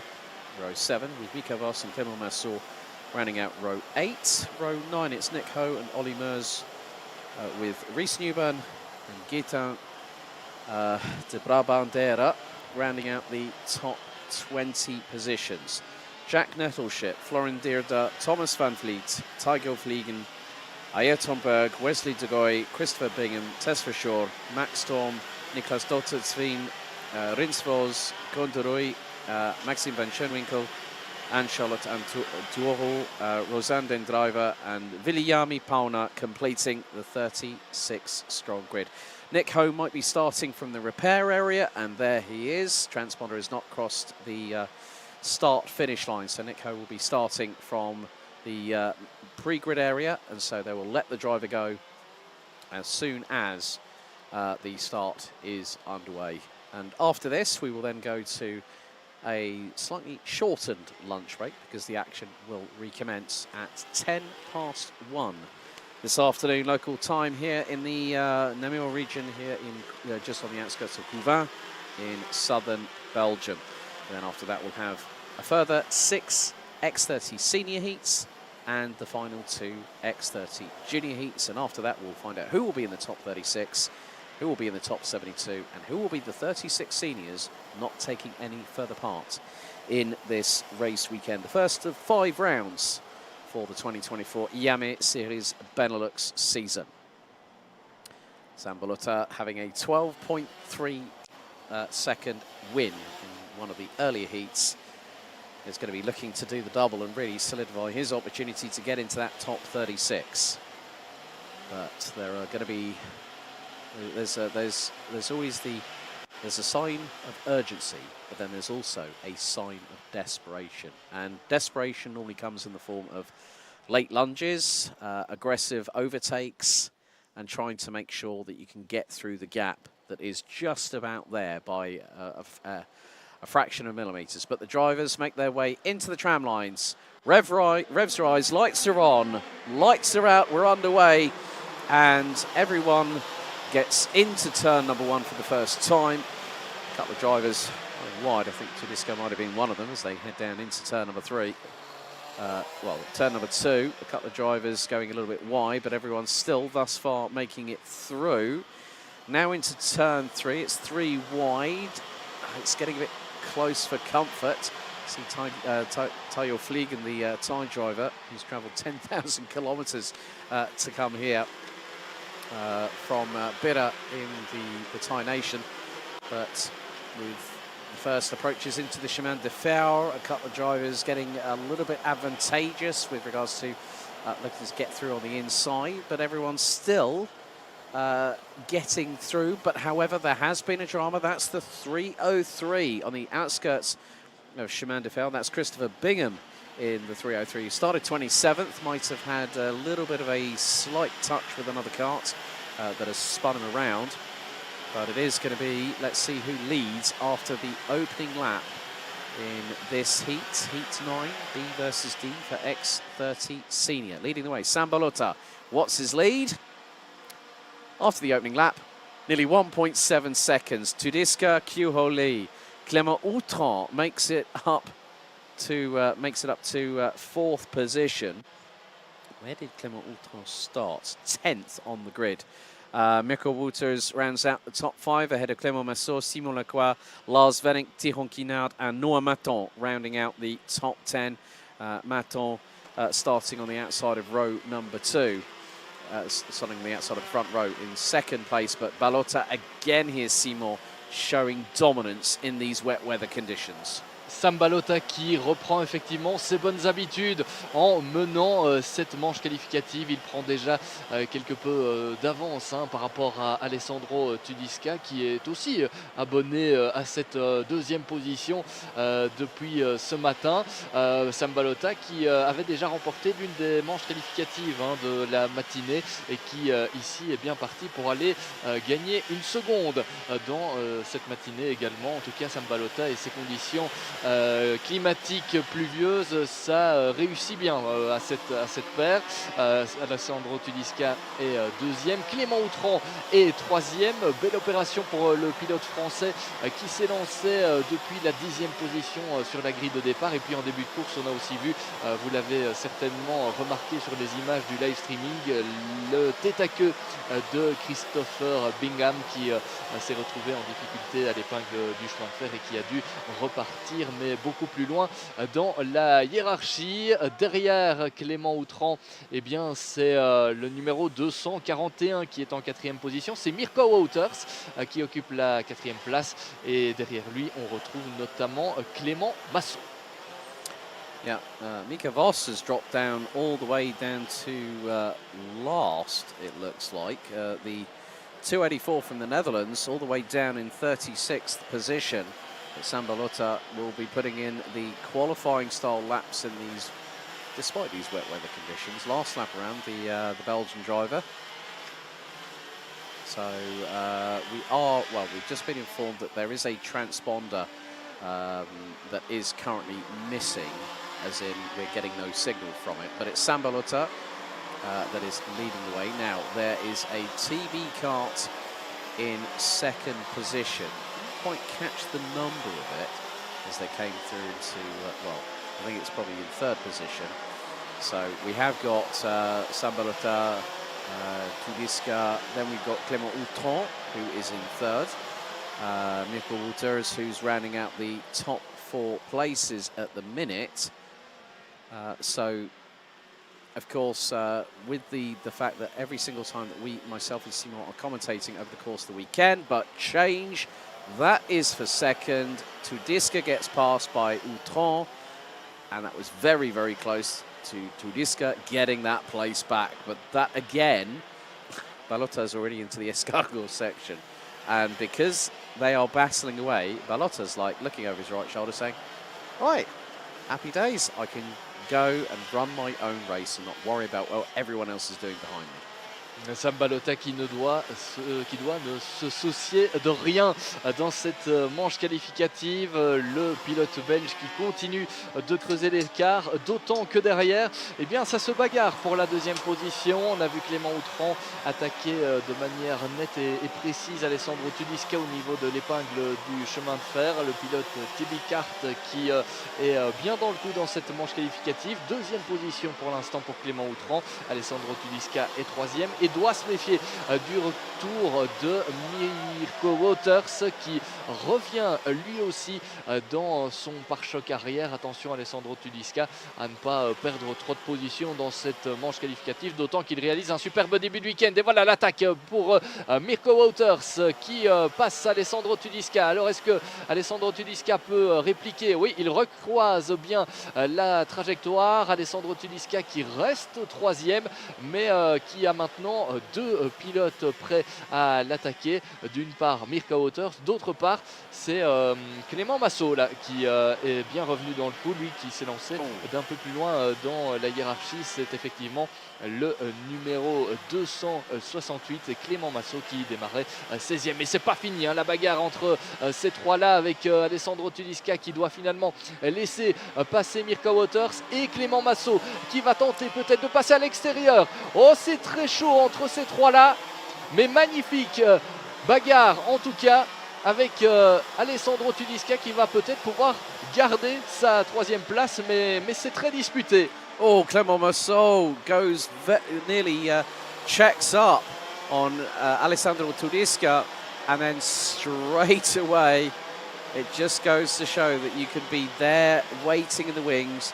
You've got the ringside seat, the 2 drivers in front of you start battling, and you're the driver that gets through But Balota, 6.5 seconds up the road. Need I say any more? Coming up to 3 minutes plus an additional lap of this race before we conclude the morning's action here at Karting de Fagnes International Raceway here in Mariembourg for the first of 5 rounds of the season for 2024. But still, you can see with the chronic understeer, especially on the 265 of Alessandro Tudisca, the right rear going up into the air whilst the left rear is biting down and trying to hook the kart around the corner and gets an absolute rocket ship launch out of the final right-hander. But it's Balota from Outran by nearly 6.8 seconds. Mirko Waters rounds out the top 3 ahead of Clément Massot, Alessandro Tudisca, Q-Ho Lee, Simon Lacroix, Lars Venink, Noah Metton and Loris Zaxer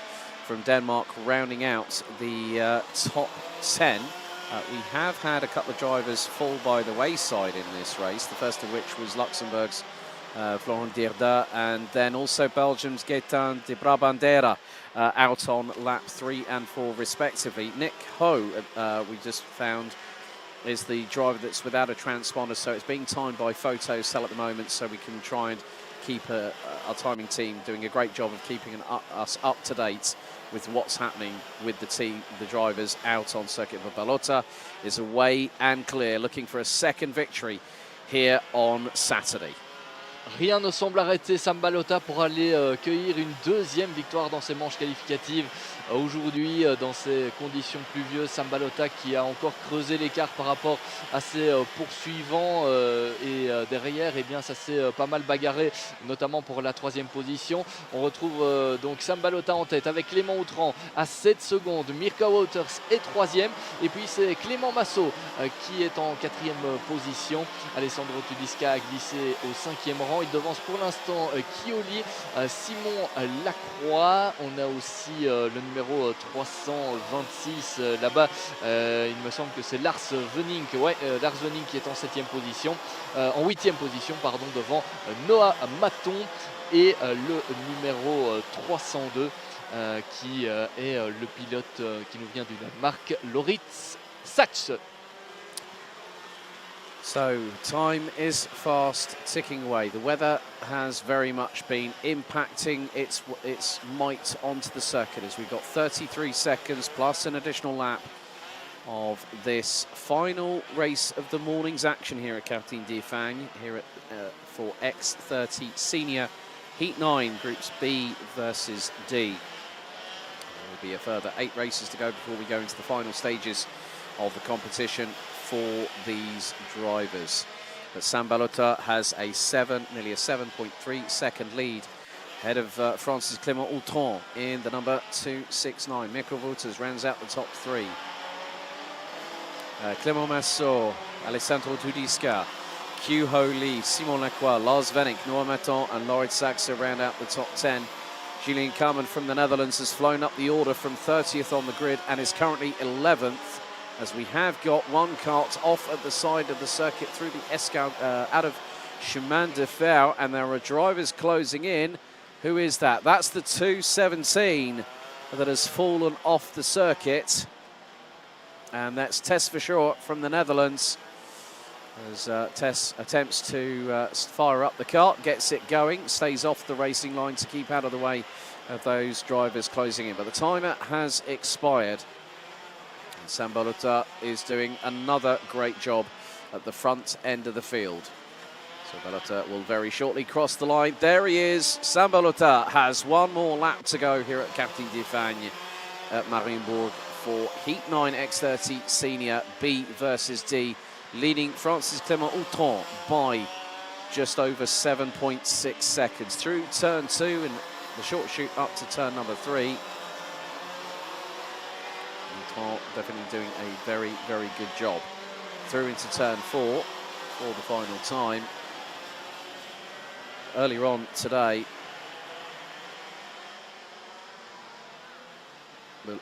Sam Balota won heat number 6 ahead of Alessandro Tudisca, who will look to be finishing in 5th place in this particular adventure here. And this is the 9th heat for X30 Seniors at this point. They've got another 5 to go, 14 races to get us to the final stages of the X30 Senior stage of this competition. For the first of 5 rounds, as under braking, back end snakes to the left-hand side, neatly over the curbs, and it's going to be another win. 2 for 2 today. Sambalota out of the final corner, and he's going to power across the line to another dominant victory here in these very, very difficult wet weather conditions here at Mariembourg. And we wait for Clément Outran to cross the line. It's nearly 7.5 seconds. Was the distance between first and second place. So Balota takes the win, Outran in second. Mikko Wouters rounds out the top 3 ahead of Clément Massot. Alessandro Tudiska takes 5th place ahead of the Republic of Korea's Kyu-Ho Lee, with Simon Lacroix in 7th. Lars Venink takes 8th ahead of Noah Maton, with Julien Kamen rounding out the top 10.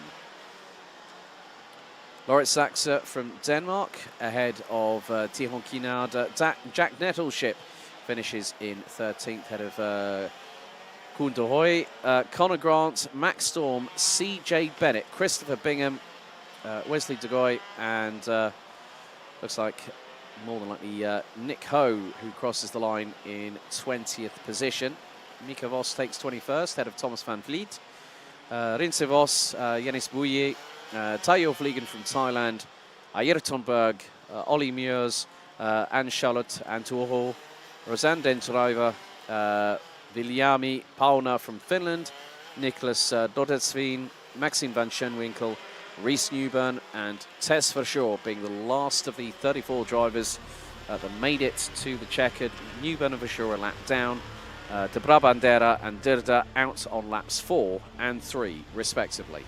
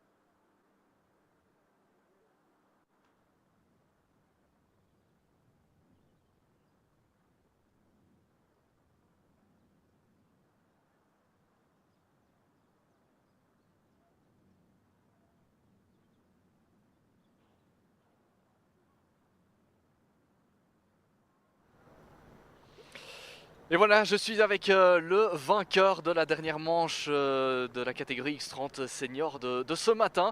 I'm here with the double winner in the heats this morning in the senior category. Sambalota, congratulations. How was the morning for you? Good. Yeah, it went very well. We got the right setup, and the races went perfect. I was quick at the start, got a gap, and managed to get a really big gap and drive slow at the end to save my tires. Yeah, how did you feel in this condition, in this rainy condition? I like these conditions, but the dry, it doesn't matter for me. It can be dry or wet. We have the pace in both conditions, so it's looking good for us. Last question, what's your goal for today, but also for the championship? To get first in everything. That's clear. Thank you very much, Sam, and good luck for the rest of the weekend.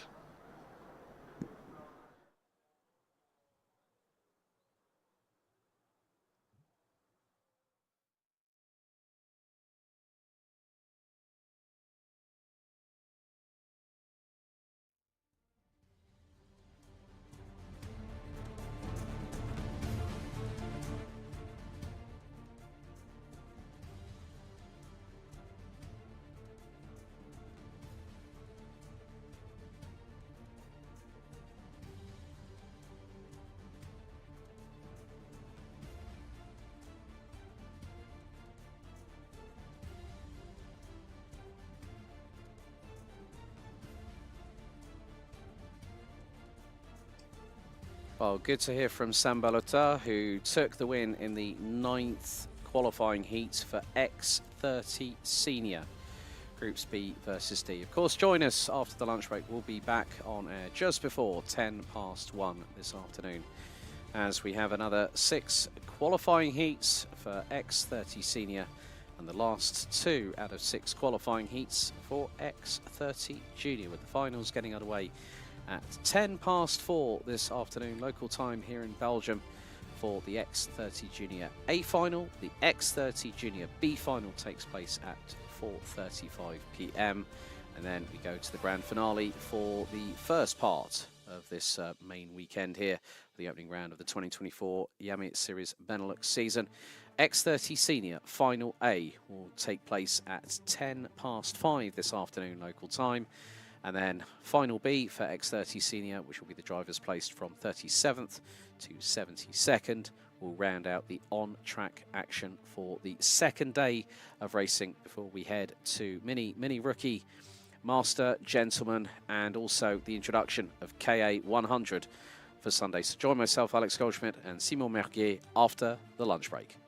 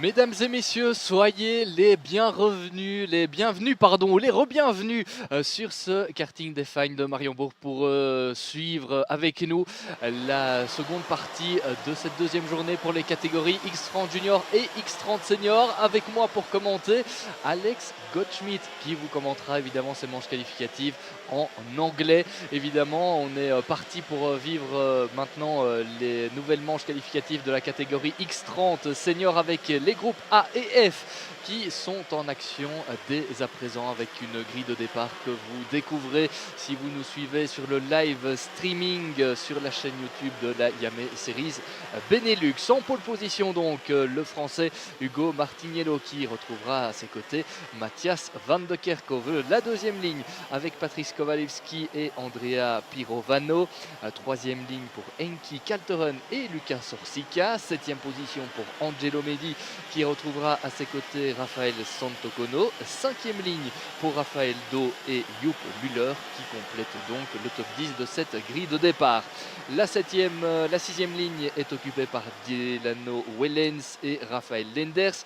11e et 12e devant Sam van der Heyden et Davin Singer. La 8e ligne pour Gilles Renmans et Tobias Norman. À la 17e position, on retrouve Rimmer Blanc avec à ses côtés Jules Van Nul. Et puis, pour compléter le top 20, Quentin Dapoigny, 19e et Nicolas Simic, 20e. 11e ligne pour Alexis Constant et Thibaut Weyers devant Lucas Montebello et Charlie Glum. 25e place pour Lucas Desgranges avec à ses côtés Isabella Kezele. 14e ligne avec Matteo van de Kerkhove et Sib Pakinar. 15e ligne pour Jens Bossart et Victor Kulmala. Et puis pour compléter cette grille de départ, Eli Dax, Casper Norman, Emiliano Van Overberg, Sib Boheimans et Bertram Saxe.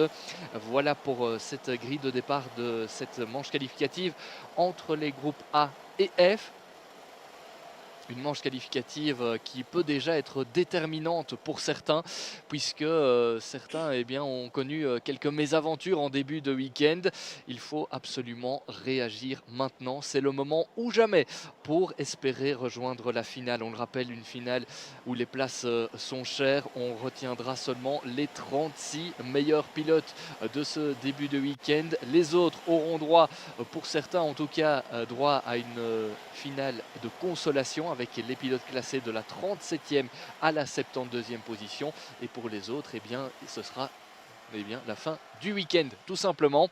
Allez, on est parti après cette courte interruption de midi. On est reparti pour vivre ensemble plusieurs manches qualificatives et les finales ici sur le karting des Fagnes de Mariembourg. Les conditions sont toujours très humides ici. On a au thermomètre 8 degrés à peine. Et on va dans quelques instants vivre ensemble cette première manche qualificative. Les pilotes qui s'avancent désormais vers la ligne de départ. Une fois que les feux seront éteints, on sera parti. Voilà, c'est parti. Et le poleman Hugo Martiniello qui semble avoir conservé l'avantage. Et derrière, on a vu un Patrice Kowalewski déjà très à l'attaque.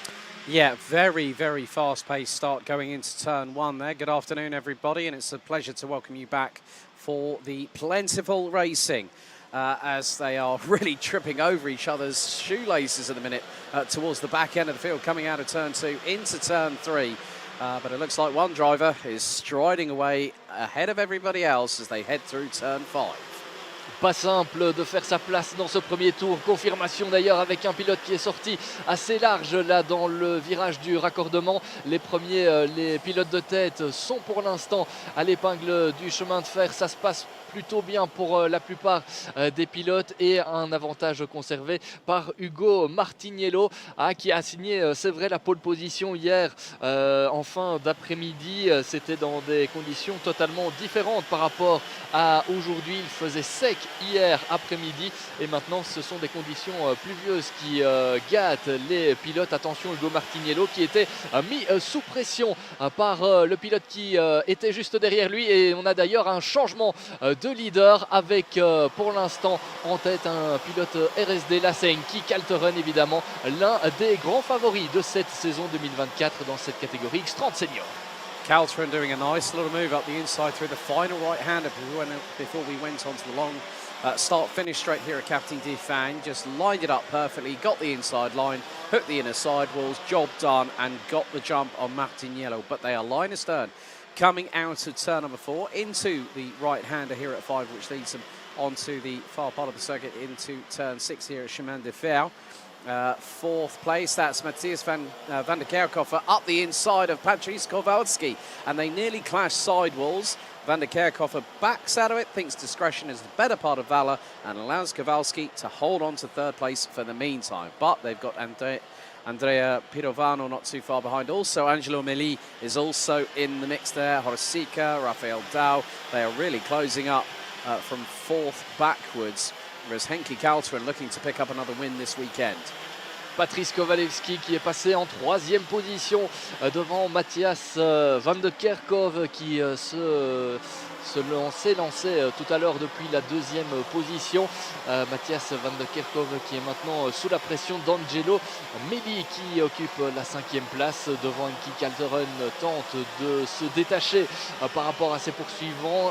9 dixièmes d'avance pour le pilote néerlandais par rapport au poleman Hugo Martiniello et 2 secondes d'avance sur Patrice Kowalewski qui a donc réalisé la bonne opération ce tour-ci en s'emparant de la 3e position. Angelo Meli qui se montre très pressant par rapport à Matthias van der Kerkhoff. Est-ce qu'il va pouvoir attaquer à l'épingle du chemin de fer? Non, Matthias van der Kerkhoff reste bien à l'intérieur dans ce virage. Angelo Meli qui a tenté d'élargir quelque peu sa trajectoire pour ressortir un peu mieux que son adversaire. Ce n'est pas payant pour l'instant en tout cas, et derrière on a je pense Lucas Orsica là, qui est en 6e position avec Andrea Pirovano qui est juste derrière lui. Des dépassements en perspective encore dans cette manche qualificative avec des pilotes qui souhaitent évidemment obtenir le meilleur résultat possible pour tenter de se placer au mieux en vue de la finale. Henki Caltrin putting us on to another lap here at Mariembourg. By leading by nearly 1.1 seconds ahead of Hugo Martinello from France. Kowalski is starting to pull away from Van der Kerkhoff, who is ahead of Angelo Meli in the battle for 4th place. Then they've got Horsica and Pirovano. Then you've also got Raffaele Santacorno from Belgium, Delano Vellens and Gilles Renmans that rounds out the top 10. Jens Biosat from Belgium has moved up 15 positions from 29th on the grid, has made it up to P14. Luca Desgrange from France also makes up a further 10 positions from 25th on the grid. Bo Heymans from the Netherlands up from 35th, now 21st. So again, in these, the wet weather is a great equaliser, and we've seen it all the way through today here, Simon, that nothing goes as planned. Oui, impossible de prévoir, de donner des pronostics dans ces conditions pluvieuses avec des pilotes qui sont capables de remonter fortement dans la hiérarchie. On pense notamment à Bo Heymans qui a fait un superbe bond de 14 positions. Il est pour l'instant 21e. C'est encore loin pour le pilote néerlandais qu'on a déjà vu à meilleure fête dans cette Iame Series Benelux il y a quelques années maintenant. Bo Heymans qui fait son retour pour cette année en 2024 dans cette Iame Series Benelux, mais effectivement difficile de prévoir quelque chose dans ces conditions où la hiérarchie évolue vraiment tous les tours avec des trajectoires différentes prises par les pilotes. Et en parlant de pilotes qui sont à l'aise dans ces conditions, on notera encore une fois la très belle remontée d'Alexis Constant, et là un superbe dépassement avec ces deux pilotes. Le numéro 212, c'est Delano Wellens qui s'est placé là à l'intérieur au niveau de l'épingle du chemin de fer. Et donc pour compléter mes propos d'il y a quelques instants, superbe remontée de la part d'Alexis Constant qui maintenant pointe le bout de son nez dans le top 10. Yeah, that was Jörg Müller that the 212 of Delano Vellens actually got past. The driver behind their front bumper has got a big indent, a very, very big indent indeed.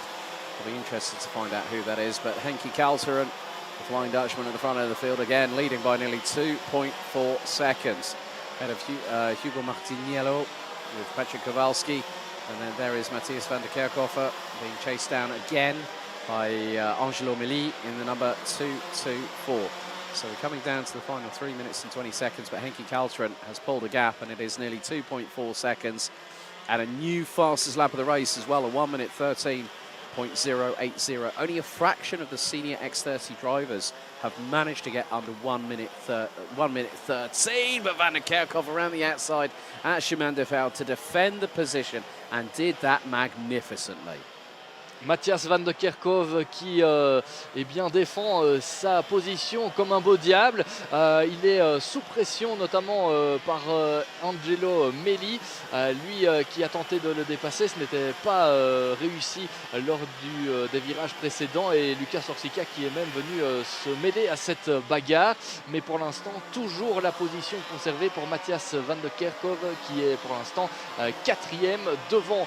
Tout va pour le mieux pour Henki Kalteren, le Néerlandais qui eh bien, maintenant dispose d'une avance assez confortable par rapport à Hugo Martiniello, le pilote français qui eh bien, serait bien content de terminer à cette deuxième position. Troisième place pour Patrice Kowalewski. Et puis cette bagarre qui nous anime depuis quelques tours maintenant avec dans cet ordre Matthias van der Kerkhoff, Angelo Milly et Lucas Orsica, alors que derrière on a aussi une belle bagarre avec l'Italien Andrea Pirovano et Gilles Redmans. Yeah, it is getting very close indeed, and Milly up the inside of Van der Kerkhoff through the Chemin de Fer complex. They have got Lucas Orsica very much closing in, and Orsica looks to the inside of Milly. Will he go for the move? No, he doesn't. He holds back and thought, well, if I got a bit more of a launch alongside, got the traction a bit better down on the tarmac, then maybe I could have had that opportunity. But look at the inside through the penultimate right-hander. Milly fires it up the inside of Van der Kerkhoff, and Orsica does exactly the same with the next right-hander, going onto the start-finish straight. But look at the launch from Matthias van der Kerkhoff out of the final corner and down the lengthy start-finish straight. Les dernières minutes de cette course s'annoncent tout simplement palpitantes avec un dépassement là-bas au bout de la ligne droite. C'est Lucas Orsica là, qui s'est fait quelque peu pousser vers l'extérieur, mais très belle manœuvre de dépassement. Attention, Alexis Constant aussi qui revient dans la bagarre, on vous l'avait dit, ces dernières minutes qui s'annoncent vraiment très très intenses sur le circuit de Mariembourg. Et cette bagarre avec Matthias van der Kerkhoff pour la quatrième place, eh bien, elle a fait les affaires d'Angelo Milly notamment, avec un pilote là qu'on a vu en difficulté. Revenons avec cette bagarre avec Andrea Pirovano, je pense, qui s'est débarrassé de Lucas Orsica. Alexis Constant maintenant qui se place à l'intérieur à l'épingle du chemin de fer pour prendre le meilleur sur Orsica. Alexis Constant qui continue sa remontée dans la hiérarchie. Yeah, there was a little bit of side-by-side again. That was with the 280 going through at Chemin de Fer. Job Müller having a bit of a ding-dong battle, but of course we are coming down to the final 15 seconds. Right, someone is off at the final right-hander. That looks like a TB kart. Could that be the 307? The 387 has gone off the circuit out of the final corner, Nicolas Simic, and there's also somebody else. That was the 280. Job Müller off the circuit out of the final corner, and Müller's rejoined. The kart is absolutely filthy. Alors on a vu deux pilotes en difficulté, d'un côté Job Müller, le numéro 280, et de l'autre côté Nicolas Simic, le numéro 387, mal placé là à la sortie du dernier virage. Ils ont été visiter le bac à gravier là-bas, alors qu'il reste seulement 2 tours dans cette manche qualificative. Donc les espoirs qui s'envolent pour ces deux pilotes. Et attention à l'épingle du chemin de fer, Matthias van der Kerkhoff qui fait de la résistance et qui a tenté par la même occasion de passer devant l'un de ses adversaires. Là, c'est très très serré entre ces pilotes-là pour les places dans le top 5, top 6. Andrea Pirovano qui passe désormais, Alexis Constant aussi, Lucas Orsica. Oh, que les temps sont durs pour Matthias van der Kerkhoff sur l'espace de quelques tours et quelques virages désormais. Ah, c'est difficile de s'en sortir pour l'instant. Matthias van de Kerkhove qui s'était montré hier lors d'une des manches qualificatives impériales. Il s'était imposé, c'était dans d'autres conditions évidemment, mais ici c'est particulièrement difficile pour lui. Il est descendu au 9e rang. Tout profit pour Andrea Pirovano, pour Alexis Constant, pour Lucas Orsica qui sont respectivement 6e, 7e et 8e de ce classement provisoire. Yeah, Van der Kerkhoff are having a bit of a drama through those final couple of corners. We saw the 307 of Pirovano making some moves, and then of course Horsica obliged, but there is the race leader, and it's nearly a 4-second advantage that Henki Kalteren, the driver with RSD Karting, again just showcasing his prowess in these conditions. And we've got a yellow flag into the final couple of corners, but it's going to be Henki Kalteren that's cruising on his way to victory. Henki Kalteren qui va très certainement aller s'imposer dans cette manche qualificative. Il lui reste un virage, voilà, il l'a abordé et va désormais se présenter devant le drapeau à damier. Nouvelle victoire de la part d'Henki Kalteren qui confirme son statut de favori dans cette Iame Series Benelux. Il n'est pas le seul, mais évidemment il fait partie des candidats à suivre de près. Ugo Martiniello en termine à la 2e position devant Patrice Kowalewski et Angelo Meli. Le top 5 est complété provisoirement par Gilles Renmans. Très belle remontée de la part de ce pilote visiblement qui a gagné pas moins de 10 positions, même plus, hein, on peut quasiment l'affirmer. Ouais, je pense que c'est 10 positions pas loin en tout cas de gagner pour Gilles Renmans qui s'est lancé depuis la 15e place sur la grille de place pour Andrea Pirovano qui termine devant Alexis Constant, Raphaël Santocono et Delano Wellens. En tout cas c'est ce qui nous est parvenu sur nos écrans de contrôle.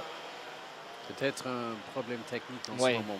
On n'a pas eu le refresh et donc on va peut-être découvrir dans quelques instants le classement complet qui va s'afficher sur le live streaming notamment.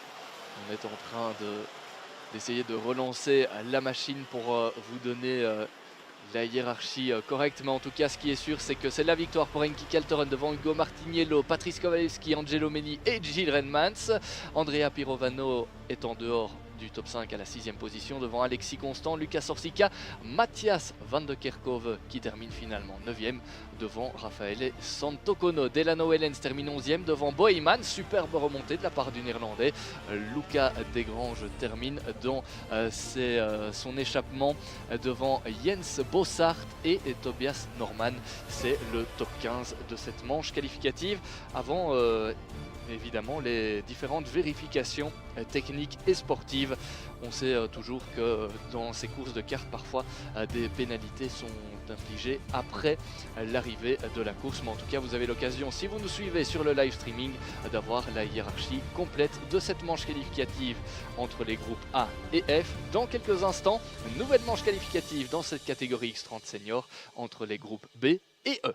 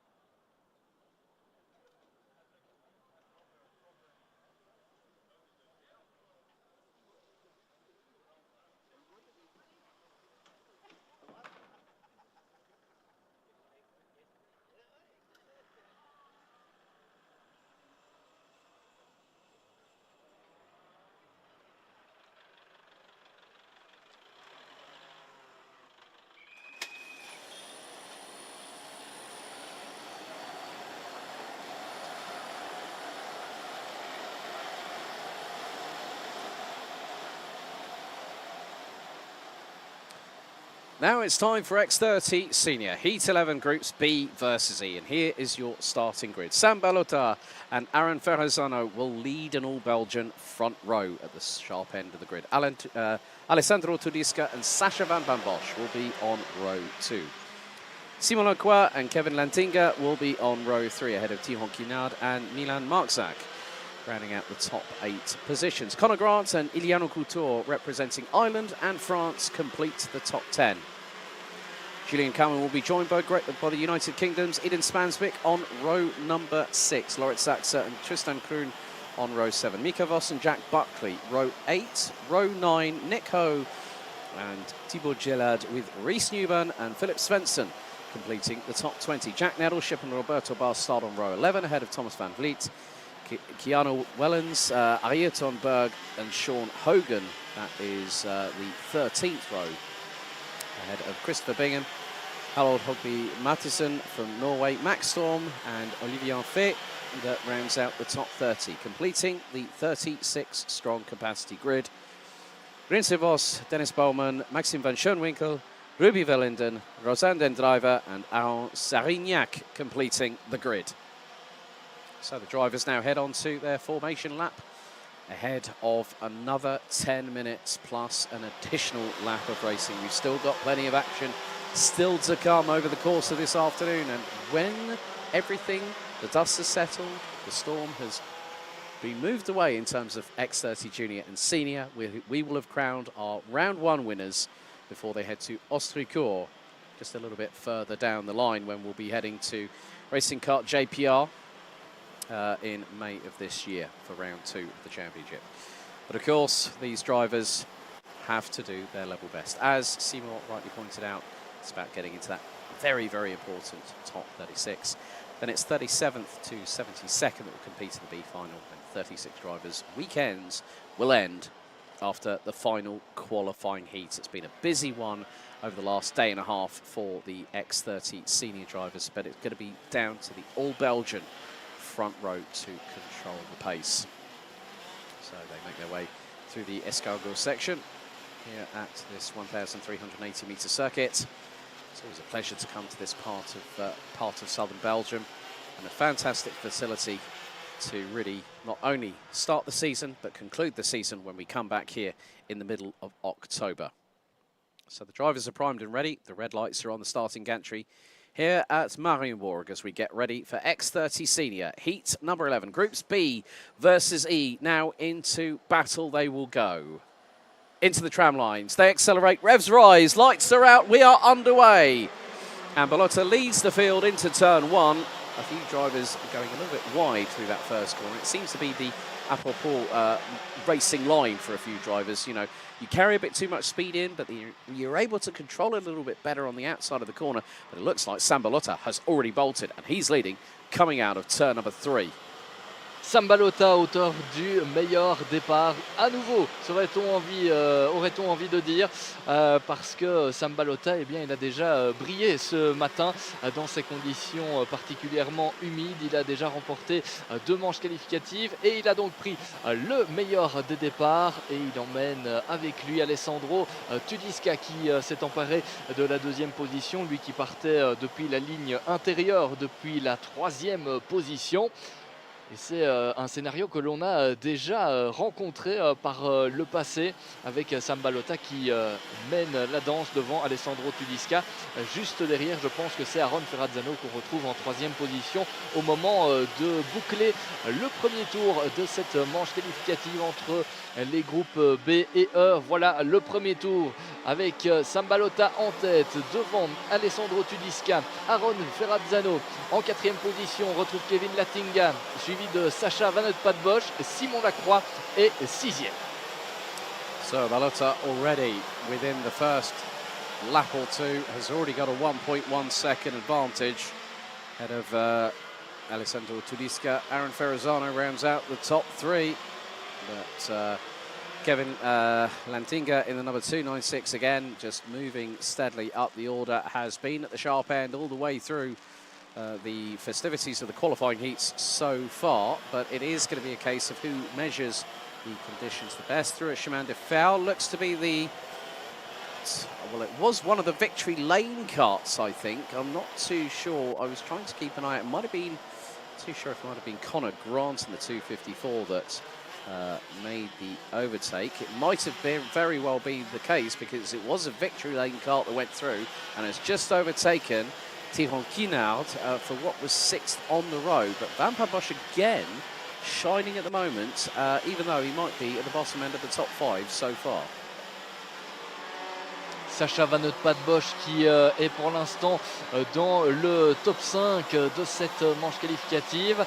Les positions qui sont figées, en tout cas pour ce qui est du top 5. Julian Kamen est 6e. C'est vrai que Julian Kamen, on l'avait vu hier, et je pense qu'il avait été malchanceux lors de sa première manche qualificative. Ça fait donc du bien de le revoir à pareille fête. Julian Kamen qui s'est lancé depuis la 11e position et qui est remonté en 6e place pour l'instant. Il devance Simon Lacroix qui a glissé au 7e rang. On a ensuite Loritz Sachs qui est 8e. Mais dans ces courses, on sait que bien, rien n'est fait, rien n'est joué d'avance, puisque ça peut encore rapidement évoluer.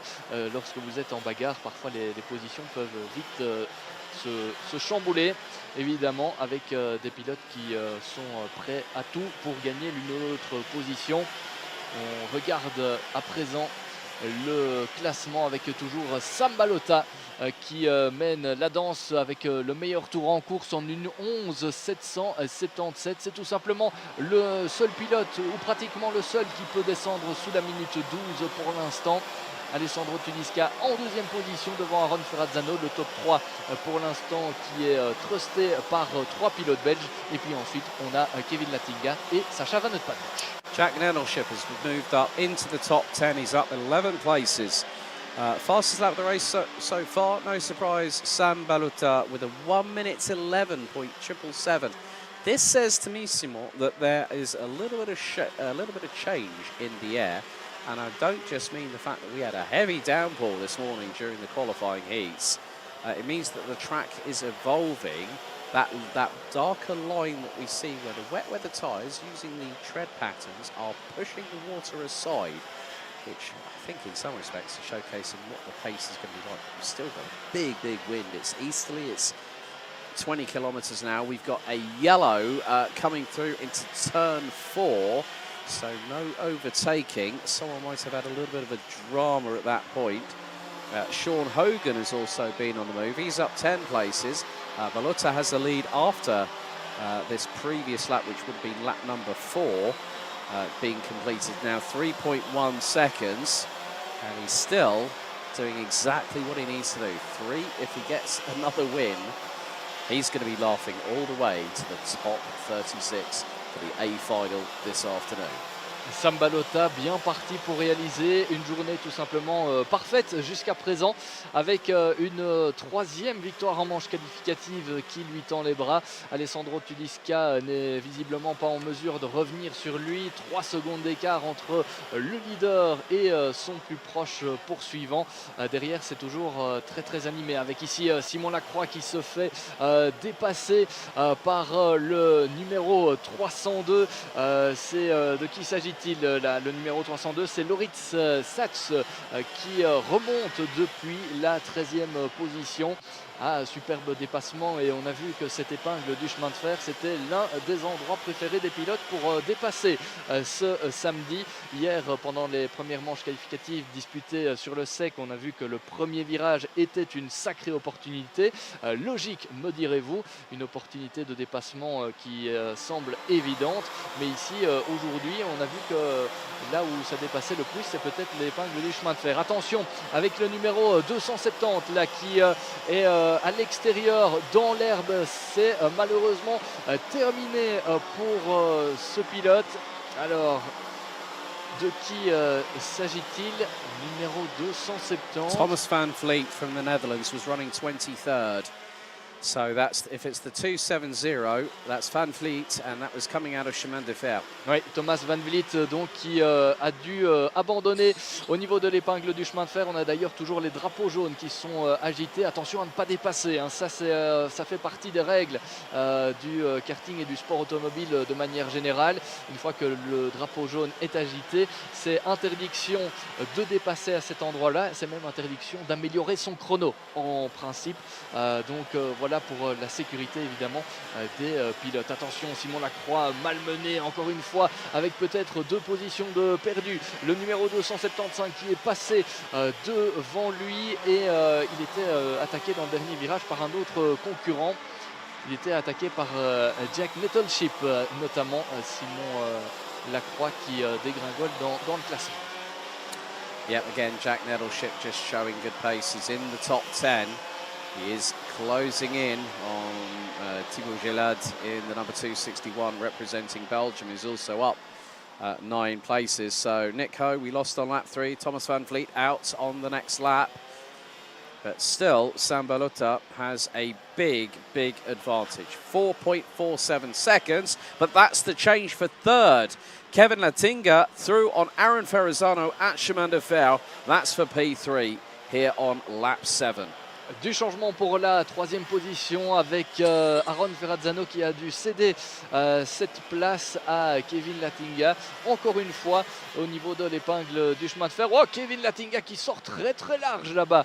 Oh, c'est superbe hein, comme image. Ça veut dire que le pilote néerlandais là ne laisse aucun centimètre de la piste au hasard. Il essaye vraiment d'attaquer très fort là, Kevin Latinga qui est sorti vraiment très large. C'est c'était très spectaculaire à la sortie de l'escargot, juste avant le dernier freinage, avant d'entamer le dernier virage et la ligne droite de départ. Mais c'est passé donc pour Kevin Latinga qui remonte au 3e rang.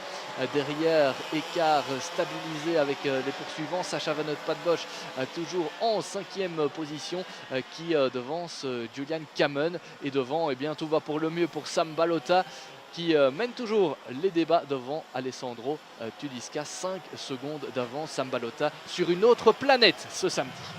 Yes, I think he's crossed over from Belgium and he's ended up in the other part of France, nearby to this locality here in Namur.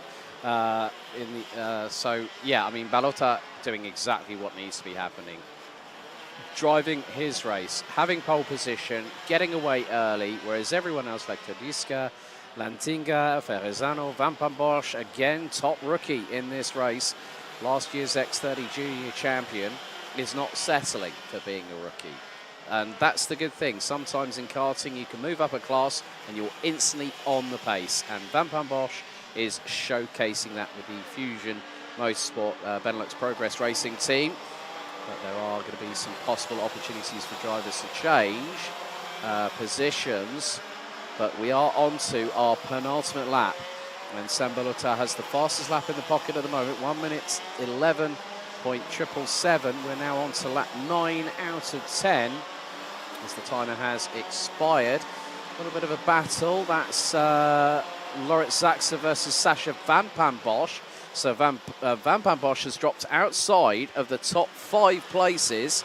Then you've got the likes of Thibaut Gillard and Tristan Kroon battling away. And up the inside, that's through on Van Bosch, who tries to go round the outside and threads the eye of the needle. Great timing there from Sacha Van Bosch to get back through. I think that was on Thibaut Gillard at the minute. And Van Bosch is not going to... That's the 288 of Tristan Kroon who's got through. And there's Jack... now, who's that? 275. Jack Nettleship with the TB kart operation. Ellie Goldstein is here, but in a team-orientated capacity, rather than defending another championship where he's won 4 of them so far. Final lap underway. Dernier tour, Simon. Dernier tour dans cette manche qualificative avec une très belle bagarre et un Sacha Van Padbosch qui tente de défendre sa position comme il peut. Il est redescendu au 9e rang. Thibaut Géladé et Tristan Kroon sont passés devant lui. Il se retrouve donc 9e. Thibaut Géladé 8e et Tristan Kroon 7e. Ça va encore changer, je pense, parce que certains n'ont pas dit leur dernier mot dans cette manche qualificative. Et on parlait justement de Sacha Van Padbosch qui avait un superbe rythme en tant que rookie. Bon, la fin de course c'est un petit peu moins bien déroulé pour le néerlandais, mais en tout cas il a déjà prouvé quelques belles choses. Dernier tour donc, et Sam Balota qui va s'imposer pour la 3e fois de la journée dans ces manches qualificatives. The win rate for Sam Balota has just been added to. He crosses the line, another victory. That's 3 in a row today. Sam Balota is looking untouchable. Alessandro Tudiska in 2nd position. Kevin Lantinga rounds out the top 3, ahead of Aaron Ferrezano in the 2:58. Next up, crossing line will be Julian Carmen in the 2:55, followed by Loritz Zaxa from Denmark. Tristan Kroon, Thibaut Gillard and Sacha Van Bosch ran at the top 9 with Jack Nettleship again making moves up the order. The young driver from the United Kingdom making headway and making sure that his intentions are to say to everybody else, I might have had a bad qualifying, but watch me come through the heats and get regular top 10s.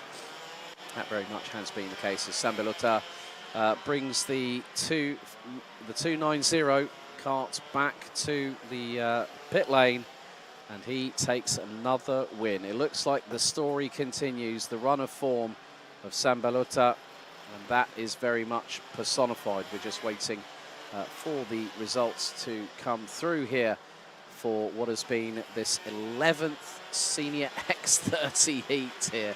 A busy, busy day. So it's Balota from Tudiska, Lantinga, Ferrezano, Kamen, Zaxa, Kroon, Gillard and Van Bosch rounding out the top 10. Jack Nettleship. Leclerc down in 11th there to Reese Newburn.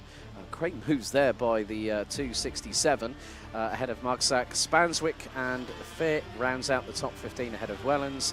Storm van Schoenwinkel moved up from the outside of the top 30 to finish in the top 20. Sean Hogan and Connor Grant from Brennan Tech and Victory Lane round out the top 20 ahead of Bowman. Buckley, Svensson, Voss, Mattison, Kienarberg, Den Driver, Verlinden, Sarignac, Couture, Bingham and Mika Voss round out the top 33 that finished, with Roberto Baz out with 3 laps to go. Van Vliet and Nick Ho unfortunately retiring with 6 and 7 laps to go respectively.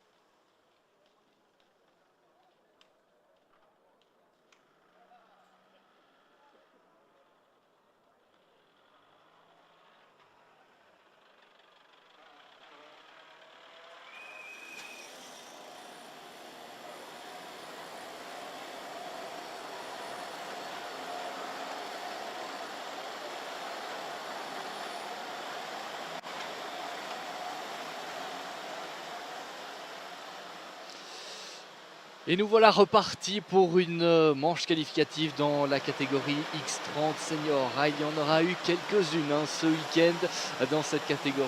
Logique puisqu'on a, on le rappelle, plus de 100 pilotes engagés dans cette catégorie. Les groupes C et D à présent en piste avec une grille de départ que vous avez l'occasion de découvrir si vous nous suivez sur le live streaming de la chaîne YouTube de la Iame Series Benelux. On vous la donne en temps réel avec en pole position Victor Louis qui aura à ses côtés Noah Maton. Ça c'est la première ligne. La deuxième ligne occupée par Marcus Glum et Kioli.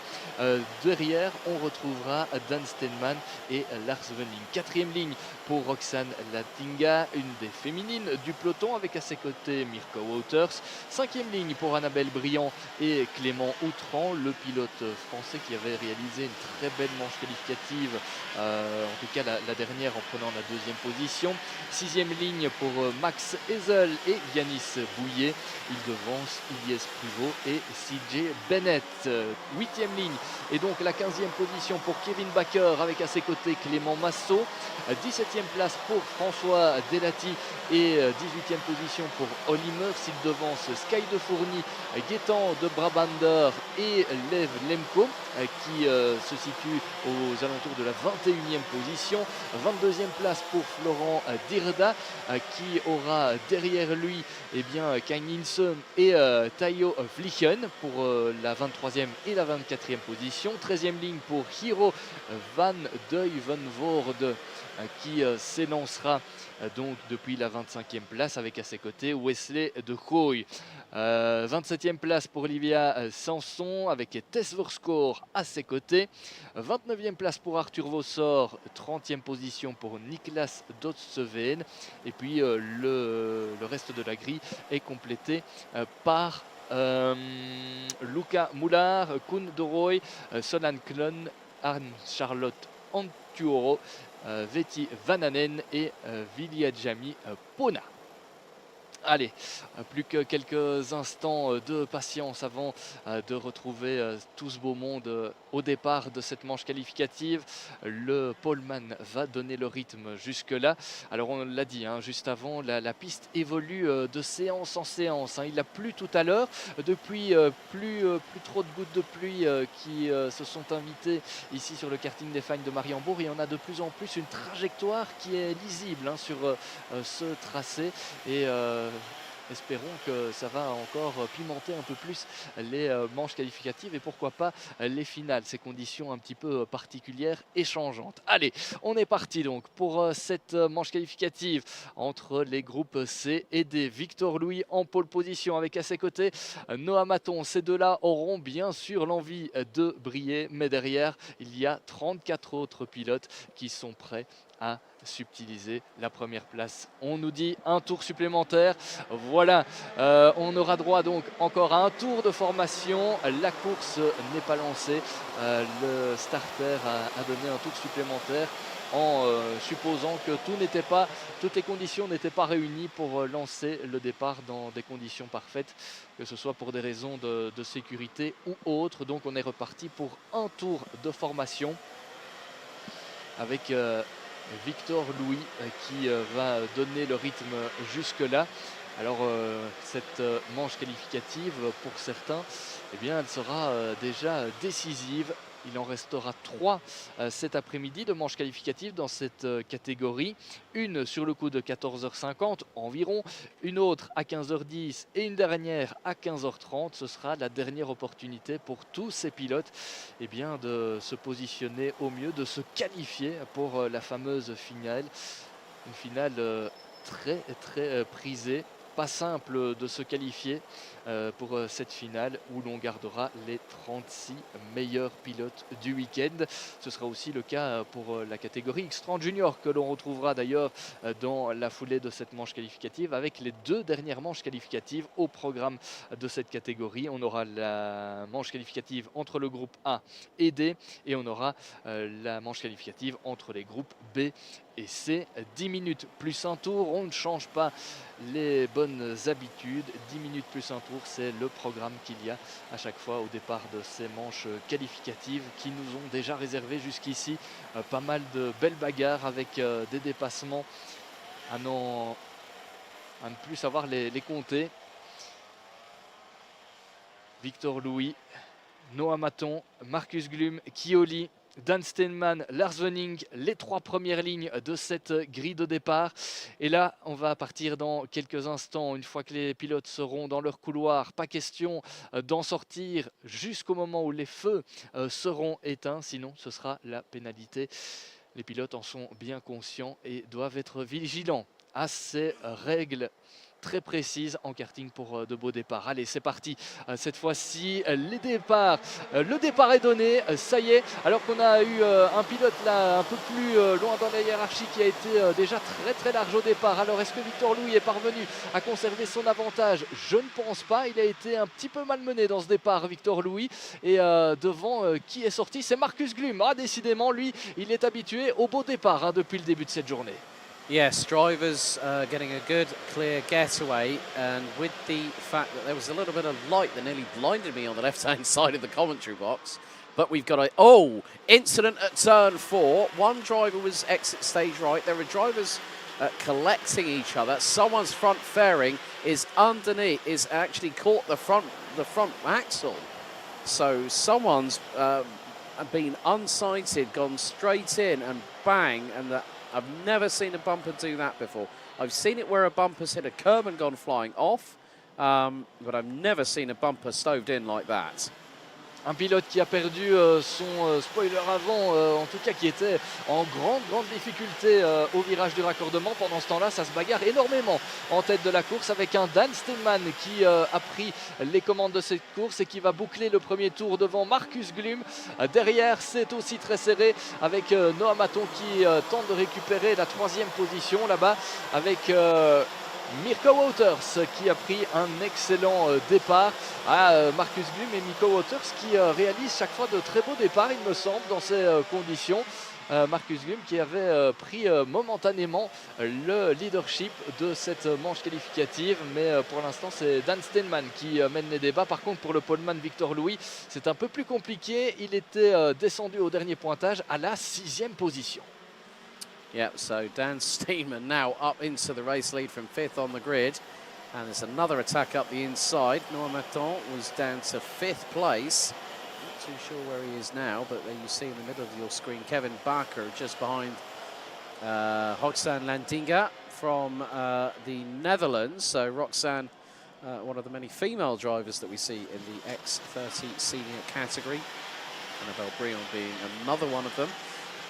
But yeah, this is, as you said earlier on before we got underway here, Simon, that this is one of the races that really will decide who's going to be in the top 36 and who might either be in the B final or not be racing later on this afternoon. But you know what? The conditions have cleared up. The drivers are getting a bit more daring with their overtakes as we see another one going through into T1.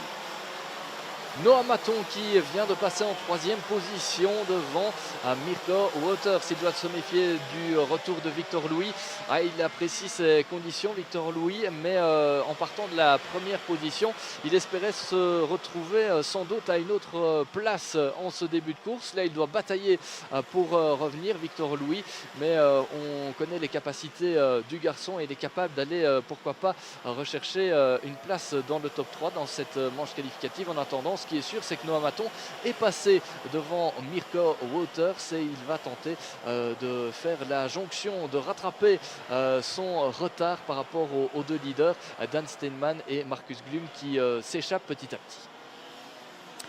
Yeah, so Steinman just getting on with the business at hand, has been there or thereabouts. But it just goes to show that in these conditions now, we're going to see the cream of the crop rise to the top. But also the fact that it is still a very long day. They've been battling all the way through time qualifying, through the qualifying heats. Each driver will take part in a further qualifying heat, which then decides everything. But Dan Steinman at the moment ahead of Marcus Glum by nearly 0.6 of a second is really doing a great job. And Normanton really needs a top 3 finish, but would rather have a victory in his back pocket right now.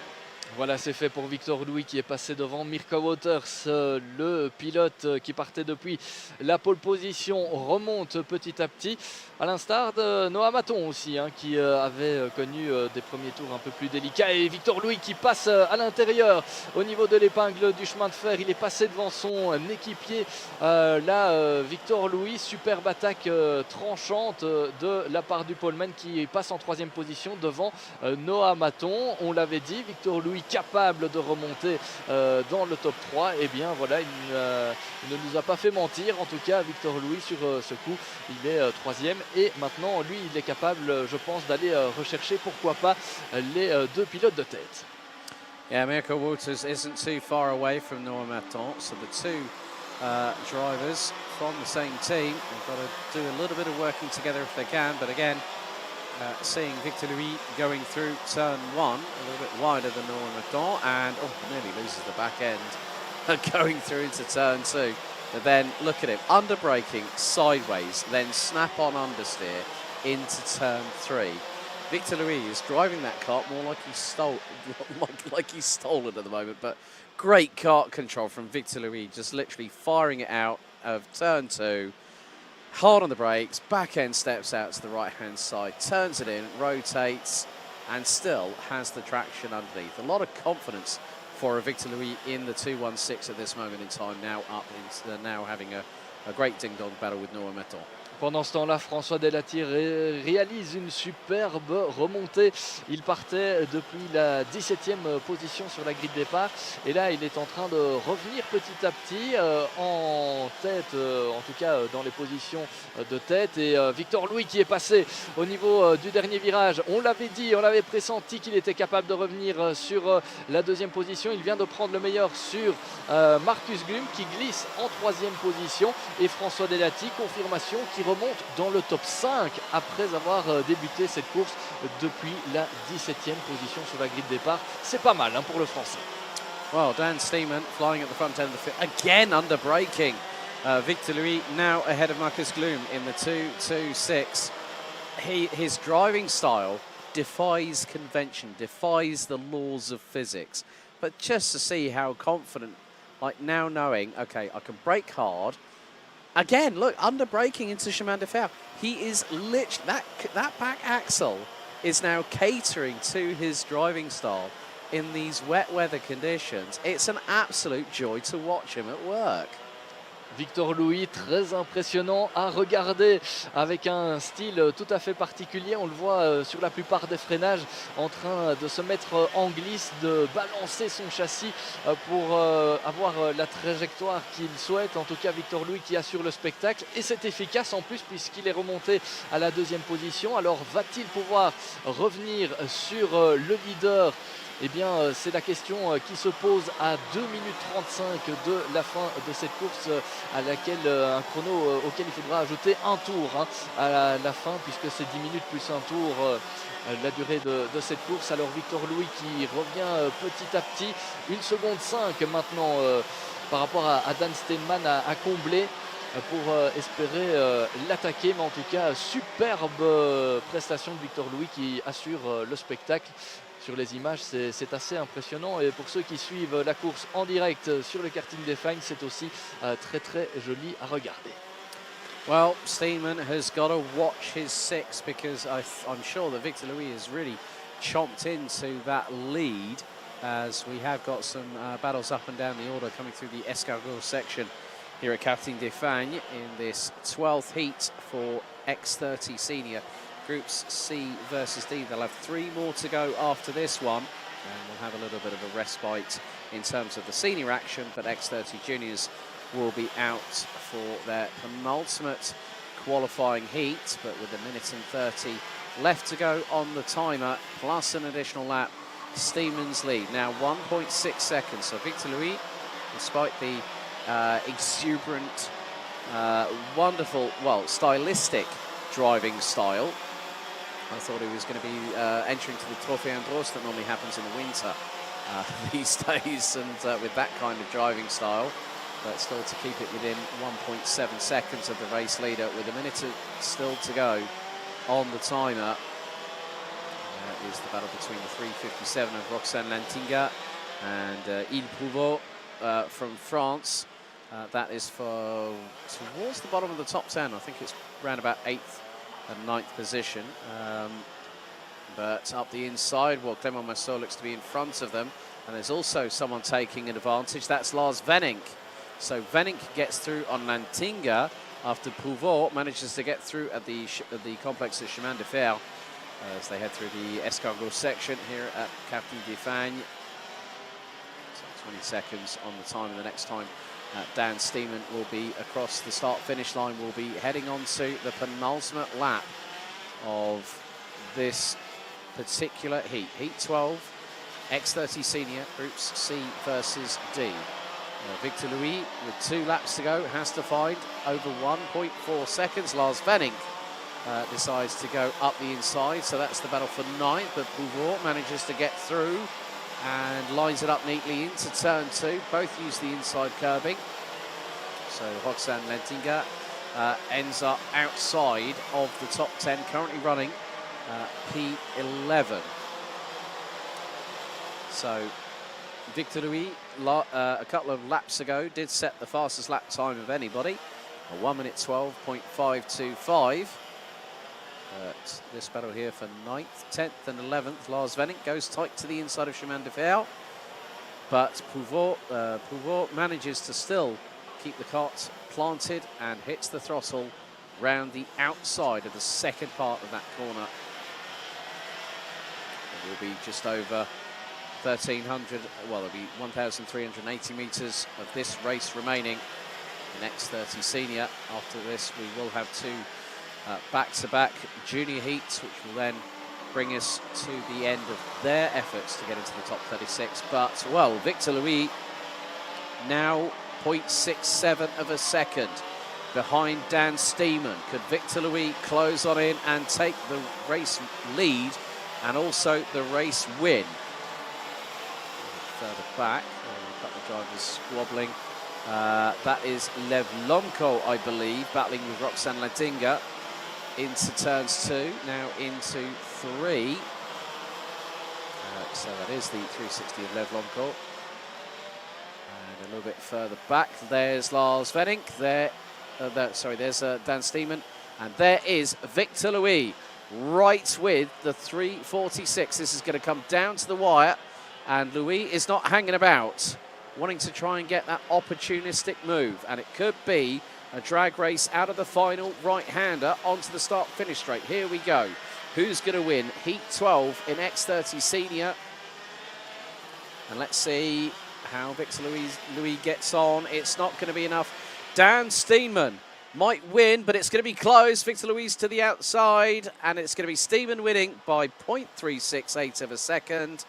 Ahead of Victor Louis, Noah Maton rounds out the top 3 places. Ahead of Marcus Glum with François Delati from France, up a whopping 12 positions to finish in P5. Mirko Wouters and Hugh Lee complete the top 7 ahead of Clément Massot. Then Il Prouveau and Lars Venink rounds out the top 10 in that race. So Dan Steeman takes a win in the final stages of the qualifying heats and wins by just 0.368 of a second ahead of Victor Louis, Noah Maton, Marcus Glum, François Delati, Mirko Wouters, Hugh Lee, Clément Massot, Il Prouveau and Lars Venink rounding out the top 10. Lev Lomko, Arthur Varsour, Roxane Lantinga, Clément Outron and Wesley Droy rounding out the top 15 positions. Germany's Max Hessel was the top rookie in the race, finishing 16th, having started 11th. Florent Dirda from Luxembourg has a better run this time, finishes 17th, ahead of Kevin Bakker. Gaetan de Brabandera, Kane Ince completes the top 20. Koenderoy, Tess for sure, Niklas Stotzetveen, Jiro van Duivenvoorde, Solan Knoll, C.J. Bennett, Luca Moulaud, Tayo Fliegen, Yanis Bouillet and Viljami Pauna from Finland round out the top 30. The final finishers were Vitti Väinänen, Livia Samson and Olli Meurs rounding out the top 33. And Charlotte Antuho, unfortunately out on lap 9, Sky Defourny and out on lap 5, and Annabelle Bryan out on the opening lap.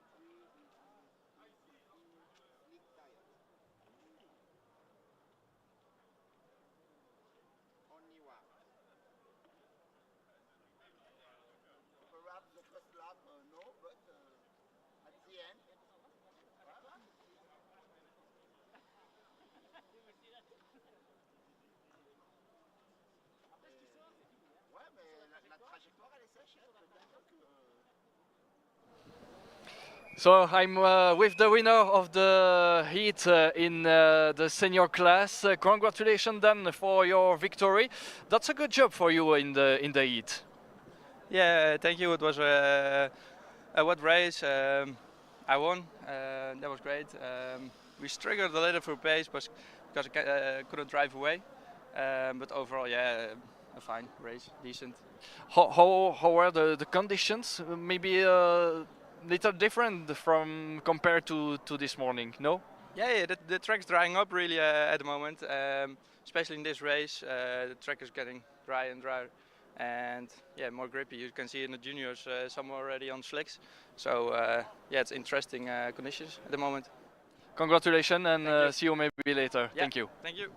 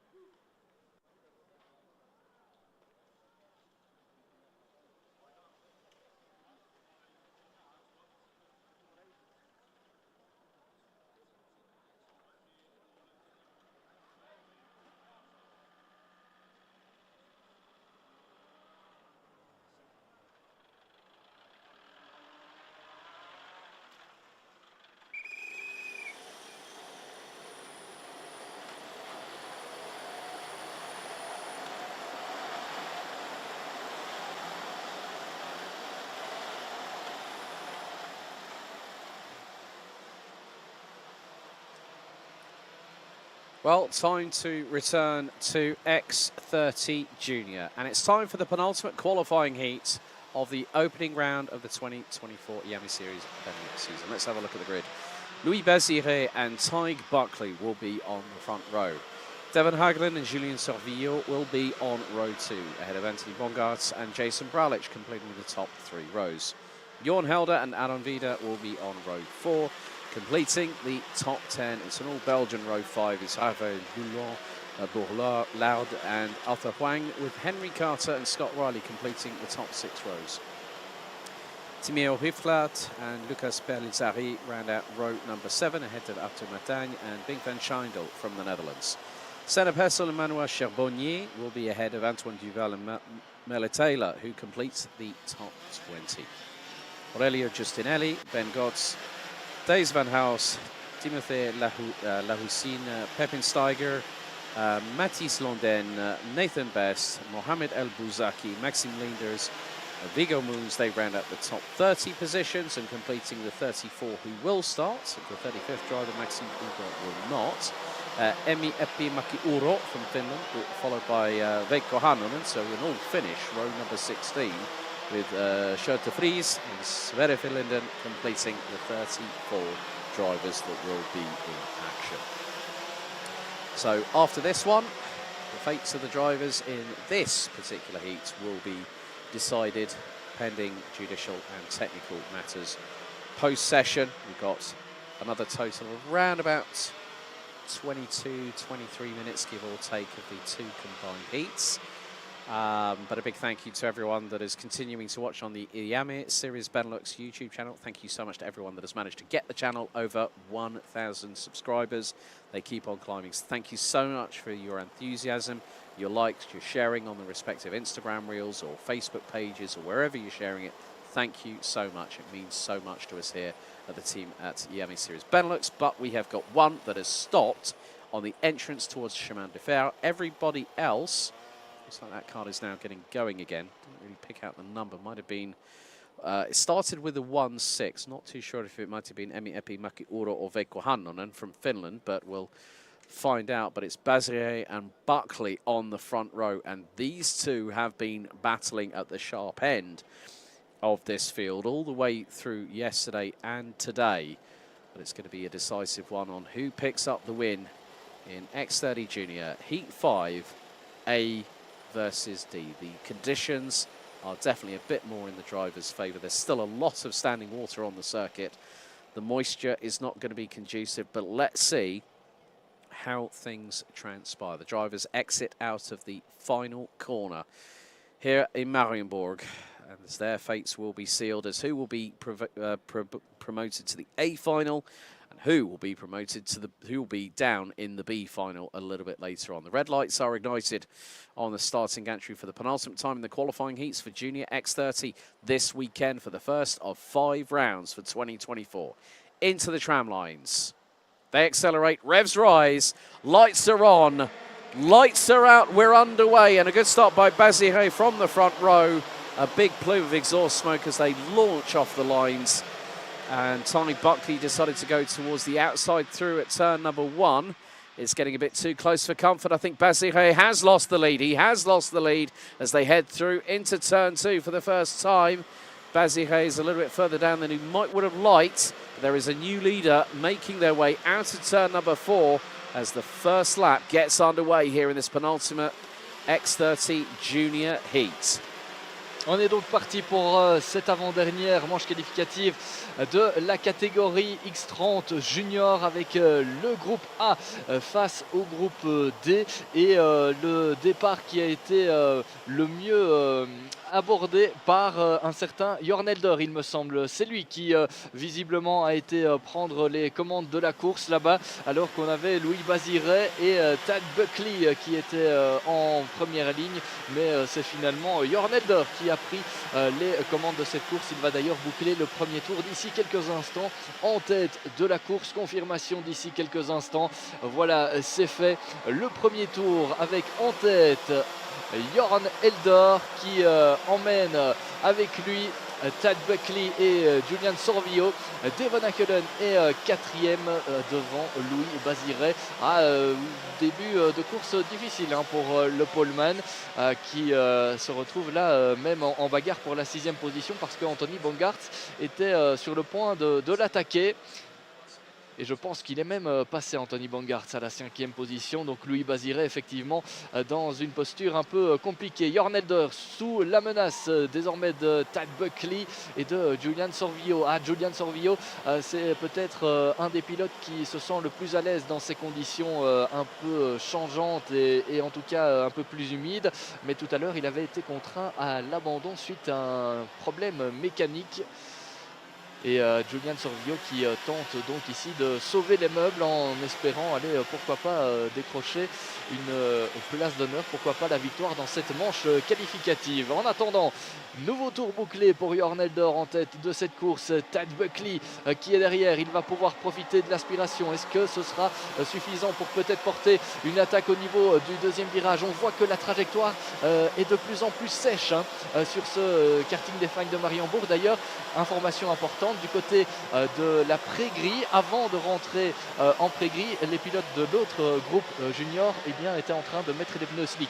Donc ça donne un petit peu la tendance. Attention, drapeau jaune ici pour une partie du circuit. Et en attendant, toujours ce top 3 avec Jorn Elder, Tad Buckley et Julian Sorvillo en tête de la course. Great battle between the top three and into Chemin de Fer. Tig Buckley wrestling with the steering wheel, gets through, cuts off the door for Jorn Elder to try and get back through, and so does Julian Sorvillo get through. So it's a change in one corner. Get this, one corner, Chemin de Fer, the exit.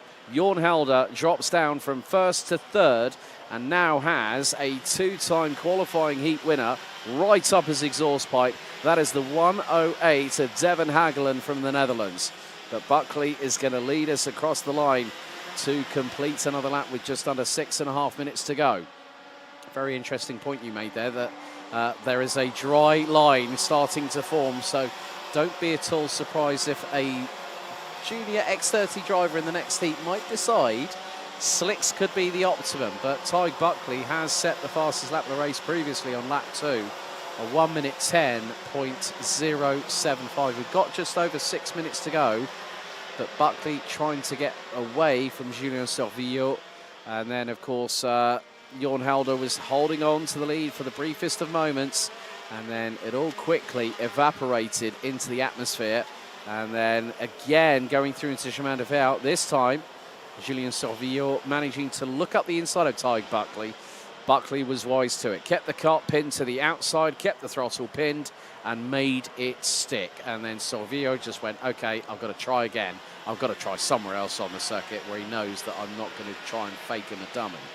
Tad Buckley qui a pris les commandes de cette course avec derrière lui un Julian Sorvillo qui s'est montré très opportuniste à l'épingle du chemin de fer il y a un peu plus d'un tour maintenant en dépassant Jorn Elder qui a perdu 2 positions dans ce virage. Derrière Devon Hagelen est en 4e position devant Arthur Oang qui est là au 5e rang. Ah, c'est pas mal joué de la part d'Arthur Oang qui démarrait de la 10e position. 5 places de gagné pour ce pilote d'après notre live. Qui là-bas, ce serait... It's the Scott Riley. Scott Riley has now moved up into 6th position. So, so Scott Riley in the number 175 was 10th, now 6th. As again, you can just see how feverishly these drivers are working behind the wheels. And that is Louis Baziré from Victory Lane making up a position. Trying to make out who that was. I think it was Anthony Bongartz in the number 132, which it was. And then they've got Aaron Vida and also Bing van Schijndel, both from the Netherlands, both running on the Falcon chassis with the Falcon Racing team. It's quite interesting. Mark, who's one of the photographers that we have here in the media paddock, he works with Heitmann's Grand Prix, and he said, yeah, there's quite a few big awnings here. And I said, yeah, that doesn't surprise me in karting paddocks like this. So, again, just showcasing there is a whole host of talent. We've got the French, we've got the Dutch, we've got the Belgians, we've got the Finnish even coming into all of this. You know, so many different nationalities. It might be the Iame Series Benelux, but it's definitely an international flavour as we've got to move up the inside. That's Arthur Huang on the 167 of Jorn Elder, who's going to lose that position through the next part out of Chemin de Fer and into Escargot. So Jorn Elder was leading, now has pretty much, I think, ended up just on the outskirts or outside of the top 5. Arthur Wang très bien dans le coup dans cette manche qualificative qui vient de passer en 3e position. Il a pris le meilleur sur celui qui avait pris la tête en tout début de course, Jorn Elde, qui glisse donc à la 4e position. Attention à ne pas trop s'endormir sur ses acquis là du côté de Jorn Elde qui va peut-être être sous la menace du pilote irlandais Scott Riley qui revient là dans ses échappements. Alors Arthur Wang, c'est vrai, fait partie des Belges engagés dans cette catégorie X30 Junior, mais on a tellement de nationalités représentées dans cette catégorie. Rien que dans cette manche qualificative, on a notamment des Irlandais, des Britanniques, un Luxembourgeois, des Belges évidemment, mais aussi un Finlandais et un Français. Voilà pour les quelques indications qu'on peut vous donner. Cela veut dire que cette Iame Series Benelux est là des allures même de championnat d'Europe, voire du monde certainement. Donc c'est vraiment agréable à suivre. Attention, les drapeaux jaunes à la sortie de l'escargot. Que s'est-il passé? Peut-être un pilote en difficulté dans l'avant-dernier virage. Ouais, c'est un pilote là qui s'est fait visiblement surprendre ou accrocher un peu plus tôt dans cette manche qualificative. En attendant, Tad Buckley continue de mener la danse et de s'en aller. Le numéro 130. Anthony, Raphaël Bourlard. Yeah. The funny thing is that he actually came up last night and said, I need to change my first name. So Raphaël Bourlard out of the race. A real shame for the 130, who at one point was running close to the top 10. But Ty Buckley, again, just these mixed conditions. You know, you've got an ever-drying track. You've also got the fact of a track that has evolved over the course of the day. Rubber's being laid down. Look at that dry line now. It was glistening a little bit earlier on. Now it's looking like the sheen has been taken off. The wet weather tyres are doing their job and helping drivers to get grip. And with a minute to go, Ty Buckley is really relishing these conditions. You know, that's the thing. It doesn't matter where you compete in the world. If you've got rain conditions, you're going to be one of those drivers that's going to shine a lot more than some of the others that might not be so competent in the wet. But Ty Buckley heads on to the penultimate lap of the penultimate qualifying heat for X30 Junior for round 1 of the season and has a lead over Julian Salvillo of nearly 1.6 seconds. We've got a battle coming through out of turn number 2. And Jorn Helder has had to hang on a little bit. There's the 175. There's Scott Riley. So Scott Riley started 12th. He's now up 7 positions and could be closing in onto 4th place. So Jorn Helder, the 167 from the Netherlands, has just got to try and hang on. But right behind them, there's Jason Bralic as well in the 174. And he's been pretty much up at the sharp end of the field. But the timer hits 0, and next time around Ty Buckley from Ireland will be the first one to see the last lap board. Jorn Elde sous la pression de 2 pilotes à présent. Le pilote qui occupe pour l'instant la 4e place qui est menacé par l'Irlandais Scott Riley et aussi par Jason Bralic là, qui est revenu dans l'échappement du pilote irlandais. Ça promet un dernier tour de folie puisqu'on est entré dans le dernier tour. Pour le leader de la course, ça semble déjà fait, hein, même s'il ne faut jamais crier victoire trop vite. Le pilote irlandais Tad Buckley qui est là avec 1 seconde 5 d'avance sur Julian Salvillo qui n'est pas en mesure de l'attaquer alors qu'on aborde les derniers virages, en tout cas la partie la plus technique de ce karting des Fagnes de Mariembourg. Attention pour la 4e place, il pourrait y avoir du changement avec peut-être une attaque au niveau de l'épingle du chemin de fer. Non, Jorn Elde est en train de fermer la porte et ce qui sera très intéressant à suivre dans la course précédente, c'est de voir qui va pouvoir prendre des risques au moment où on devra sortir de cette trajectoire de plus en plus sèche. Mais en attendant, mesdames et messieurs, d'ici quelques instants, on va avoir le vainqueur de cette manche qualificative entre les groupes A et D, Tad Buckley. Ty Buckley now heads over the crest for the final time, and the Irishman wins here at Mariembourg in the penultimate X30 Junior Heat 5, by nearly a second and a half ahead of Julien Salvillo, with Arthur Wang in the 188, making it from 10th up 7 places to round out the top 3. Good work also by Scott Riley in the 175. So another Irishman in the top 5 there, ahead of Jason Bralich in the number 174. But Tig Buckley can hold his head up high very, very convincingly as the drivers make their way across the stripe to complete this penultimate qualifying heat for X30 Junior. There's the 136, Mohamed El Bouzaki, who started 28th, and that was just on the outskirts of the Chemin de Fer complex heading into Escargot. But Tig Buckley takes the win in the penultimate Junior X30 heat, and it's been a good one for the Irishman, running with Brennan Tech, if I remember correctly. And look, straight away cools down the wet tyres. We are at that point, we're at that crossover that we could see slick tyres being employed by the end of today. So Buckley wins it by 1.5 seconds ahead of Sorvillo. Huang in third. Riley, Bralich, Helder, Devon Haglen, a 2-time heat winner so far, unfortunately ending up in 7th ahead of Louis Béziré, who started from pole position. Bink van Scheindel and Anthony Bongartz ran out the top 10 ahead of Carter Vida, and there are the rest of the results, ladies and gentlemen. But very, very shortly, in just a couple of minutes' time, we're going to get underway with the final qualifying heat for X30 Junior. B versus C up next.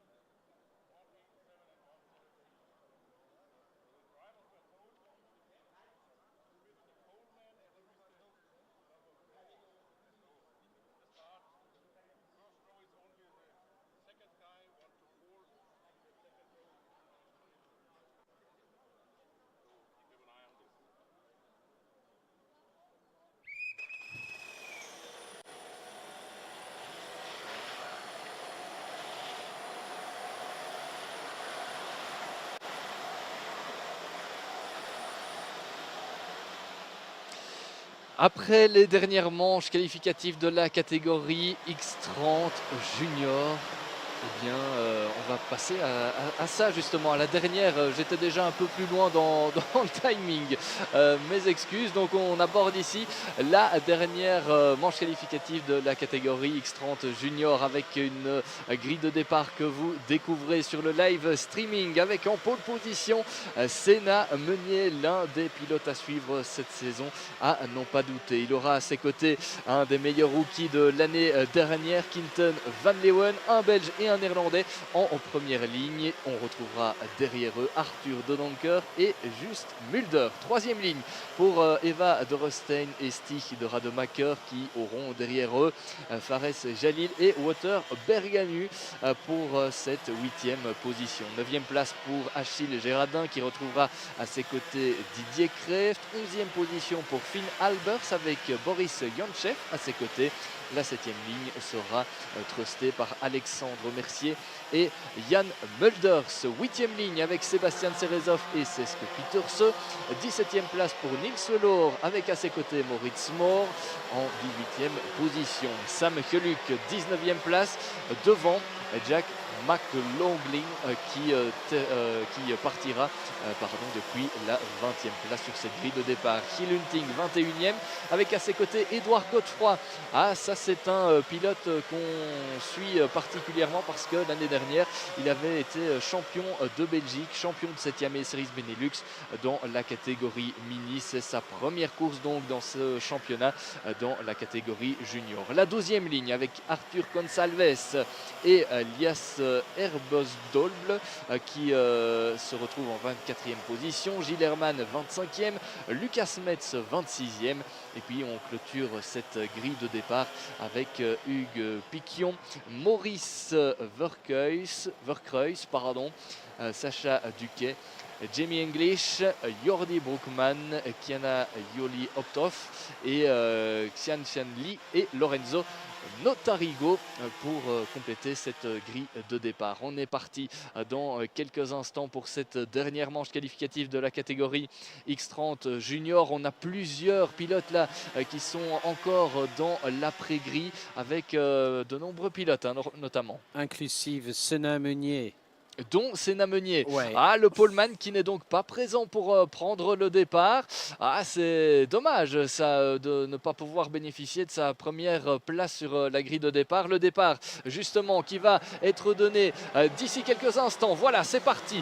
Les feux sont éteints et c'est Quinten Van Leeuwen qui a pris le meilleur envol. Lui qui était deuxième sur la grille de départ mais qui en l'absence de Senna Meunier s'était lancé en pole position virtuellement.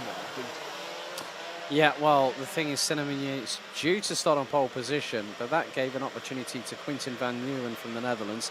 Also, Arthur de Donker for the UAE. Eva Dorrestein now up into P3 on the OTK, running as a privateer. Doing multiple campaigns, of course, was here a couple of weeks ago for the Iame Series Netherlands race here at this circuit, but yeah, already.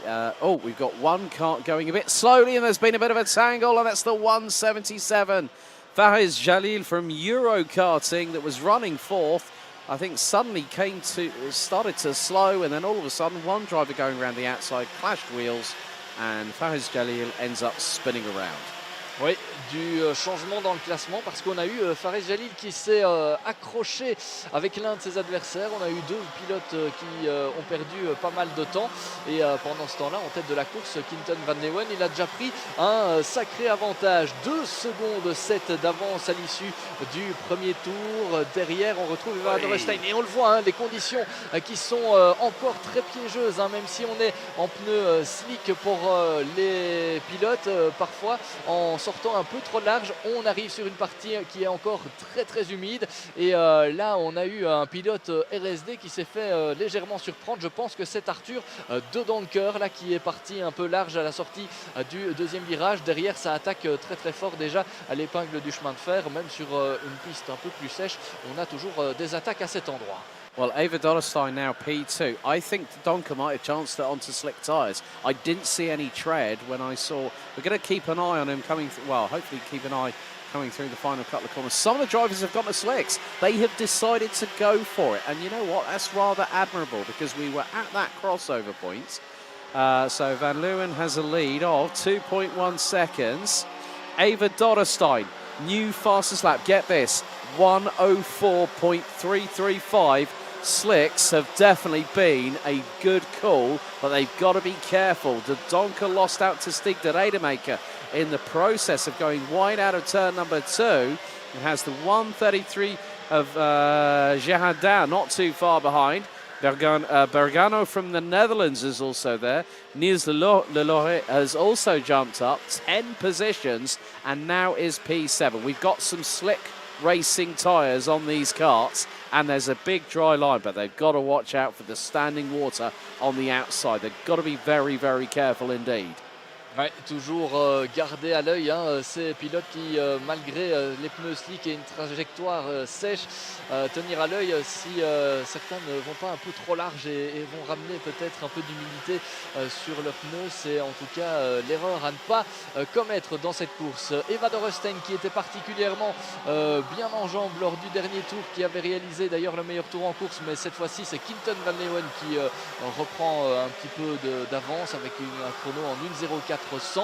Derrière, Niels Lelor réalise une très belle remontée. Il est 7e Niels Lelor et c'est lui qui détient pour l'instant le tour le plus rapide en course en 1:03.648 alors qu'on est en procédure slow. Attention, procédure slow mise en place dans cette manche qualificative et on va avoir évidemment, je pense d'ici quelques instants, la raison de cette procédure avec peut-être un accrochage. Oui, voilà, c'est confirmé au niveau du deuxième virage. Un kart qui est mal placé là-bas.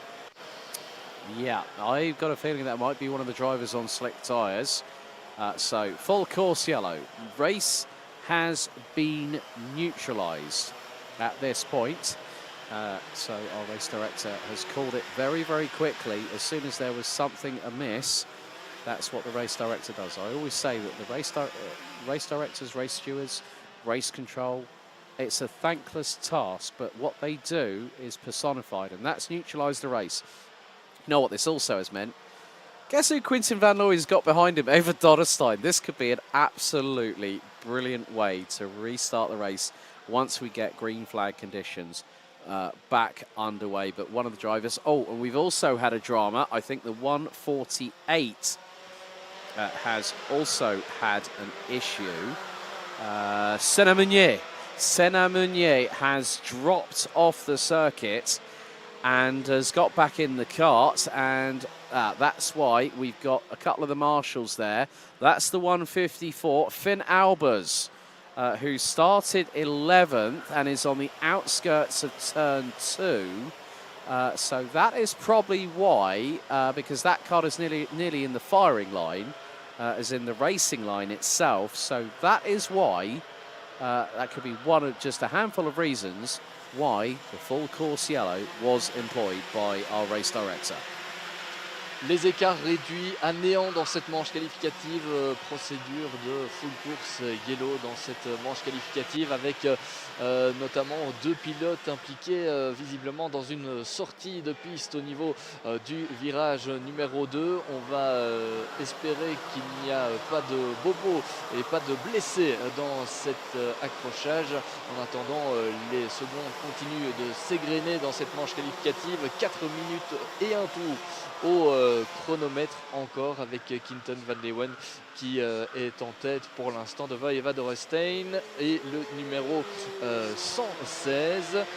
Il s'agit à ce niveau-là de qui s'agit-il? Alors on est en train de regarder sur les écrans, c'est Stig de Rademacher qui est là en 3e position. Ouais, il démarrait depuis la 6e place sur la grille de départ et derrière lui on retrouve Arthur de Donker et Wouter Bergano qui est là en 5e position. 3 minutes 30 au chronomètre encore. Et cette procédure full course yellow qui eh bien, va, je pense, s'arrêter d'ici quelques instants. Oui, les drapeaux jaunes sont fixes. Cela veut dire qu'on va repartir d'ici quelques instants pour la fin de cette course. une dernière ligne droite sous full coursiello et puis on sera reparti pour quelques minutes intenses dans cette course. Voilà, c'est relancé le drapeau vert présenté à Quinten van Leeuwen qui va devoir se méfier d'Eva Dorrestein. It's a Dutch 1-2 at the moment, and Dorrestein's got the bit between the teeth. Straight away as Van Leeuwen went for it, Dorrestein went, I've got to follow him. And you can now see they are a couple of car lengths apart. Into turn 3, out of the corner, now into the 90 left here at turn 4, before we head to turns 5 and then 6 at Chemin de Fer. It is going to be very close indeed. Stig de Rademacher in the number 116, the leading rookie in P3 ahead of Arthur de Donker. Wouter Bergano, and there's a bit of an exchange here through the exit of Chemin de Fer. That's the Falcon Racing car off.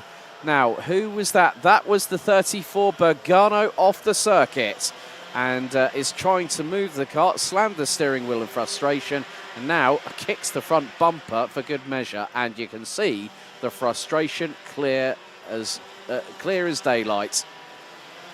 La frustration évidemment pour Wouter Bergano qui s'est fait légèrement pousser vers l'extérieur. Il n'a pas pu éviter le passage par la pelouse et on sait que dans ces conditions c'est très très difficile d'en sortir. C'est l'abandon pour celui qui revendiquait une place éventuellement dans le top 5. En tout cas, il n'en était pas si loin. Le pilote qui nous vient des Pays-Bas, il était 6e au moment de cet abandon. C'est évidemment dommage pour lui et on a vu le pilote très très frustré de cet abandon. En attendant toujours devant Quinten van Leeuwen et Eva Dorrestein dans un mouchoir de poche, 6 dixièmes d'écart entre ceux-là et derrière c'est toujours la bagarre au milieu du peloton. Arthur de Donker est passé à la 3e place devant Stig de Rademacher. Well, there's a driver with a rear bumper that is loose and that won't pass technical scrutineering. That's dragging on the floor right now, so someone could get a mechanical black flag imminently. So a minute to go, plus an additional lap.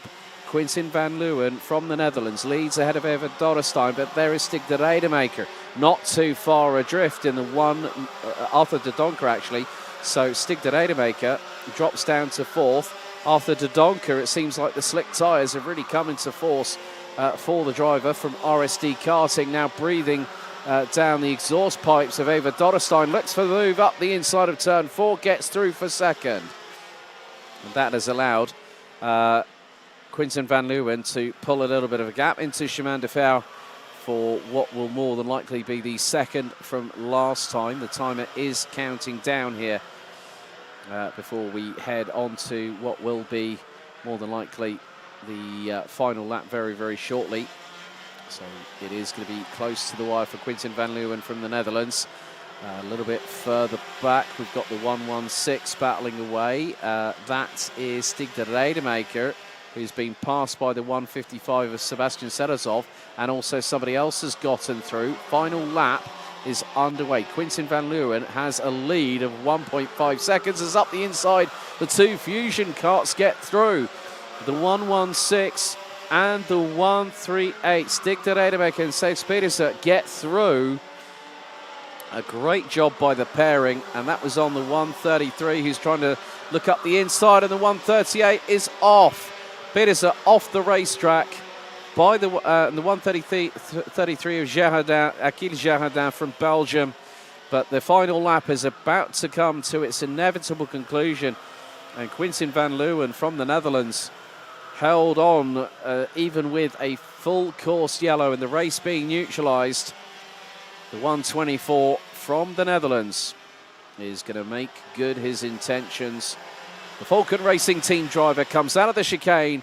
Quinten van Leeuwen picks up the win in the final X30 Junior heat of the weekend. Heat 6, B versus C, secures victory for the Dutch driver. Arthur de Donker takes second. Great job by Eva Dorrestein to round out P3. Ahead of the number 155 of Sebastian Serezov, with Stig de Rademacher completing the top 5. Alexandre Mercier from Belgium ends up 6th, ahead of Giel Hunting from the Netherlands in the number 194. Then it was Joost Mulder just behind. But there is your race winner, Quinten van Leeuwen from the Netherlands, picking up the win And then after everything has been confirmed and ratified from a technical and a judicial standpoint, our top 36 for the A final will be decided. And then the rest will have to battle away for pride and for silverware in the B final a little bit later on today.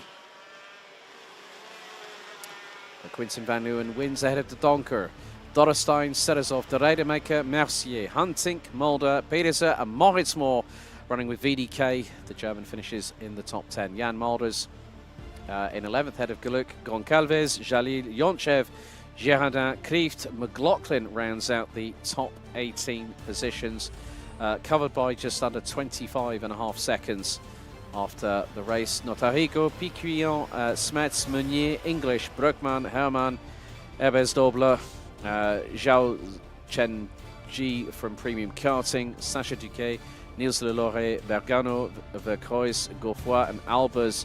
Well, the latter few from Lelore down did not make it. It looks like Opthoff did not make it even to the grid, but Van Leeuwen takes the win in the final X30 Junior heat of the opening round of the 2024 Iame Series Benelux season. We're very shortly going to go and head down to the interview location with Simon, as he'll be standing by very shortly with Quinten van Leeuwen, our race winner for X30 Junior Heat 6, Groups B versus C.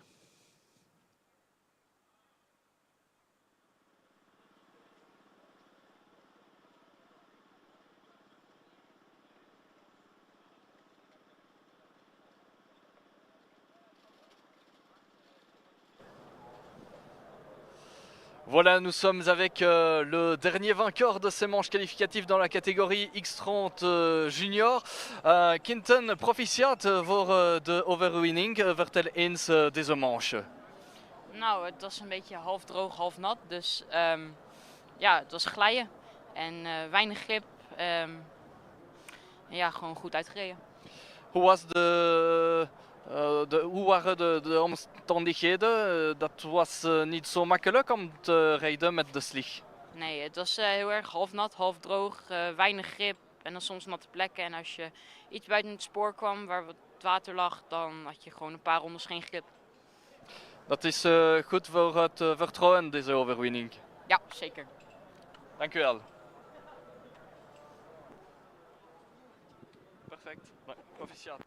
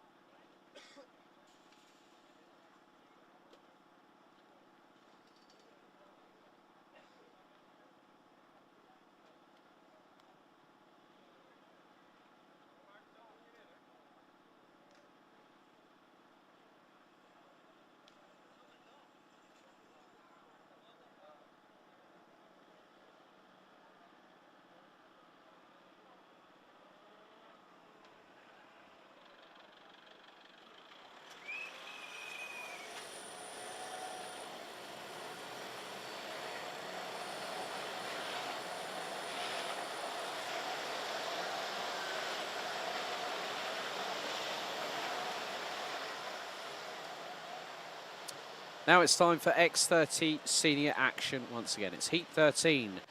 Groups A versus B. Let's take you through the starting grid. Hugo Martiniello and Sambalota will be on the front row. Row 2, Patrice Kowalski and Alessandro Tudiska on row 2. Henki Kalteren and Simon Lecroix round out row 3 with Angelo Meli, Tyrone Kinard, Raphael Dow and Connor Grant from Ireland completing the top 10. Delano Vellens, Julien Kamen, Sam van der Heyden, Laurent Saxe, Gilles Vremans, Mika Vos, Rima Blanc, Nick Ho, Quentin Dapoigny and Reece Newburn complete the top 20 positions. Alexis Constant, Jack Nettleship, Luca Montebello, Thomas Van Vliet, Luca Desgrange, Ayrton Berg, Matteo van der Kerkhoven, Christopher Bingham, Jens Bussart, Max Storm, Ellie Dax, Lindsay Vos, Emilio Van Offerberger, Maxime Van Schenwinkel, Bo Heymans and Rosanne Dendriver round out the 36 strong grid. After this, we've got 2 more qualifying heats to bring us towards what is going to be 2 epic finals per class. We've got X30 Junior will have the A final first and then the B final after that. And after the next 2 races, once everything's been confirmed, we've crossed the T's, dotted the I's. The top 36 senior drivers in terms of X30 will be decided. And then we will have another 36 drivers in the B final and then 36 drivers that we'll have to say à la prochaine to. But we still have drying conditions here at the circuit. The drivers now will be primed. A lot of them will have decided, well, hang on, what we saw in the last X30 Junior race, well, we're going to go on slicks. And I bet you everything that I think pretty much everyone would have made that choice here, Simon. But we are set, primed and ready. 3 more races to take us through to the finals today. We've had a total so far, after these next 3 races are completed, 21 qualifying heats, and then we'll have the 2 finals for the respective classes. We'll then go on to the other categories that will be with us for tomorrow's action to conclude what has been so far a dramatic and exciting opening round out of 5 for the 2024 Iame Series Benelux season here at Karting des Fagnes in Mariembourg. So the drivers make their way through the Piff-Paff chicane on the start-finish straight, which they will literally take at full throttle. The red lights are ignited on the starting gantry. They split, head into the tram lines. Revs rise, they accelerate, lights are on, lights are out, we're underway. And it just goes to show again, turning in, despite the fact that track is evolving, there's a bigger dry line than we've seen all day long, and everyone's trying to get through so far. Through turn 2, it's 2-3 wide towards the bottom part of the top 10. But I think it might be the case. Oh, one's up into the air and grass cutting. That is the 275 Jack Nettleship. And also the 325 has just gone off the circuit, I believe. It might have been the, Dapoigny from France. Nettleship was airborne like Knight Rider there, Simon. Un départ mouvementé dans le milieu du peloton avec notamment Jack Nettleship qui a décollé là sur une roue arrière d'un adversaire et qui s'est retrouvé dans l'herbe un peu plus loin. C'est évidemment pas le début escompté pour ce pilote, et dans l'aventure un autre pilote a été impliqué. C'est Quentin Dapoigny qui a été lui aussi victime d'un petit accrochage, alors que devant ça attaque déjà très fort. Henki Kalteren qui a pris les commandes de cette course dans des conditions beaucoup plus sèches que ce qu'on a connu depuis le début de journée. Tout le monde a opté pour le choix de pneus slick dans cette manche qualificative. Henki Kalteren qui met donc maintenant la danse devant Sambalota et Hugo Martiniello. Non, même pas, c'est Alessandro Tudiska qui est passé en 3e position. Hugo Martiniello est même passé à la 4e place. Big news, Matteo van der Kerkhoven down to 33rd position. I did say sometimes you end up having lady luck on your side, sometimes you don't. Matteo van der Kerkhoven, heat winner earlier on this weekend, is all the way down into 33rd position. So it's Henki Kalteren looking for another win again. Ballotta's had a win already this weekend. Martiniello, I think, already has done. We've had 12 heats in total of 15 for the seniors. Has been a busy weekend as always with a capacity grid of 108 drivers. But Caltron leads by over a second. Tudiska closing in on Ballotta. Now remember, they did battle away for a heat win earlier on today, and Tudiska was top of the pops. However, Ballotta has been very, very much on good form this weekend. But what happened there? Oh, right, now that was the 243 of Martiniello going a bit wide, coming out of turn 3. I think also the same could be said for Tudiska in third place. Something wasn't quite right there through turn 2. Not too sure what it was, but there wasn't anything that we could actually see. Oui, il y a eu là quelques petits écarts hein, pour certains pilotes. Alessandro Tudiska notamment qui est parti un peu trop large à la sortie du virage numéro 3 et il s'est fait passer par Patrice Kowalski alors qu'on se dirigeait vers un duel entre Alessandro Tudiska justement et Sam Ballotta pour la deuxième position. Là c'est aussi très serré, c'est Ugo Martiniello là qui perd pas mal de positions puisqu'on a en 5e place désormais Rafael Do attaqué par Loritz Sachs il me semble. Ouais, et il est passé d'ailleurs le pilote danois à cet endroit et Rafael Do qui s'est fait légèrement pousser là à l'extérieur par un autre pilote. C'est Mika Voss qui est revenu là en 7e position. Oh que c'est dur pour Ugo Martiniello qui a perdu de nombreuses positions sur l'espace d'un demi-tour seulement. Yeah, that pretty much puts him towards, I think, 8th place. But this is going to be very, very interesting to see. Ah, right, I saw a kart there. Simon Lacroix is out. I saw the car. I thought I saw an RSD kart livery. It was coming through into Chemin de Fer.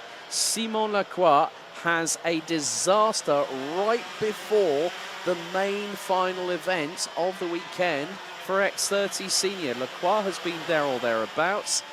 Nettleship was out after that kart being launched skyward on the TB kart. And then Lacroix gets a technical DNF. But in the meantime, this is the move for the race lead. Up the inside through turn 3. Sam Ballotta gets through on Henki Kalteren. Oui, Sam Ballotta qui en début de course avait dû laisser partir quelque peu Henki Kalteren mais qui depuis quelques minutes est en train de reprendre du poil de la bête et il le confirme en prenant d'ailleurs le leadership de cette manche qualificative.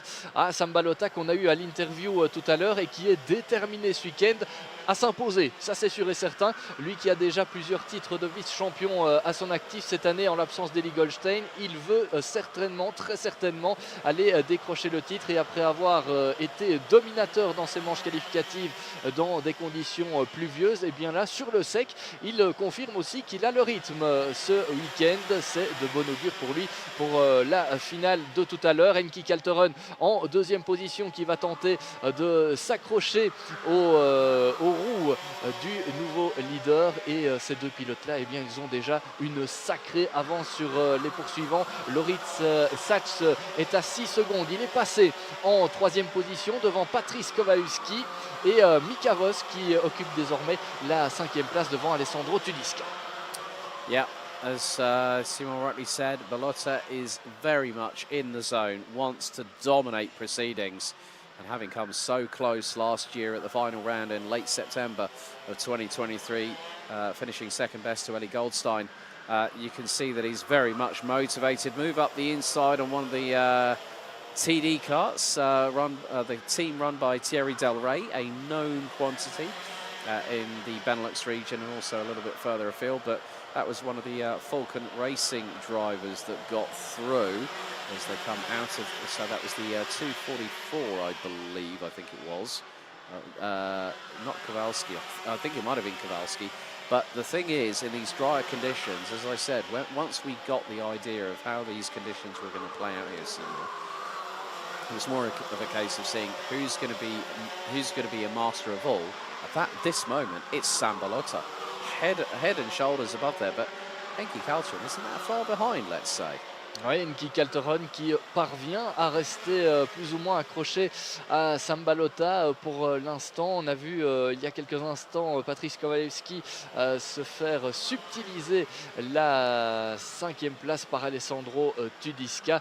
Patrice Kowalewski qui a vu passer devant lui également un certain Mika Voss qui lui affiche aussi un très beau rythme jusqu'à présent. Le meilleur tour en course est pour l'instant détenu par Sambalota qui réalise la manche qualificative à nouveau une fois parfaite, puisqu'il s'est déjà imposé à plusieurs reprises sous la pluie ce matin et en début d'après-midi. Donc un samedi de très bon augure pour le pilote anversois. Alors c'est pas encore terminé hein. Pour la 3e place, on avait Loritz Sachs qui était passé momentanément à la 3e position, mais il s'est fait attaquer par Mika Voss qui est passé devant lui, mais le pilote danois n'a pas dit son dernier mot.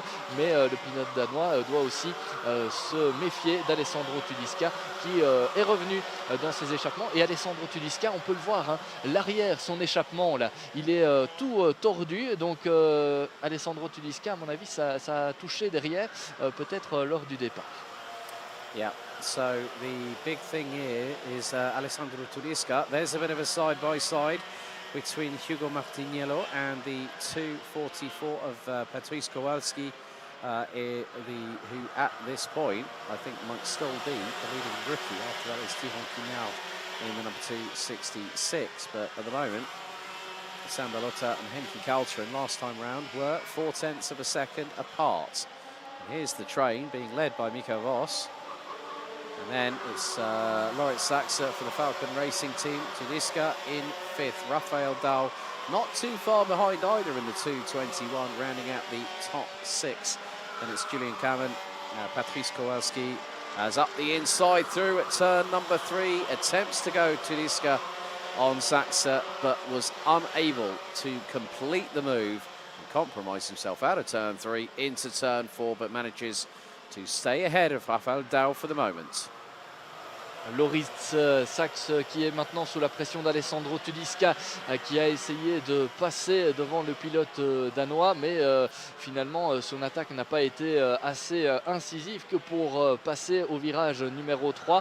Loritz Sachs qui va maintenant tenter de fermer un maximum les portes. Plus que quelques secondes au temps réglementaire, il faudra ajouter 2 tours. Je pense qu'on est dans les 2 derniers tours justement.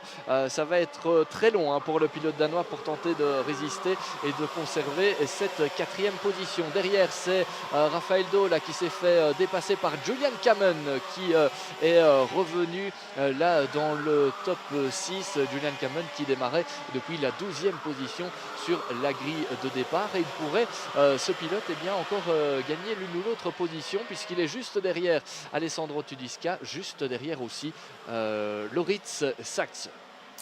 So the timer counts down, we hit 0, and there we go, another move up the inside. That was coming up the inside of Tudiska, and that allowed the 2-2-1 of Rafael Dahl to get through. But it's going to be the last lap board being shown very shortly to the pairing of Sambalota and Henki Calterin. Belgium versus the Netherlands. It sounds like the FIFA European, the Euros. When it comes to a football match, but look at that move up the inside of the final corner by Rafael Dahl as Henki Calterin's got back the lead going on to the final lap ahead of Sambalota. So they head out of turn 3 for the final time. Balota's going to throw everything, I'm sure, as we've got a yellow flag. Someone was running a little bit slowly. There's a cart on the infield. That's heading into Chemin de Fer off of turn number 5. But there are the 2 leaders, I believe. Henki Calterin still leading the way onto the final lap. It really has been a case of who would come out on top. Would it be Calterin? Would it be Balota? They have been the 2 tour de forces all the way through today's racing. And now Balota is sensing a bit of blood in the water. Calterin looks over the right shoulder to defend sternly through the fall. What's the response from Balota? He looked for the move, get the launch, get the traction. Is it going to be enough? It could be a photo finish. Where is Balota going to place the cart to the outside? But it's Calterin. Calterin by 32 thousandths of a second for Heat 13, A versus B. And that is exactly what you want to see after a race. Sportsmanship, 32 thousandths between them. Then it's Mika Voss who rounds out the top 3 ahead of Loritz Saxa on the 3:02. Julien Kamen taking 5th place ahead of Alessandro Tudisca in 6th. But a great photo finish. Caltron and Belota shake hands on the cool-down lap here at Karting des Fans in Mariembourg for what will be their last time out on track. So Caltron takes the win. Belota 2nd. Mika Voss, Loritz Saxa, Julien Kamen, Alessandro Tudisca. Patrice Kowalski becomes the top-placed rookie, 7th, ahead of Bo Heimans. Martiniello in 9th, ahead of Gilles Remons, running at the top 10. Sam van der Heijden, the 2nd-placed highest rookie, just ahead of Reese Newman. Jens Biosa up from 29th to finish 13th, and also took the fastest lap of the race. First time today we've seen under 60 seconds of a fastest lap here at Mariembourg. Connor Grant, Nick Ho, Delano Valens, Christopher Bingham, Luca Montebello, Emilio Van Offerberger, Angelo Melli down in 20th, ahead of Riemer Blanc, Ayrton Berg, Thomas Van Vliet, Max Storm, Maxim Van Schoenwinkel rounds out the top 25. I think it might have been Rafael Dow that might have been off the circuit when we saw the yellow flags, as Ellie Dax crosses the line in 27th. Rafael Dow crosses the line in 27th, ahead of a disappointing race for Matteo van der Kerkhofer in 28th, Thierry Quinard and Alexis Constant. Constant did not move up through the order like we saw in the previous races. Rounds out the top 30 ahead of Luca Desgrange, Rosanne Dendriver and Rinsevos rounding out the 33 that finished. The bottom 3 ending up a lap down off the leaders. Dapoigny off on out on lap 6, Lacroix on lap 1, and Nettleship out by turn 3.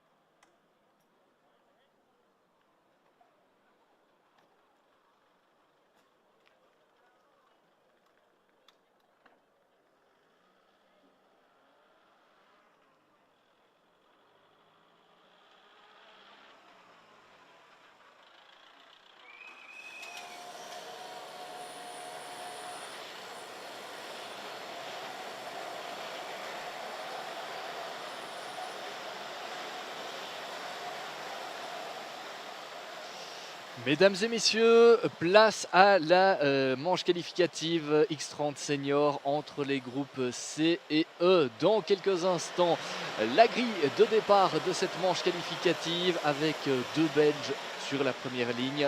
Victor Louis en première position avec à ses côtés Aaron Ferrazzano. La deuxième ligne est occupée par Marcus Glum qui a réalisé de très bons départs jusqu'ici avec à ses côtés le champion X30 Junior 2023 Sacha Van Bosch. Cinquième place pour Dan Steinman, vainqueur tout à l'heure d'une manche qualificative déjà avec à ses côtés son compatriote Kevin Lantinga.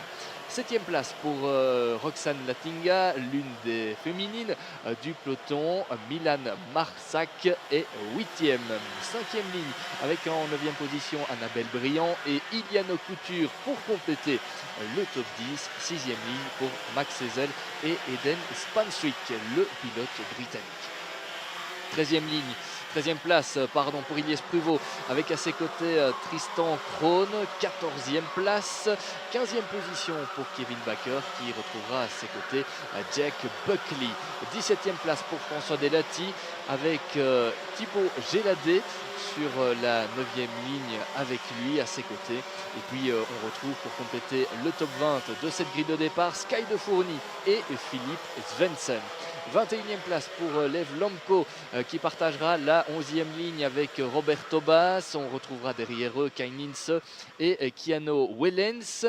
Hiro van Duivenvoorde occupe la 25e place au moment de s'élancer dans cette manche qualificative. On retrouve à ses côtés Sean Hogan. Livia Sanson est 27e avec à ses côtés Harald Ogby Mathissen. Arthur Vossor est 29e et on retrouvera à ses côtés en 30e position Olivan Failly pour compléter cette grille de départ vraiment bien fournie. On retrouvera Luca Moulard, Denis Bouman, Solan Knoll, Ruby Verlinden, Vesti Vananen et Aaron Serignac.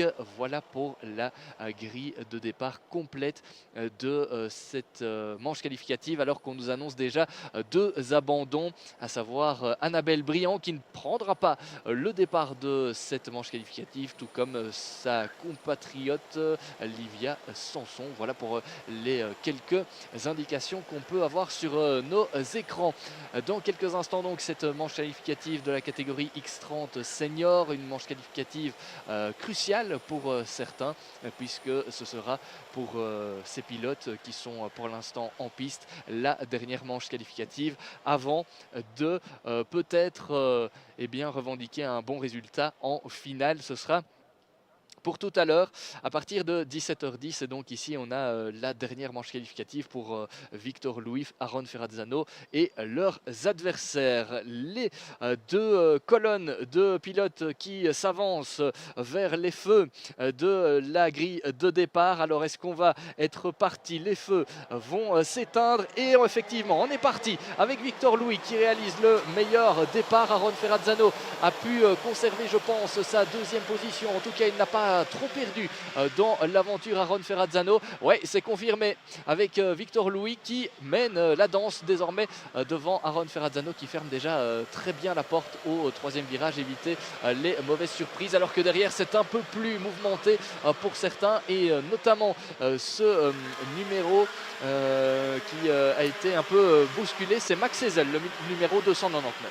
Yeah, looks like Sacha Van Bosch has already gotten up into third place, but Victor Louis and Aaron Ferrazzano staying in first and second respectively, some battling towards the back end of the field as they head into the escargot section for the first time. But it's Victor Louis, Aaron Ferrazzano, Sacha Van Bosch, and that is the 346 of Dan Steeman rounding out the top four. But it's Louis leading the way, Ferrazzano in second, Van Bosch in third as we complete lap one.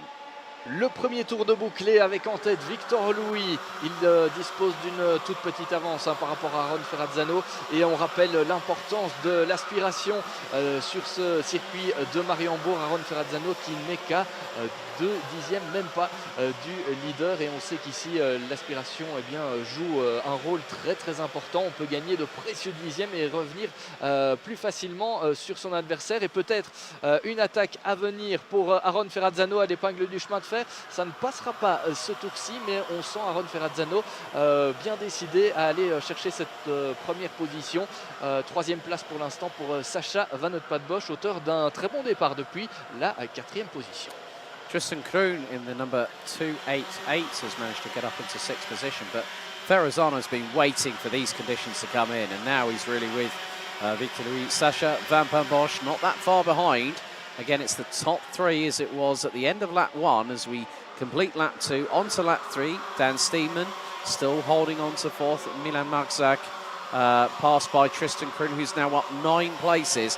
That's P5 for the Dutch driver. Then you've got Kevin Lantinga, who has just put in the fastest lap of the race, 58.689 as they head into turn number 4. Marcus Gloom, Iliano Couture and Eden Spanswick round out the top 10, but Louis just controlling the pace. But here goes Ferrazzano for the race lead. Up the inside goes Ferrazzano at Chemin de Fer, and that's the 258 up front. Au tour précédent, on vous disait une attaque à venir d'Aaron Ferrazzano. Ce n'était pas pour le tour précédent, mais ce tour-ci, c'est bien réussi. Aaron Ferrazzano qui prend donc les commandes de cette manche qualificative. Superbe dépassement à l'épingle du chemin de fer pour celui qui avait déjà décroché un titre dans cette Iame Series Benelux. C'était il y a 2 ans, en 2022. C'était dans la catégorie X30 Junior. Et derrière, ça se bagarre aussi pour la 3e place avec, je pense, Dan Steinman qui est passé devant Sacha Van Bosch.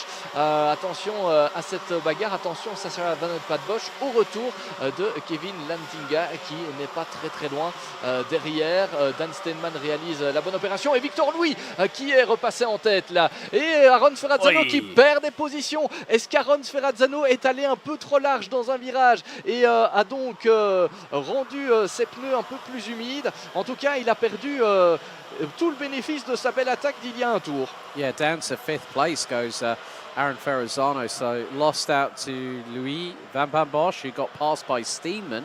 Lantinga is going to be there, so is Marczak very shortly, who's just in the back of the train. But this is released Victor Louis, so Louis can now start pushing. And the gap between 1st and 2nd now expands to 7.5 tenths. But that's a lunge up the inside by Lantinga on Van Bosch, who now drops to 4th ahead of Ferrazzano. La hiérarchie complètement bousculée sur l'espace d'un tour avec Victor Louis qui a dû céder momentanément sa première place à Aaron Ferrazzano.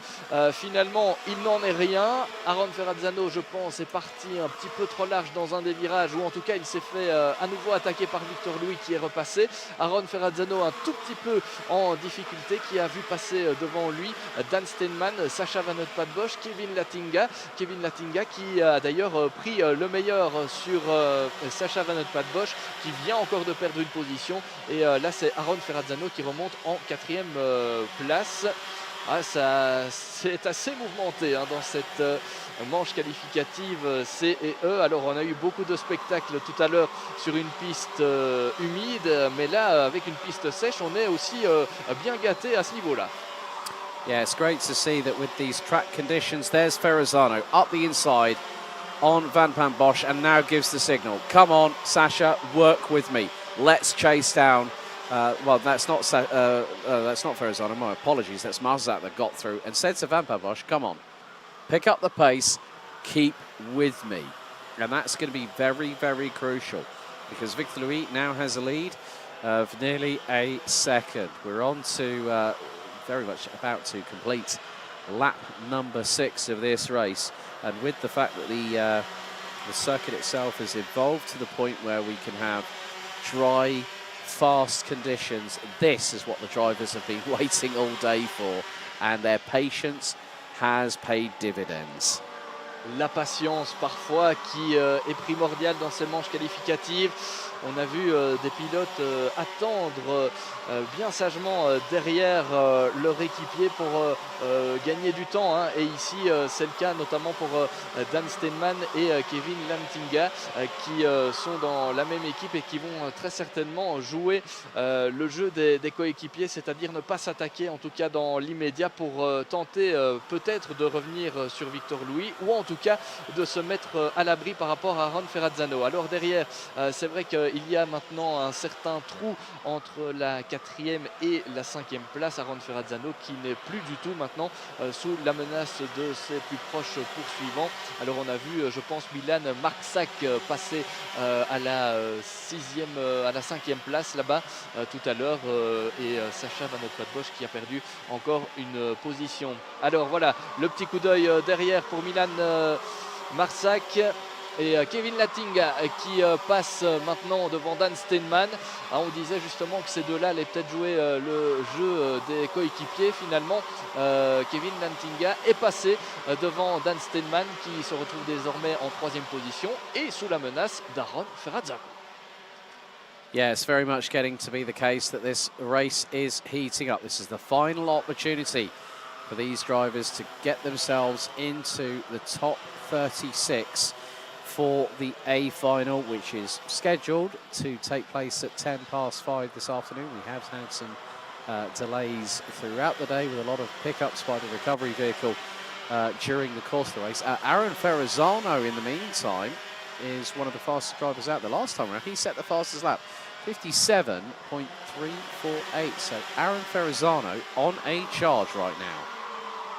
Oui, et je pense qu'il y a eu du changement là pour le top 5 avec une attaque de Milan Marczak et c'est Eden Spanswick qui est revenu là, je pense, en très très bonne position. Le pilote britannique qui était pendant un moment à la 5e place, je pense, ouais c'est ça, mais finalement Milan Marczak a pris finalement sa revanche. Il a répliqué pratiquement dans la foulée, mais encore de très très belles bagarres à tous les étages. Peut-être une attaque de Sacha Van Bosch ici à l'épingle du chemin de fer. Voilà, c'est passé pour le champion X30 Junior 2023. Il a repris l'avantage sur Eden Spanswick. Ces deux-là, ils se connaissent bien, je pense, puisqu'ils étaient tous les deux en junior. Oui, effectivement, ce sont deux rookies dans cette catégorie X30 senior, mais ces deux-là se connaissent bien pour avoir partagé l'année dernière l'expérience dans le peloton de la catégorie X30 junior. Voilà pour les petites anecdotes. Aaron Ferrazzano qui reste pour l'instant en 4e position, toujours très menaçant par rapport à Dan Steinman qui lui n'attaque pas son équipier pour le coup. Et Victor Louis toujours bien en tête avec désormais près d'1 seconde 8 d'avance.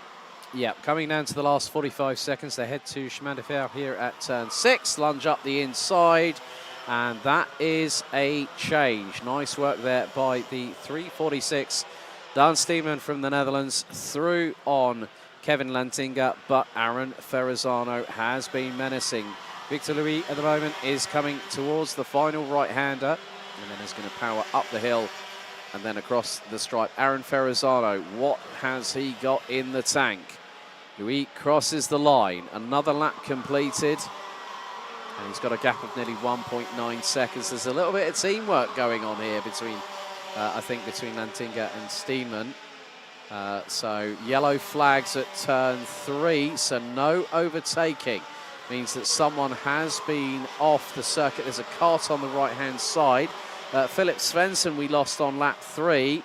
So who is the driver that might have been compromised? Well, Spanswick is in 7th. Then we've got Maxaz just ahead in the 368. But there is going to be one driver, I'm sure, that will be tumbling down the order. Timer has hit 0. And next time around, Simon, c'est dernier tour. On va entrer effectivement dans le dernier tour d'ici quelques instants avec toujours Victor Louis en tête qui va très certainement aller s'imposer dans cette manche qualificative. Voilà, dernier tour derrière par contre, c'est toujours l'indécision totale avec Dan Steinman qui est toujours 2e avec derrière lui Kevin Lattinga et Aaron Ferrazzano qui se porte à l'intérieur là du deuxième virage. Voilà, c'est passé. Aaron Ferrazzano, il a bien fait d'attendre quelques tours avant de porter son attaque sur Kevin Lattinga. 3e position provisoire pour Aaron Ferrazzano qui va d'ailleurs maintenant devoir fermer les portes ou s'il peut attaquer, mais il est un peu loin là de Dan Steinman, il ne pourra pas tenter quelque chose à l'épingle du chemin de fer. Il ferme donc la porte très intelligemment au niveau de l'épingle du chemin de fer pour laisser Kevin Lattinga derrière lui. Attention à ne pas aller s'accrocher entre ces deux-là. Et derrière, c'est Sacha Van Bosch qui occupe pour l'instant la 5e place. Voilà Victor Louis qui aborde le dernier virage et pour lui, eh bien, ce sera une victoire dans cette manche qualificative. Après avoir été quelque peu malmené en début de course, il s'impose donc devant Dan Steinman, Aaron Ferrazzano et finalement Kevin Lantinga. Sacha Van Bosch complète le top 5 devant Milan Marksak, Eden Spanswick. On retrouve ensuite pour compléter le top 10 Krohn, Couture et Kevin Baker pour voilà, ce top 10 de cette manche qualificative entre les groupes C et E. Mais donc une belle victoire pour Victor Louis qui n'a pas connu spécialement le meilleur des débuts de week-end avec notamment cet abandon hier en manche qualificative suite à un problème mécanique et ce matin on l'a vu aussi sortir de la piste au niveau du deuxième virage, au niveau du départ. Voilà, le top 10 qu'on vous a donné est confirmé. Jack Buckley a priori 11e devant Roxane Lantinga, Roberto Bass, Arthur Vossor et François Delati. Nouvelle belle remontée d'Arthur Vossor qui démarrait vraiment très loin dans la hiérarchie et qui a gagné pas moins de 15 positions pour terminer 14e. Le top 20 il est complété par Max Ezel, Sky de Fourny, Harald Agby Mathissen pour la 18e position. Et puis a priori en 19e et 20e place on retrouve Keanu Wellens et Sean Hogan. Voilà pour le top 20 de cette course. On nous annonce maintenant Sean Hogan en 21e position. C'est Luca Moulard qui visiblement complète le top 20. 22e place pour Solan Klon devant Ilyes Pruvot, Denis Bouman, Hiro Van Duivenvoorde, Keinins, Veti Vananen, Ruby Verlinden, Aaron Sairignac, le pilote français. Et puis on retrouve Olivan Fahy, Thibaut Géladé dans ce classement. Thibaut Géladé qui a été le pilote qui a abandonné en dernier lieu. Voilà pour cette manche qualificative entre les groupes C et E.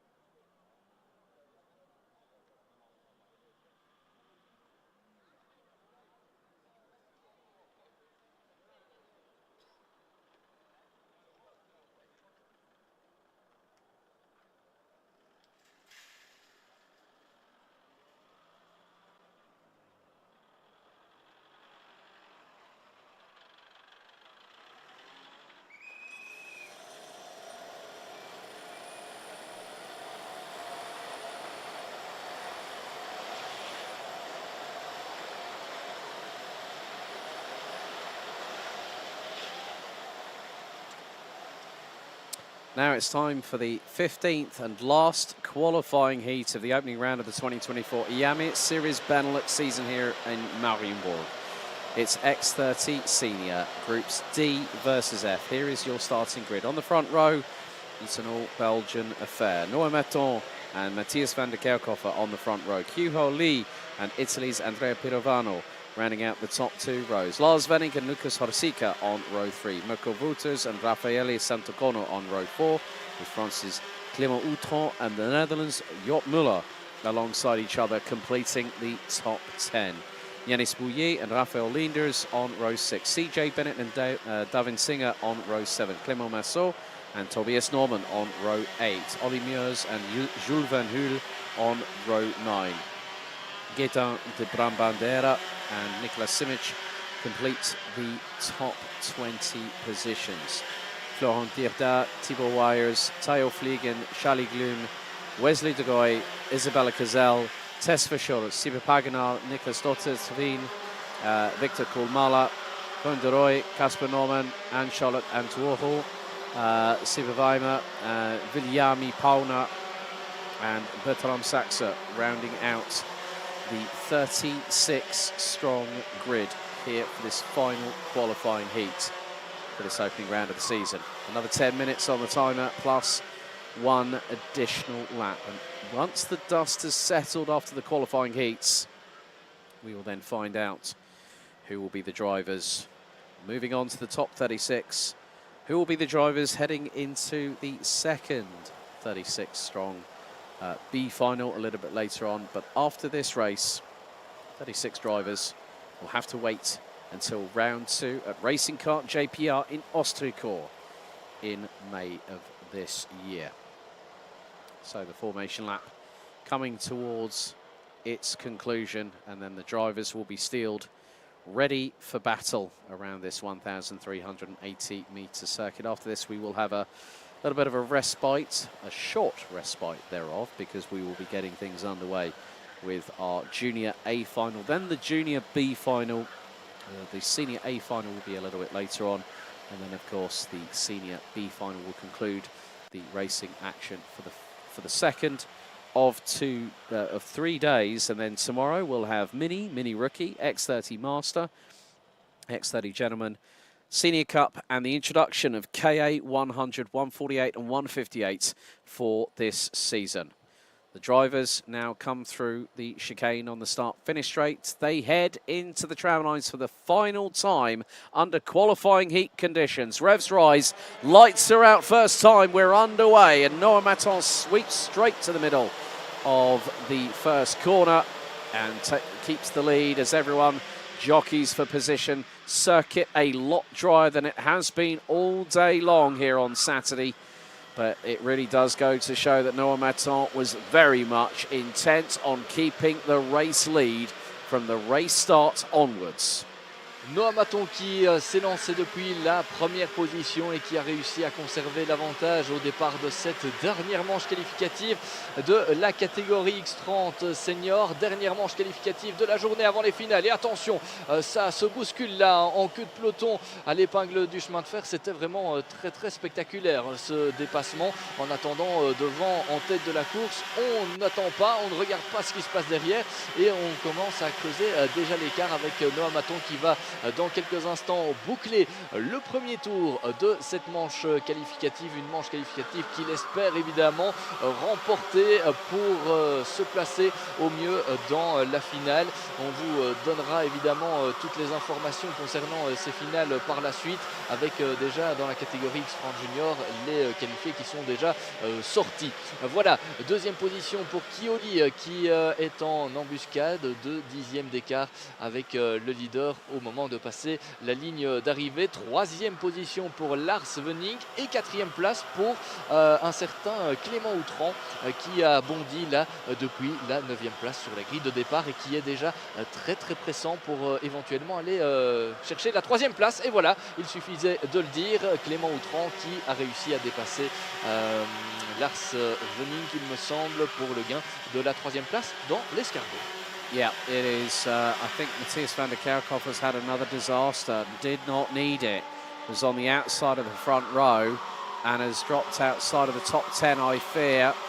But it's Maton versus Kyuho Lee. 7 tenths is the gap. Outron now up from 9th to P3. Lars Venink.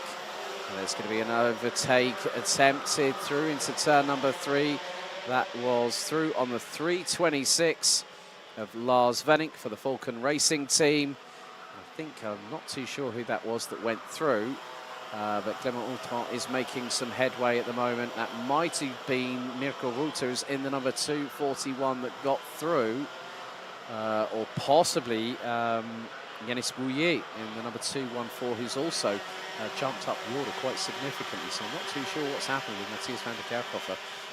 So we will try and keep you updated if we see the 236 out on circuit. Oui, l'homme qui a visiblement perdu gros dans cette manche qualificative, c'est Matthias van der Kerkhoff qui s'est lancé depuis la 2e position. Et malheureusement, on ne le retrouve pas dans le top 10. Il a dégringolé, je pense, au classement. Matthias van der Kerkhoff, alors que Clément Outran est en forme en cette fin de journée. Clément Outran qui vient de passer à la 2e position après un superbe dépassement du côté du virage numéro 3.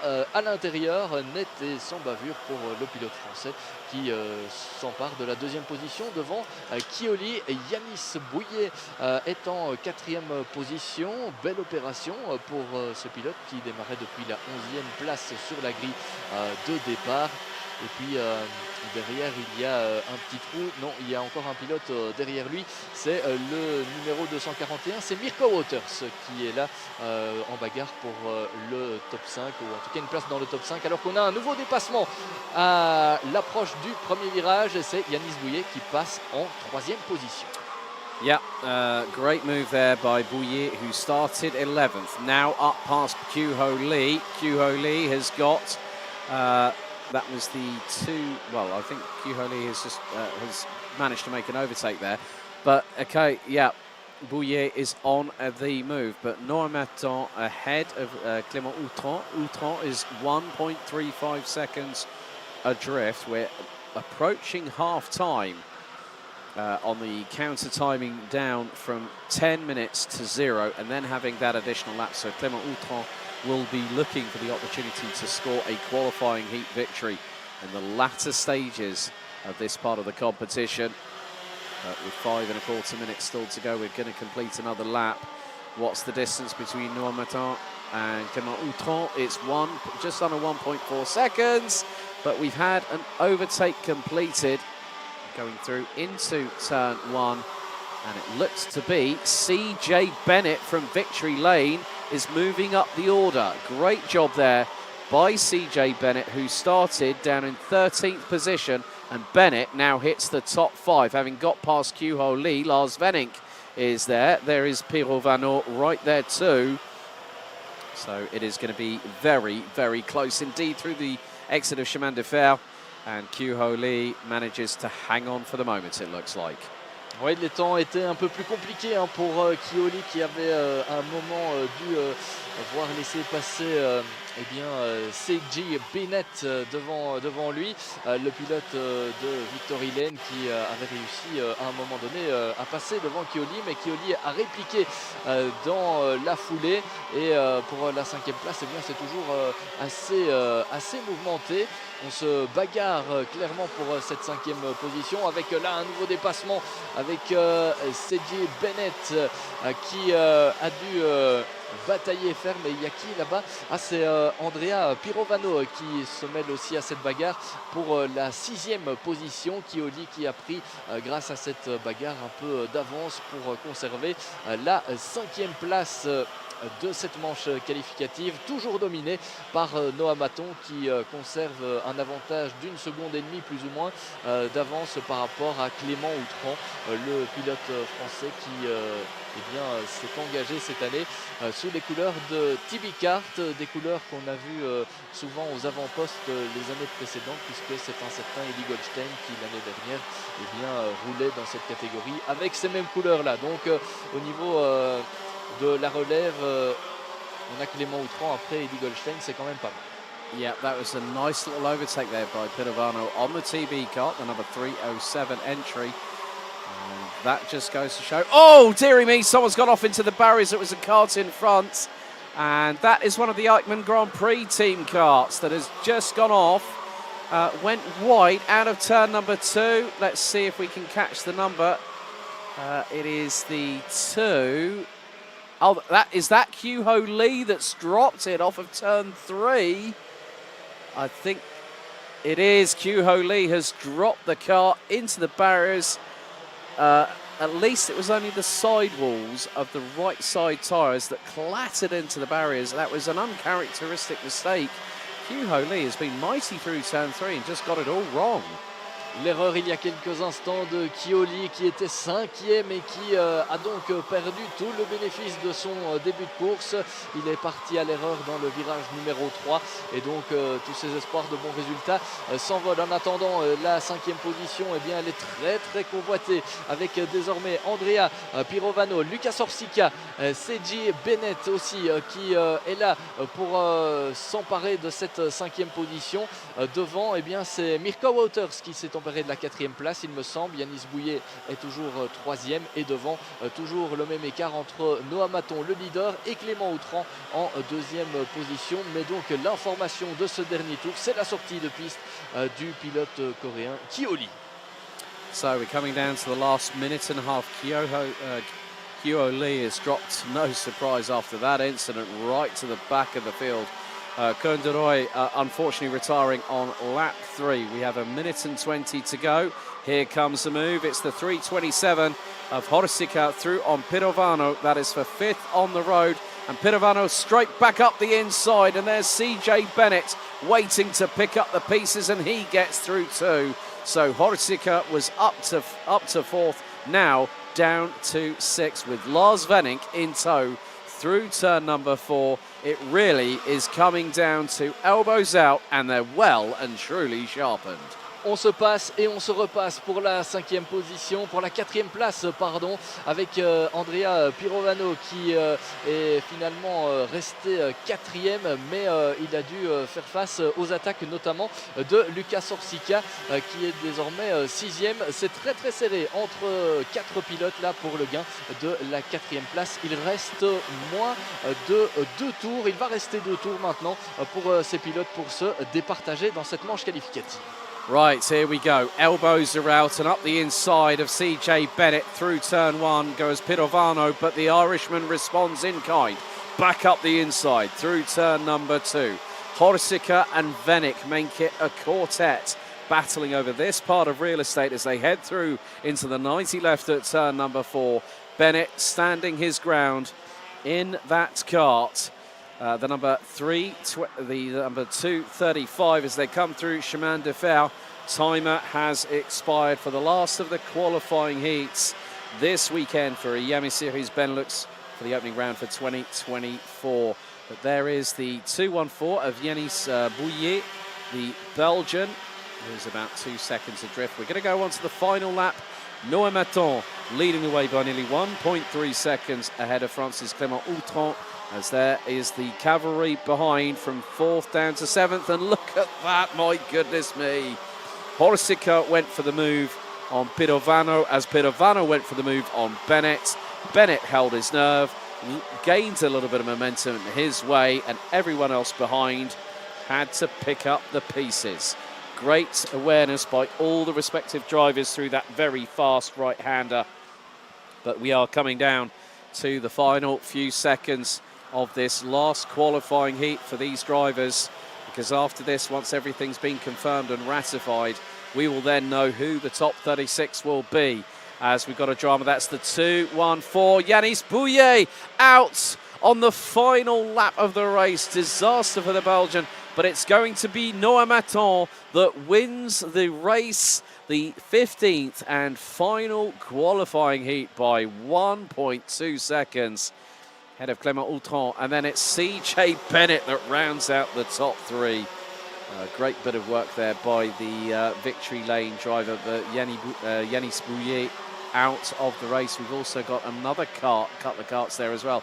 Oh, 280 Jort Müller from Denmark. There was also another kart that was coming out of Chemin de Fer But Noah Metton takes the win ahead of Clément Outran, with CJ Bennett rounding out the top 3, having made up 10 places. Lucas Horsika, Lars Venink, Andrea Pidovano, Mirko Wouters, Matthias van der Kerkhofer ends up finishing in 8th, ahead of Gaetan de Brambandera, who made up 10 places. Tobias Norman rounds out the top 10. Raphael, we had Clément Messot, Raphael Santocono, Casper Norman, Ollie Mers, Tayo Vliegen, the Thai driver, making up 8 positions to round out the top 15. Ahead of Jules Van Hoel from Belgium, the Luxembourger Florent Dierda rounding out the top 17. Ahead of David Singer, Thibaut Weyers, Charlie Gloom rounding out the top 20. Raphael Linders, Tess Verschoor, Sibe Vima and Weimar and Sibe Paganar rounding out the top 24. Viljami Pauna from Finland finishing ahead of countryman Victor Kulmala. Niklas Dottersveen from Norway in 27th. Niklas Simic, Isabella Kezel, Anne Charlotte and Tuho rounds out the top 30, with Wesley De Goey and Hugh Ho Lee completing the 32 finishes in that race. Jort Müller, it looks like we might have also lost Bertram Saxer at the same time. So there is we've seen the 280 being pulled away. Yanis Bouillet retiring on the final lap of the race, and Koen de Roy out on lap 3. Very shortly, we'll be heading down to the interview area with Simon. He'll be speaking to our race winner very shortly, Noah Metton from Belgium.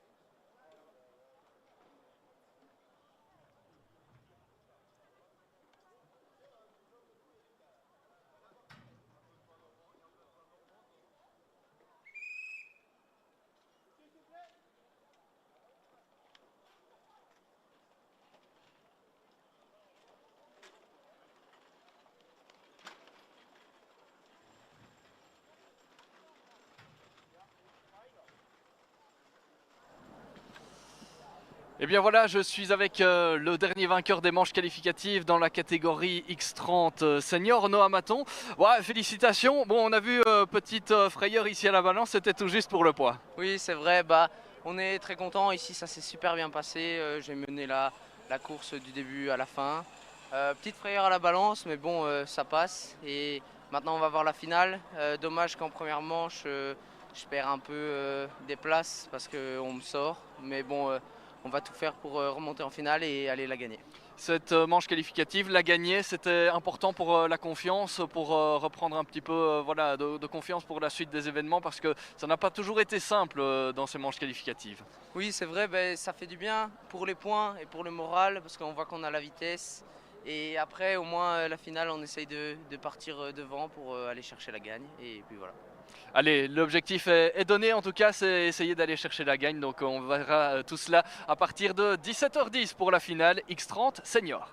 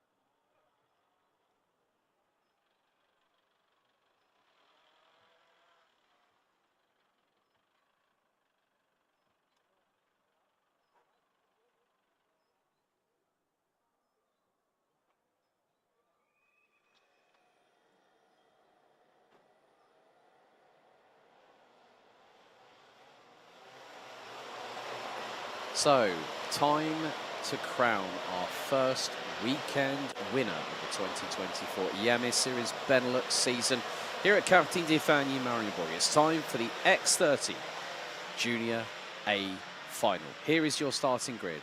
Pole position, Quinten van Looyen from the Netherlands. Alongside will be Tig Buckley from Ireland. Devon Hagland and Arthur de Donker will be on row 2. Jason Bralic and Evert Dodderstein will line up on row 3. Anthony Bongarts and Arthur Huang will be on row number 4, with Stig de Rademaker and Henry Carter rounding out the top 10. Scott Riley and Senna Meunier will be on row 6, ahead of Jus Mulder and Fares Jalil. Aaron Vida and Blink van Schendel will be on row 8, and the top 20 completed by Julien Sorvillot, Alexandre Mercier, Akil Girardin and Germany's Moritz Moore. Louis Bazire starts 21st, ahead of Boris Yonchev, with Sam Gulut and Jorn Helder rounding out row 12. Row 13, Sebastian Sedesov and Wouter Bergerno. Raphael Boulard and Senna Pessel will be on row, well, effectively will be on the penultimate row of the top 30. Rounding out the top 30 will be Gilles Herman and Cesc Pedersen, Jack McLaughlin, Merle Taylor, Thijs van Haus, Timeo Riflaert, Antoine Duval and Didier Klieft made it through to the top 36 final. We up the ante. We go from 10 minutes to 14 minutes plus an additional lap. And Seymour, your thoughts ahead of what could be a very exciting X30 Junior A final here today in Mariembourg. Une finale exceptionnelle qui s'annonce ici à Mariembourg avec les 36 meilleurs pilotes du week-end dans cette catégorie X30 Junior. 14 minutes plus un tour. C'est le programme de cette finale pour tous ces pilotes qui sont assurément bien décidés à aller chercher le meilleur résultat possible. On l'a dit, en première ligne, on retrouvera Quinten van Leeuwen et Tad Buckley, le pilote néerlandais et l'irlandais sur la première ligne. Derrière, Devon Hagelen et Arthur de Donker. Ça promet du beau spectacle. Le départ en compagnie d'Alex. Et dans quelques instants, c'est parti ici en Mariembourg, mesdames et messieurs. Aujourd'hui, à samedi après-midi, mais attention, someone's already had an off and is trying to get that kart onto the grid. But we're ready, set for the X30 Junior A final. Let's see who's going to be the overall winner of round number 1. It's Van Leeuwen and Buckley on the front row. They accelerate, the revs rise, the lights are out, we're underway. Van Leeuwen gets a textbook hole shot at the start. Buckley struggling a little bit to get away and to keep with the Dutchman from the Falcon Racing team as they head into turn 2 for the first time. So it's Van Leeuwen, it's Buckley, it's Hagelen rounding out the top 3 as the field streams its way through turn 3 on the first occasion on this 14-minute lap. And of course now the lead has changed. Buckley through on Van Leeuwen and takes the race lead. Le meilleur départ pris par Quinten van Leeuwen, mais qui a dû céder il y a quelques instants son leadership à Tad Buckley, le pilote irlandais qui est décidément là en très bonne position pour aller peut-être viser la première victoire de la saison dans cette catégorie X30 Junior. On ne sait pas trop ce qui s'est passé avec Quinten van Leeuwen qui avait pourtant quelques mètres d'avance. Est-il sorti un peu trop large d'un virage? A-t-il mis ses pneus dans une partie un peu plus humide? En tout cas, Quinten van Leeuwen maintenant, il est sous la pression d'un autre adversaire et je pense que c'est Devon Hagelen là qui est passé en 2e position. Quinten van Leeuwen même dépassé par Arthur de Donker qui passe en 3e position et voilà, c'est confirmé. Devon Hagelen 2e, Arthur de Donker 3e et Quinten van Leeuwen qui glisse donc en 4e position. Henry Carter's also decided to get into the fight here as well. So we have got a few drivers that have moved, dropped a little bit further down. Eva Dodderstein, who started on the outside of row 3, she's currently down in 12th position, but Henry Carter up from 10th to at least 7th. But Tig Buckley is not getting away. Devon Hagelen, who was very, very good in the qualifying heats over yesterday afternoon and today, is very much keeping in the coattails of the Irishman as they come out of the final corner.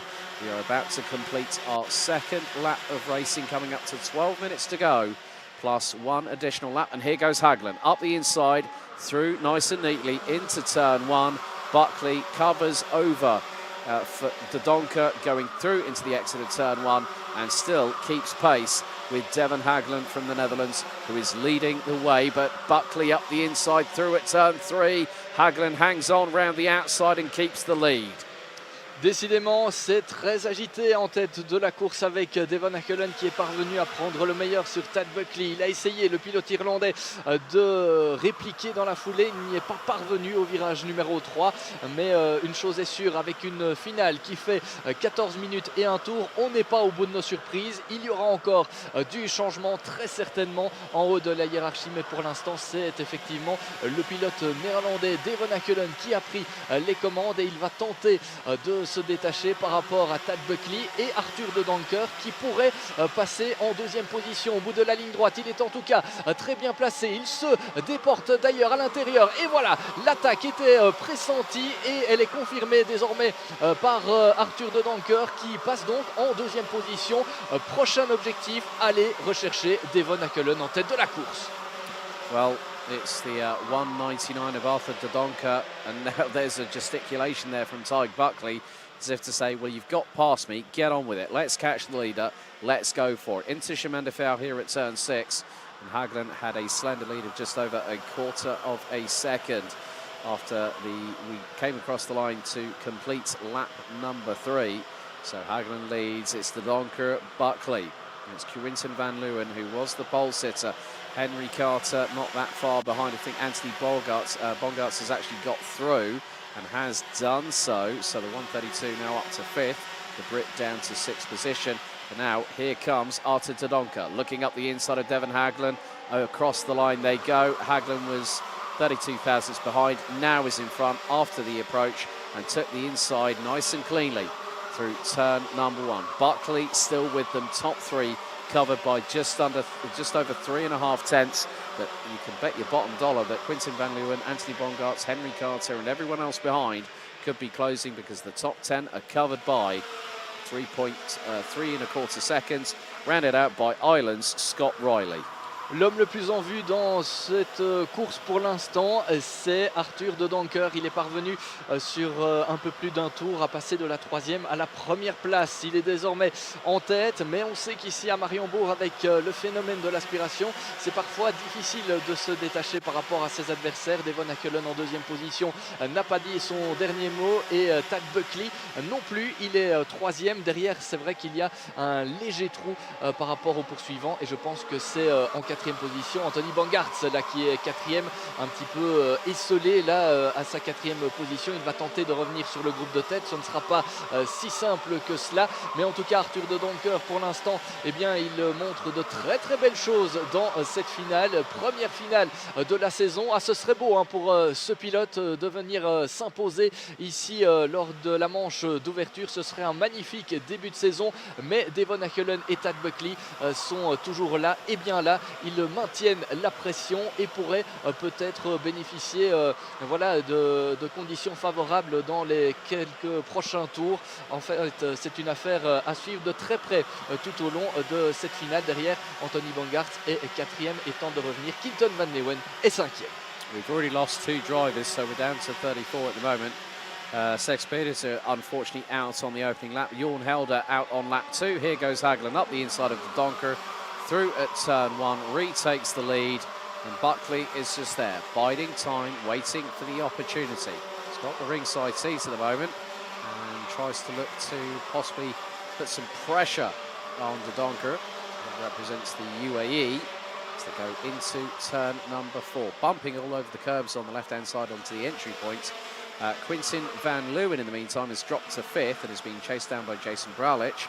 Whereas Anthony Bongarts now up to P4 and is chasing the top 3 down. Has also picked up the fastest lap of the race in the process, 57.574. That's more like it from the X30 Juniors now that we're at a fully dry track. On vous avait dit que Devon Hackelen n'avait pas dit son dernier mot et il le confirme. Il a repris les commandes de cette finale X30 Junior devant Arthur de Donker. Attention, Arthur de Donker à ne pas trop préserver cette deuxième position, à ne pas trop fermer les portes et à se concentrer sur ce qui se passe devant, parce que Devon Hackelen, il ne va pas se faire prier pour tout doucement creuser l'écart. Pour l'instant, l'écart est stabilisé, plus ou moins 2 dixièmes d'écart entre le leader et celui qui occupe la deuxième place, Arthur de Donker. Tad Buckley est en embuscade, bien accroché au pare-choc d'Arthur de Donker, et derrière ça revient petit à petit tout de même, hein, avec Anthony Bangarts qui emmène le groupe de poursuivants avec Quinton Van Leeuwen et Jason Bradic en 5e et 6e position, et puis on a Henry Carter qui occupe la 7e place un peu plus loin sur ce tracé, mais donc on pourrait avoir d'ici quelques instants une bagarre à 6 pour la victoire. Quel suspense! Yeah, still 6 minutes and 20 seconds remaining on the timer. It's anyone's guess what is going to happen over those next few moments, because that will then decide who will be our winner for round 1 in X30 Junior. Hagelin leads the way, De Donker in second. Third, it's Buckley. It pretty much has stayed even Stevens for the majority of this race so far, and at one point a couple of the top three have already led this race. But there's still plenty to go. Bongarts, the fastest of anybody out on circuit. Van Leeuwen rounds out the top 5.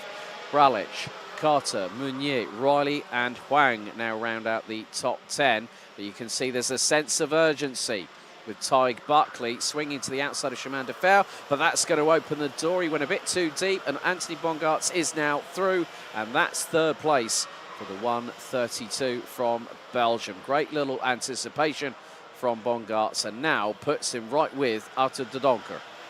Et décidément, Arthur de Donker qui a quelques difficultés pour l'instant. Je pense qu'il est peut-être sorti un peu large à un moment donné. Il a sali ses pneus, tout comme Tad Buckley. Et celui qui a été opportuniste pour le coup, c'est Anthony Bongarts qui a bondi à la 2e position désormais. Anthony Bongarts, vainqueur de la finale de la Iame Series Netherlands il y a 2 semaines, ici même à Mariembourg, et qui pourrait donc réaliser une nouvelle très belle finale ici en Iame Series Benelux. Attention, Arthur de Donker qui tente de se replacer à l'intérieur là pour le gain de la 2e place. Ce n'est pas passé, et pendant ce temps-là, eh bien, Devon Hackelen creuse l'écart. C'est bien parti pour le pilote néerlandais qui pourrait aller chercher une victoire. Attention, Anthony Bongarts qui est sorti trop large.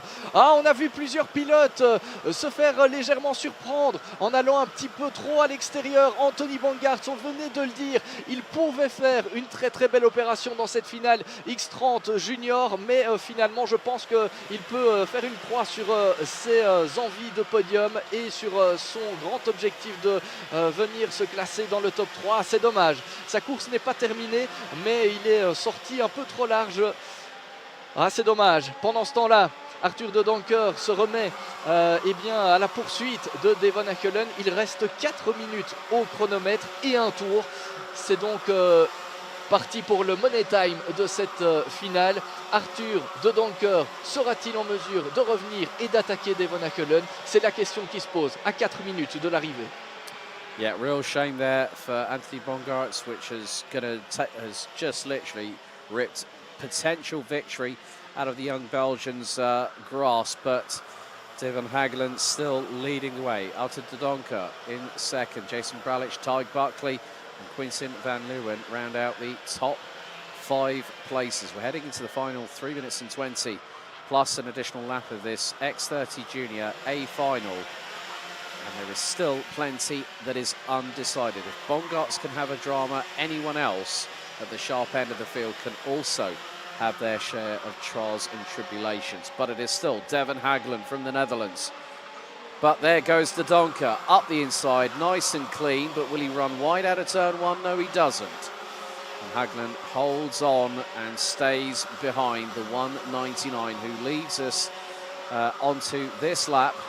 We have 2 3/4 minutes still to go. De Jonker was just 79 thousandths behind Hagelin as they crossed the stripe, but Hagelin was already effecting the move up the inside to take the race lead. Il a suffi de poser la question il y a un tour pour savoir si Arthur de Doncker était en mesure de revenir sur Devon Hackelen et de le dépasser. Et bien un tour plus tard, on a déjà la réponse. Arthur de Doncker est passé en tête. Il mène donc cette finale X30 Junior. Et vu le rythme qu'il a affiché lors des derniers tours par rapport à Devon Hackelen, il est déjà en train de creuser l'écart et pourrait déjà filer vers la victoire. Devon Hackelen doit absolument rester dans son sillage pour profiter de l'aspiration et ne pas perdre le contact. Sinon, Arthur de Doncker, eh bien, ne va pas se faire prier pour aller s'imposer ici à Mariembourg ce samedi. On l'a dit, ce serait évidemment une très bonne chose pour lui, pour marquer de gros points en vue du championnat, mais il n'est évidemment pas le seul à viser ce résultat. En tout cas, au dernier pointage, il y avait 3 dixièmes d'écart avec Devon Hackelen. Et maintenant, la question se pose dans l'inverse. Est-ce que Devon Hackelen est capable de revenir sur Arthur de Doncker et de lui subtiliser la première place au moment d'arriver dans le dernier tour? Eh bien, réponse dans quelques instants, Alex. Thank you very much, Seymour.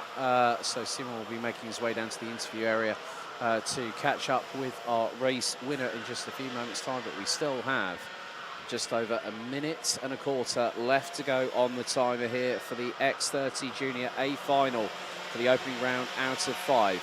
And it is Arthur de Doncker from the United Arab Emirates that leads the way. Devon Hackelen in second place. Jason Bralich completing the top 3. And there you see that Tig Buckley, I don't think, is out of contention for a podium position. We head into the final 55 seconds, and Tig Buckley is closing in on the number 174 from the Netherlands, Jason Bralich. And then there's going to be a move. That's Henry Carter up the inside for P5 at turn 3 on Quintin van Leeuwen. We've also had a couple of time penalties come in. 5 seconds for pushing for the 155, which is Sebastian Selezov, who currently runs P10, and also the 106 of Jack McLaughlin, who's down in 31st. Also the 190, Alexandre Mercier gets a 10-second time penalty for overtaking after the red line. We're heading into the final few seconds. De Doncker is hanging on at the moment, but can Devon Hackelen close that gap? As very shortly we'll be crossing the line. Will it be 1 to go? Yes, it will be. Last lap underway. Arthur de Doncker has a lead of nearly 9/10 of a second. Tig Buckley has got past Jason Bralich in the meantime and has got himself up into P3.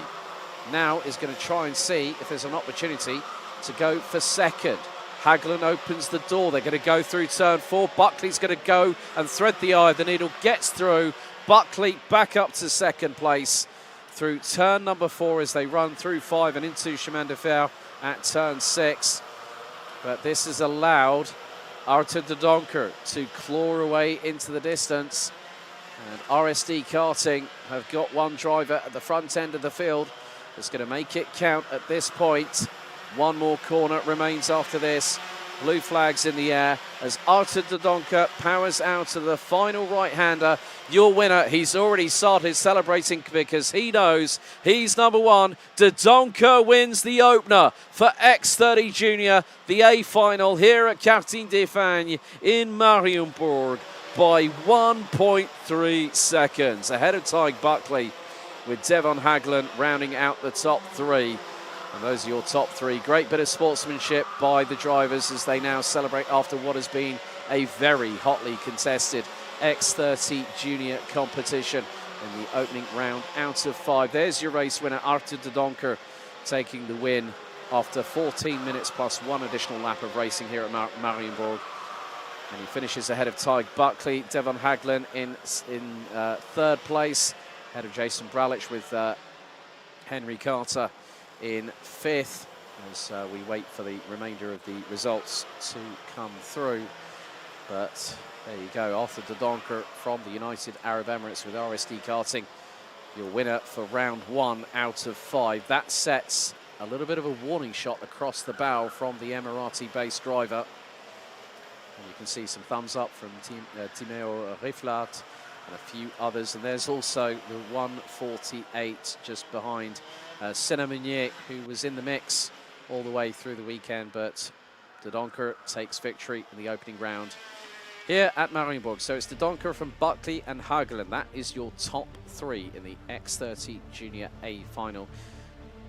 Jason Bralich, Henry Carter, Quintin van Leeuwen ahead of Sebastian Selezov, who will be demoted post-race. Then you've got Bongarts, Huang, Meunier, Bazire, Mulder, Jalil and Dorrestein, with Riley rounding out the top 15 positions.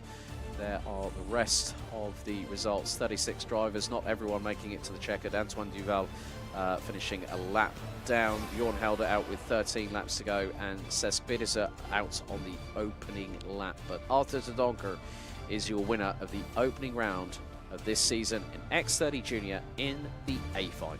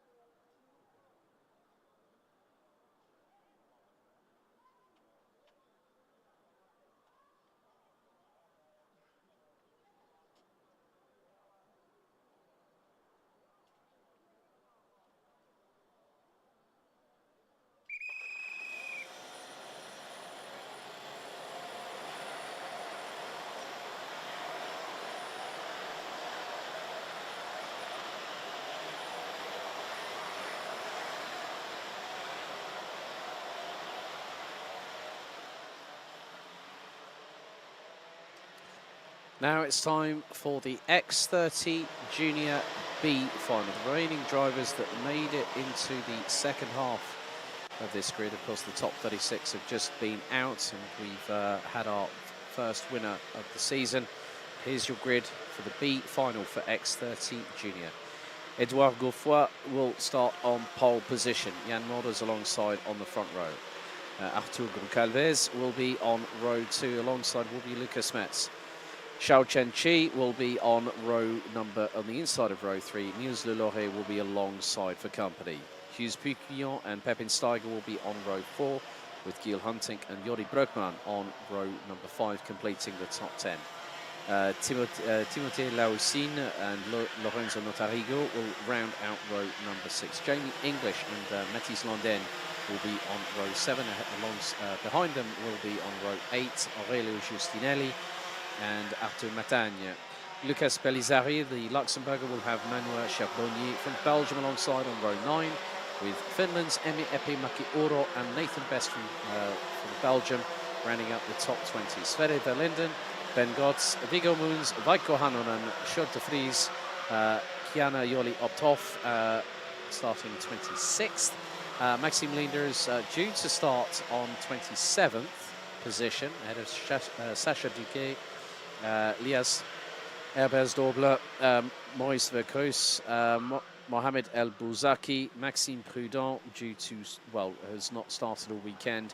Finn Albers in the 154 is declared a non-starter. Again, we're going to have another 14-minute plus an additional lap, as they will be getting into formation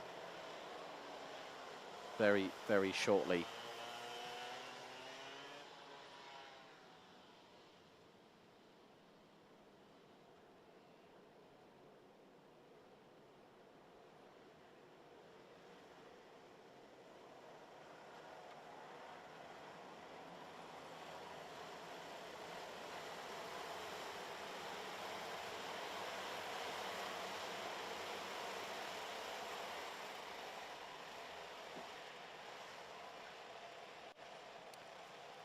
So the drivers make their way through the final right-hander here at this 1,380 metre second. They're going to have to wait for round 2 at Racing JPR Ostrico in a few weeks' time to see if they can get into the top 36 final next time around. Red lights on the gantry, into the tram lines. Revs rise. They accelerate, the lights are out, we're underway in the B final for X30 Junior. As they stream into turn 1, someone goes bumping up and down on the inside curbing through turn 1. Now into turn 2. Bit of 2x2 action happening from just outside of the bottom part of the top 10 as everyone streams their way down into turn 3. As the field now will accelerate and then turn 90 left. Here at turn 4 on the run down to Chemin de Fer. Down at turn number 6, but the leader has already got a bit of a getaway. We've got 2 off on the outskirts of turn number 4, and one has already brought a lot of mud onto the dry racing line, but there's going to be a change possibly for second position. And it is the 105 of Godefroy that has got behind the premium karting driver.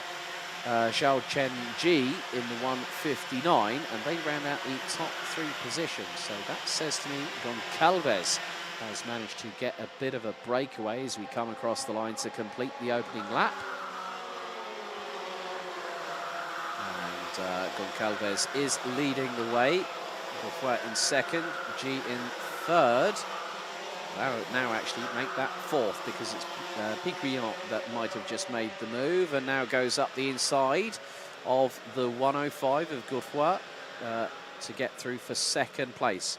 But Goncalves has already bolted and is nearly 1.8 seconds up the road as they head into Chemin de Fer for the second time of asking. A little bit of a run wide. That's from the 159 from Premium Karting. Xiao Chen-Chi. G now out of the top 5 more than likely, could be in at least 6th position, maybe make that 7th. As some of the drivers trying to make their way through the exit of the Escargot complex up the inside. That's the 164 of Emi Epimaki Ora on the 195 of Belgium's Niels Le Loret. But Goncalves is comfortably leading. Change here for fourth, as that is going to be the 115 of Jan Mulders on Giel Hunting through into turn one, so a change there. But with 11.5 minutes plus an additional lap, little bit of a run wide there by the 105. Godfrey still, oh, that was a little bit of a touch between the pair of the 115 of Mulders and the 105 of Godfrey at that point coming into, and again there's another little bit of a touch between the pair through out of Chemin de Fer, and that is going to allow a couple of the Falcon Racing team drivers to get through. Godfrey could lose an opportunity to hold on to that position. There's got to be very, very careful. They're now starting to trip over each other's shoelaces. The 152 is there, which is Pepin Steiger from the Netherlands. Was running at one point in 6th place, but now Goncalves is gone and checked out. This early stage of the race is going to be a move here for 3rd position. That is Mulders up to P3 on Giel Hunting. But, well, it just goes, well, it's not P4, my apologies there, but it's Arthur Goncalves, Hugh Piquillon. It's a French 1-2 at the moment, with Godfrey struggling a little bit and is having to battle with everyone behind, including the 114, amongst others. Well, the 19, it's just really coming to the point where it might be the B final, but there's still trophies up for grabs here, Simon.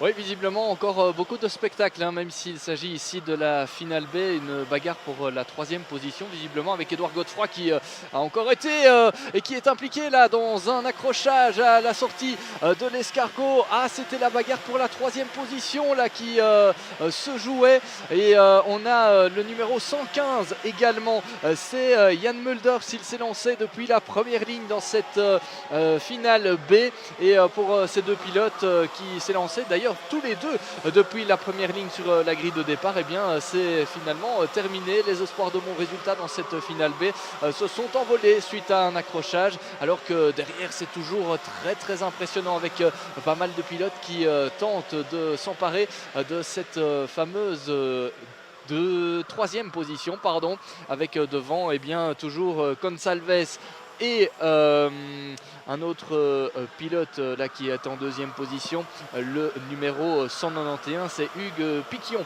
qui est là en 2e place pour l'instant. Donc voilà pour les quelques informations à vous donner sur le début de cette finale B.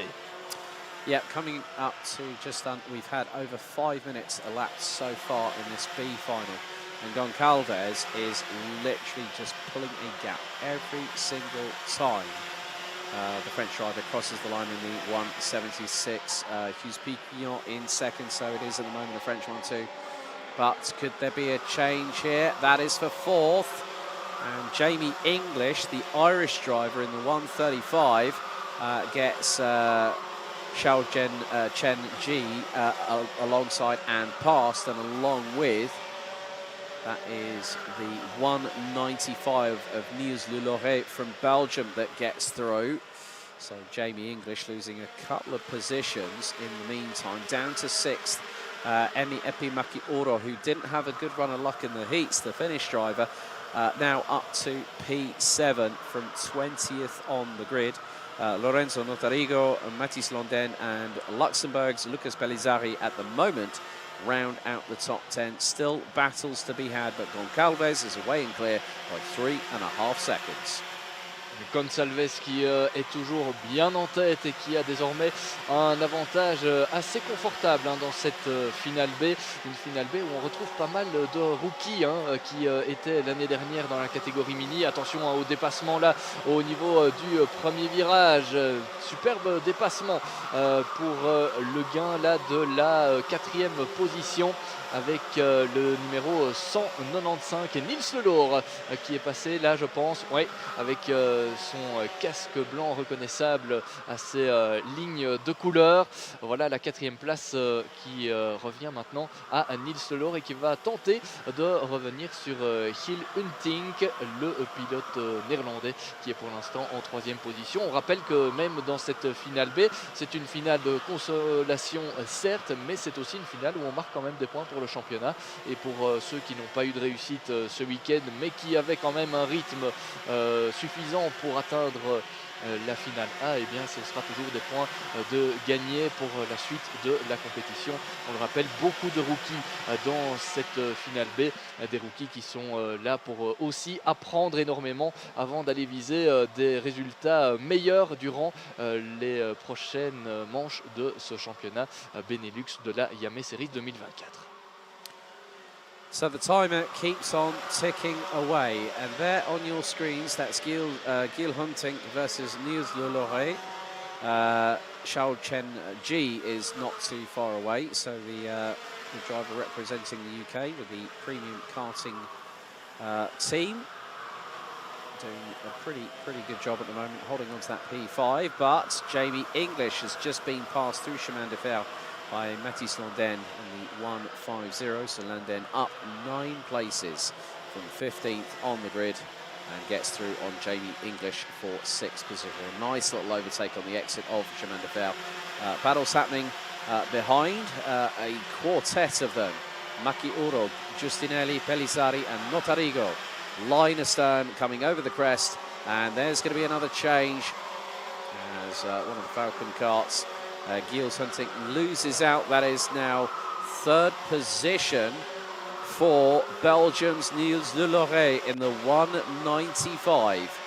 So good, steady progress. There's still time for Lelor to catch Piquillon in 2nd. But the way that Goncalves has moved away into the distance, the gap is now 6.7 seconds after, I think, 8 laps, if memory serves me correctly. But Goncalves doesn't need to worry now, just has to get the kart home across the line and take the win. Oui, le leader de cette finale B qui n'a a priori pas de souci à se faire dans cette course. Justement, il a un avantage assez confortable sur ses plus proches poursuivants qui sont d'ailleurs là. Alors il a exactement 7 secondes 6 d'avance sur Hugues Piquillon qui est désormais sous la menace de Niels Lelor et qui revient très bien dans le coup dans cette finale B. Niels Lelor qui sur l'espace de 2 tours a déjà gagné 2 positions et il se met à l'intérieur du 3e virage et derrière c'est Hilunting qui en profite également à Hugues Piquillon qui a été mis en difficulté là sur l'espace de 2 virages. Il était 2e, il glisse maintenant au 4e rang. Yeah, Lucas Smets might be a retiree on lap 7 of this race. Edouard Gouffoy has dropped down to pretty much 29th position. We started with 32 drivers, 2 out on the opening lap. So there was a yellow flag coming into the penultimate right-hander at the circuit here in Mariembourg. So someone might have had a little bit of an off-track excursion. There is a kart on the left-hand side of the circuit.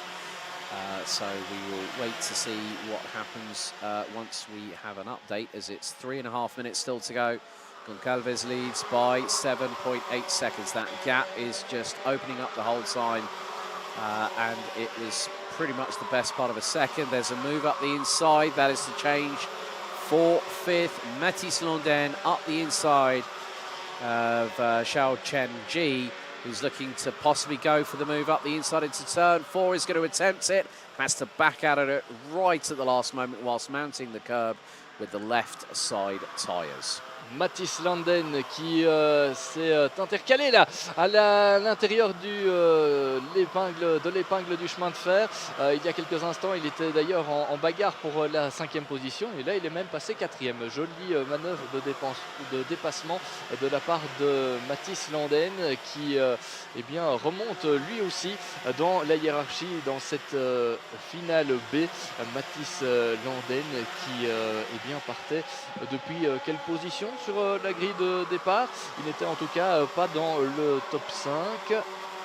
Effectivement, il démarrait depuis la 15e place. Donc c'est une belle remontée de la part du pilote belge qui se retrouve désormais 4e et qui pourrait passer en 3e position puisqu'il est maintenant en train de mettre sous pression Hill Hunting qui occupe la 3e place. Peut-être une attaque à venir à l'épingle du chemin de fer d'ici quelques instants. Voilà, les caméras sont braquées sur les deux hommes et voilà l'attaque.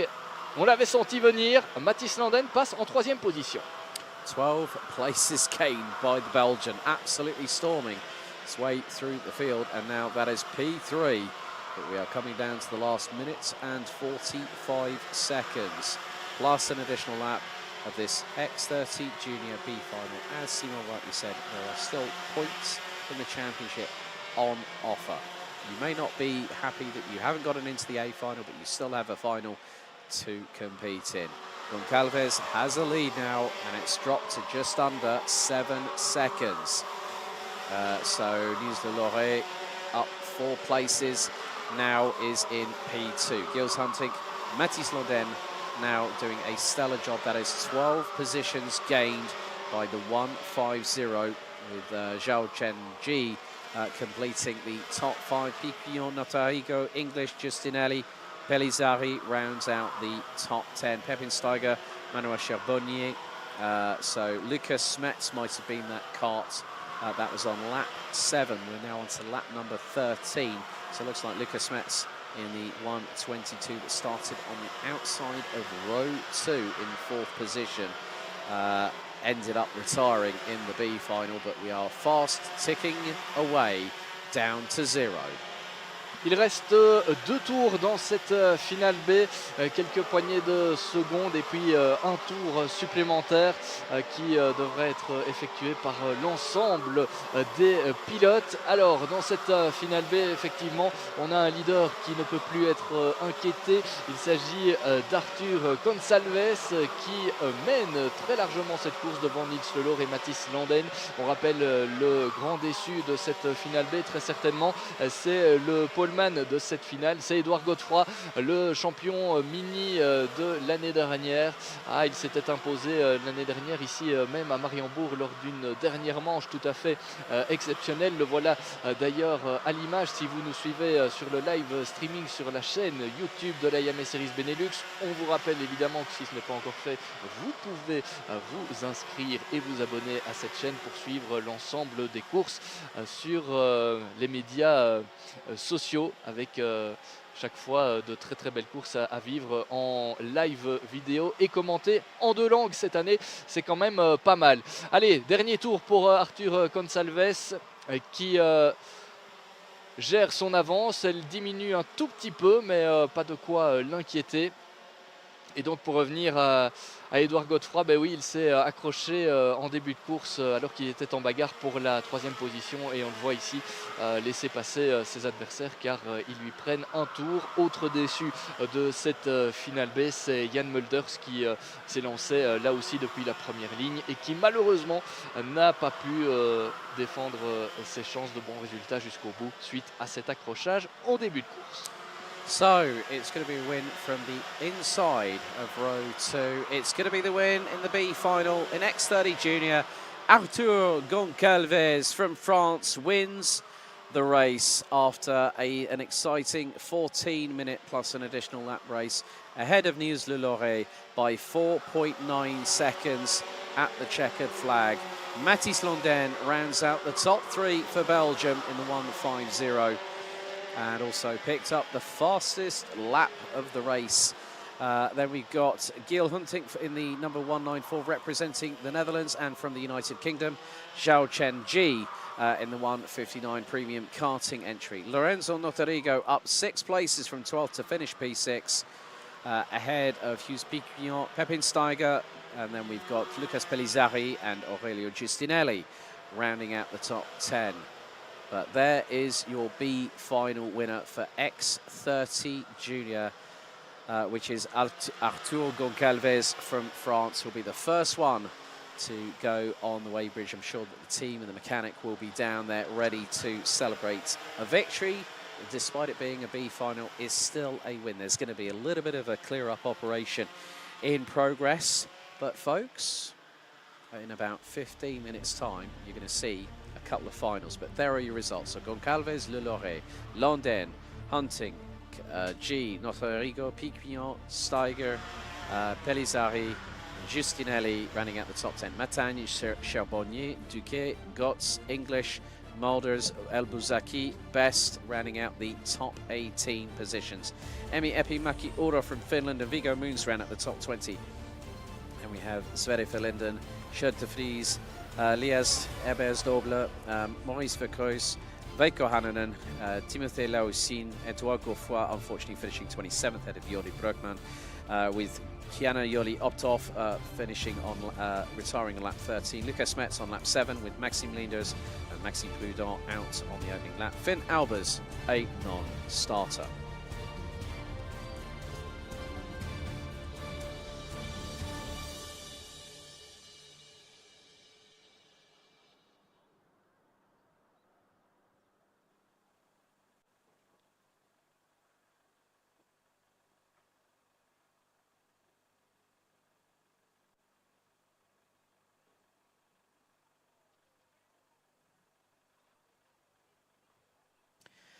Well, good things come to those who wait, ladies and gentlemen, because in just under 15 minutes' time, we get the final part, the business end of the weekend for X30 Senior underway, with the A final at 5:10 local time, and then the other 36 drivers that made it through to the B final will then conclude the second day of racing here for the opening round out of 5 for the 2024 Iame Series Benelux season.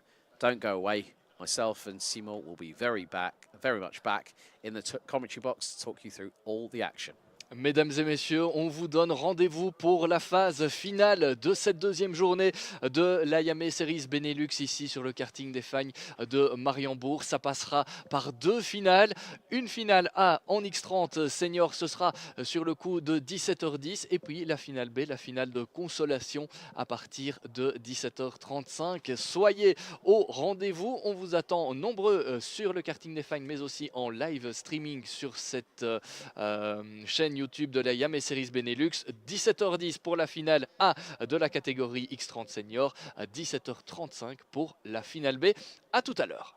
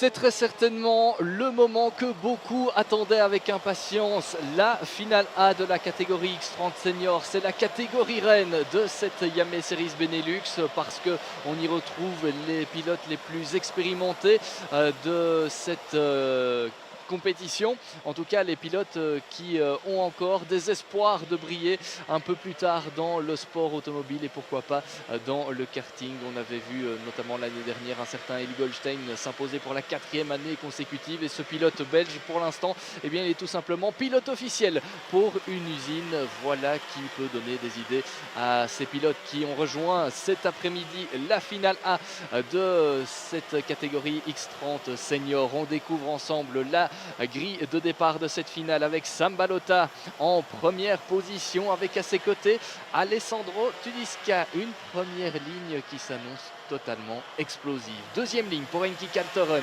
et Patrice Kowalewski. Troisième ligne pour Noah Maton et Andrea Pirovano, le pilote italien qui est donc en 6e position. 4e ligne pour Kevin Lantinga et Hugo Martiniello. 9e position pour Clément Massot devant Aaron Ferrazzano qui partagera donc la 5e ligne en 10e position. 6e ligne pour Sacha Van Padbosch, le champion X30 Junior 2023 avec à ses côtés Mathias Van de Kerkhove. Et puis en 7e ligne, on retrouve Angelo Medi et Mirko Wouters. 15e place pour Clément Outran qui partagera la 8e ligne avec Loris Sachs.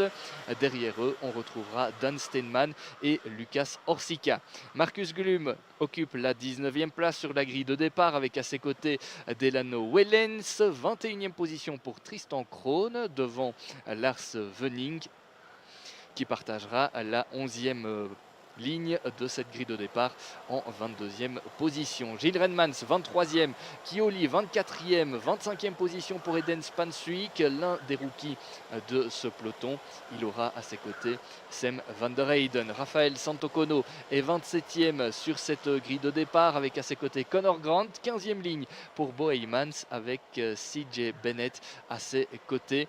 La grille de départ de cette catégorie X30 Senior est complétée par Alexis Constant, Milan Marczak, Lev Lomko, Julian Kamen, Arthur Vossor et Max Ezel. Il n'y a plus que quelques instants à patienter avant de lancer les hostilités. On le rappelle, 14 minutes et un tour, c'est le programme qui attend tous ces pilotes. Ils se présentent maintenant devant la passerelle des mécanos.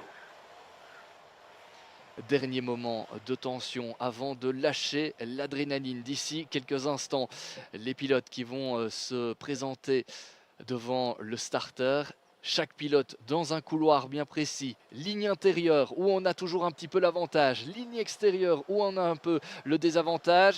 Le départ est donné maintenant, voilà, les feux sont éteints, on est parti pour 14 minutes et un tour. C'est bien passé pour tout le monde, je pense. Oui, voilà, c'est bien passé pour tout le monde et devant, c'est toujours, je pense, Sam Balota qui conserve l'avantage. Voilà, c'est fait et derrière, on a toujours des pilotes RSD avec notamment Alessandro Tudisca et Enki Kaltoren et deux pilotes qui se sont fait piéger là et je pense qu'il y a Clément Outran dans le lot. Ah, c'est possible, le pilote français qui s'énerve, le numéro 269 et ça c'est une information très importante, l'abandon dans cette finale A au départ de Clément Outran. Outran not happy at all about what just transpired out on the opening lap. And that is not how you want a championship to start. But Sam Balota has already rocketed away from everybody else. And there's a sea of RSD karting colours. And there's going to be a battle here for P3 as Balota has the lead after the opening lap. And the lead is quite substantial, but there is a change for third. Noah Maton up the inside of Henki Kaltoren, which means that Alessandro Tudisca is now up into second. Noah Maton qui est parvenu à prendre la 3e place à son équipier Enki Kaltoren. Noah Maton, vainqueur de sa dernière manche qualificative tout à l'heure, qui disait avoir bien repris, en tout cas fait le plein de confiance avant cette finale A.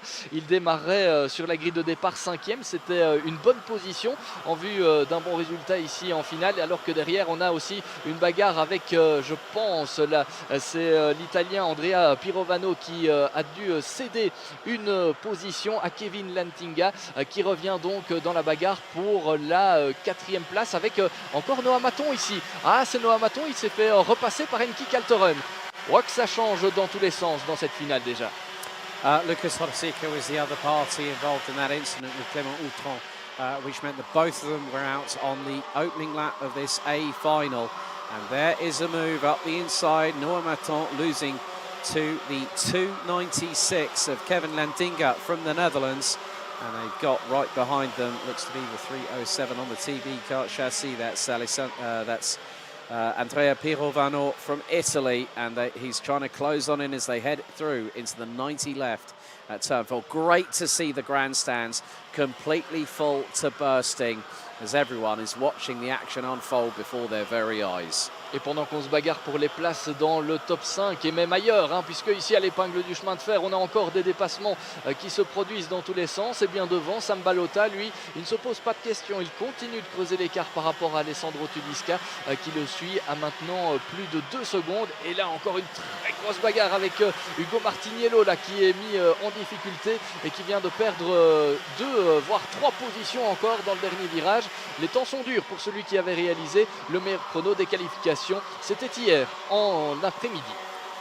Matthias van der Kerkhofer drops all the way down to 34th. Sasha Van Panbosch down to 30th position, having started 11th on the grid. As you can see, a little bit of argy-bargy here. This is between Aaron Ferrazzano in the 258 and also just behind Dan Steeman from the Netherlands. This is the battle for P7. Ferrazzano needs to start making some moves forward rather than having to battle with the Dutchman behind him. Oui, Dan Steinman qui a réalisé une très belle remontée et qui remonte encore d'ailleurs puisqu'il vient de prendre le meilleur sur Aaron Ferrazzano. Dan Steinman qui partait 17e sur la grille de départ et qui maintenant est parti pour aller se battre pour une 5e place, en tout cas pour un top 5, s'il parvient encore à grappiller quelques dixièmes par rapport à ses adversaires. Devant, les écarts sont plus ou moins consolidés avec Sam Balota qui dispose de 2 secondes 8 d'avance sur Alessandro Tudisca. 4 secondes 4 sur Enki Kalteren qui voit revenir Kevin Lantinga dans son pare-choc arrière. Balota is pulling a gap, striding away, nearly 2.9 seconds up the road.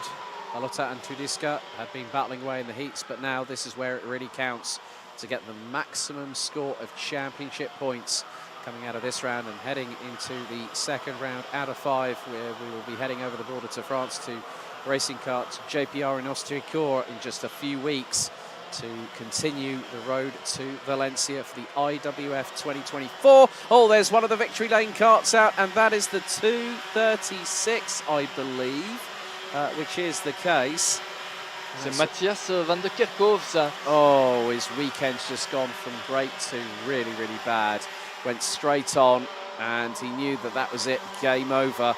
So we're down to 33, but Balota pulling a gap, and it's extending further still. He's putting in fastest lap after fastest lap. Balota's treating it like a glorified, lengthy qualifying session and just showcasing to everyone, you know what, I was the runner-up last year. I'm the one that you've got to chase down.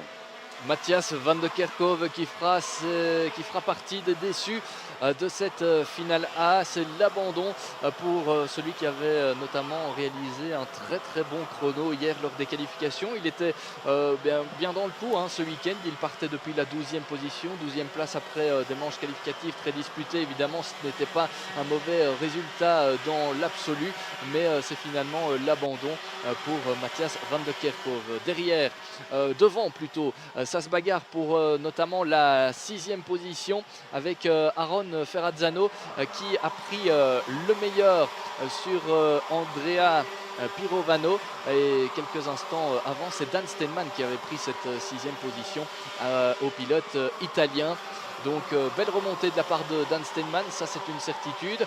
Et par contre c'est un peu plus dur pour le pilote italien qui perd quelques positions là depuis quelques tours maintenant. Alors qu'on a Noah Maton qui s'apprête à attaquer à l'épingle du chemin de fer. Voilà, c'était net et précis, c'était incisif. Noah Maton qui remonte à la 4e position et qui va tenter maintenant de revenir sur ses équipiers, à savoir Alessandro Tudisca et Enki Kalteren, 2e et 3e de cette finale A pour l'instant. So still plenty of this race to carry on. We are nearly heading to half-time. There's Sambalota crossing the line. And look at the gap between him and Tudiska. It's just over 3 seconds.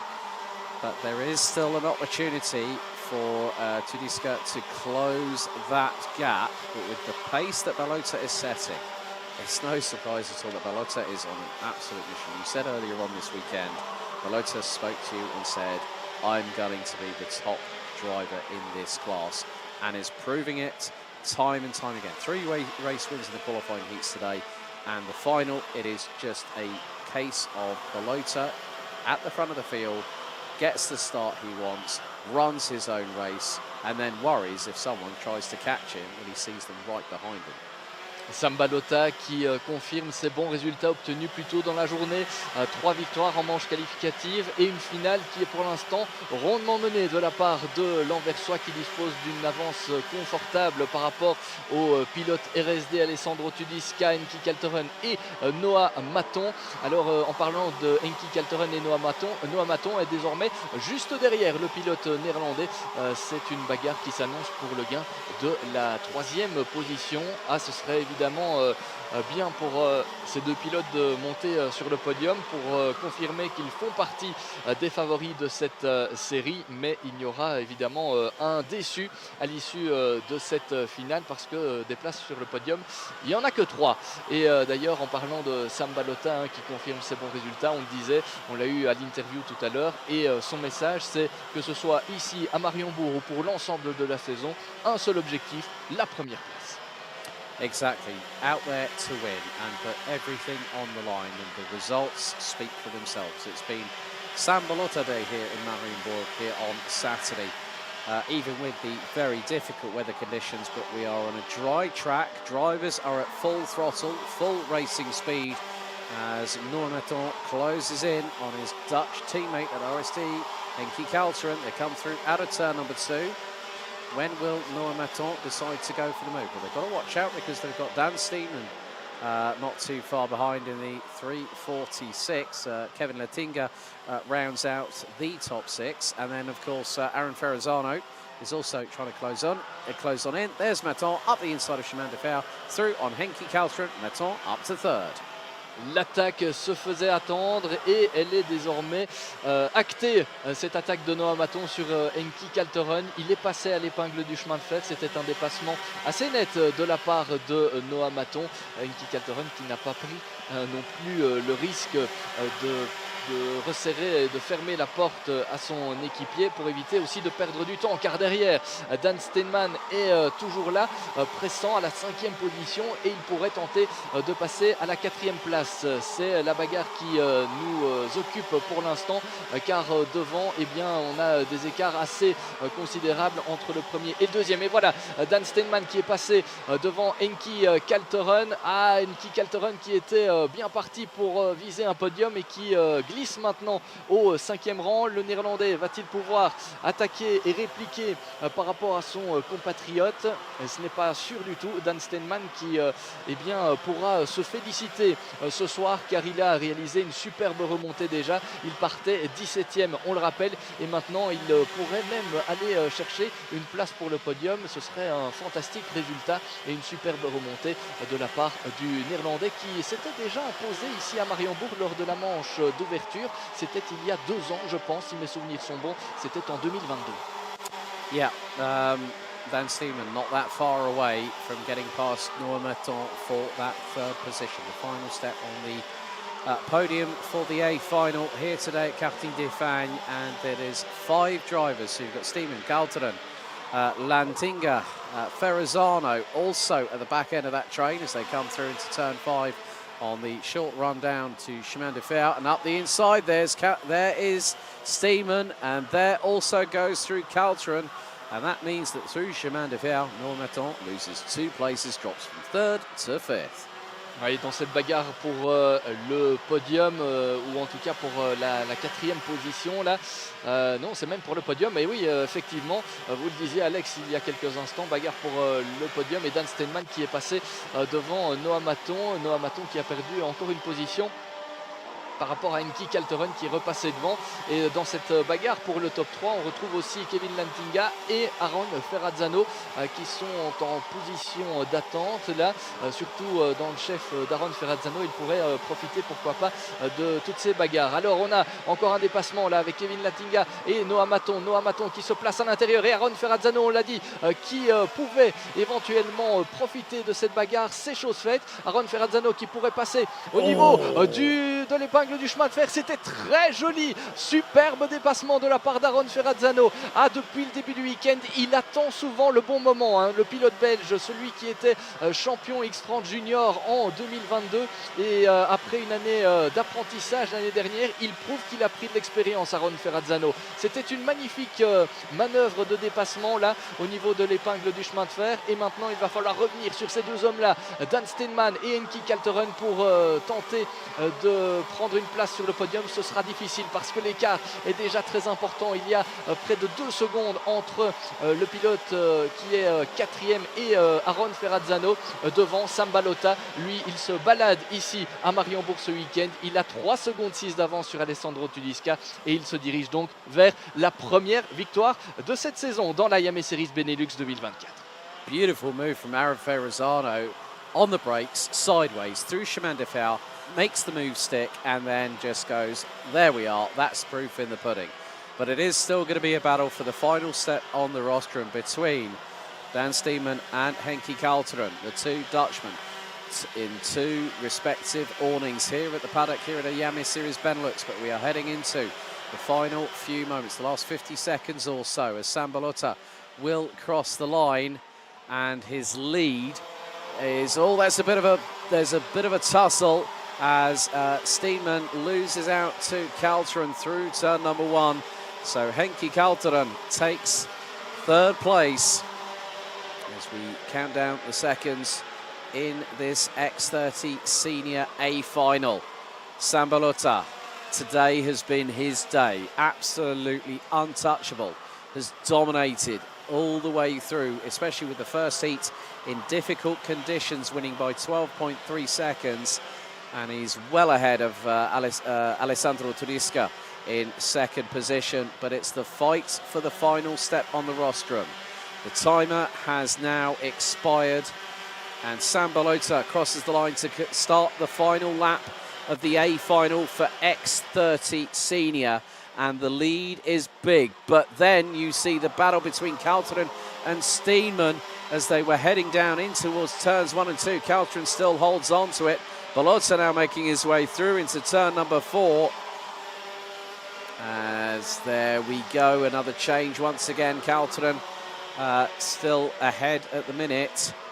But it can be the case that Tudisca or Steinman's trying to thread the eye of the needle through turn 5 into Chemin de Fer. Ferrazzano is within grasping reach of a podium, and he's right on the back bumper of Dan Steinman as they go through into Escargot for the final time. The checkered flag is being primed for Sam Balota, who's set to pick up the opening win of the 2024 Iame Series Benelux season. And there he is. Balota wins in Belgium at Mariembourg by a country mile, but who's going to pick up 3rd? Tudisca 2nd. It looks to be Kalteren. Kalteren by next to nothing.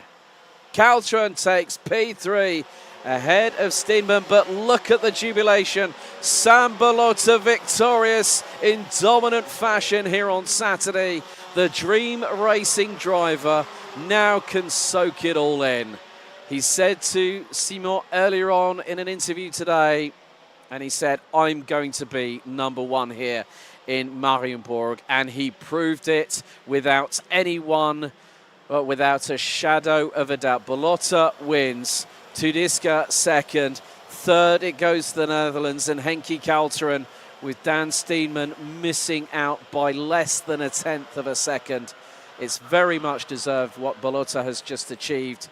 3 heat wins, picks up the grand prize of the winner of the X30 Senior A final in the opening round of 5. Mark my words, Sam Balota will be the one that everyone needs to beat this year. They will make their way down into pit lane to go through technical checks and also onto the weighbridge, but Dream Racing and Sambalota pick up the win in the X30 Senior A final. We've got one more race to go before we conclude day 2 of this opening round. And look at the celebration. He's pointing to his mechanic on the gantry, saying, yes, we did it.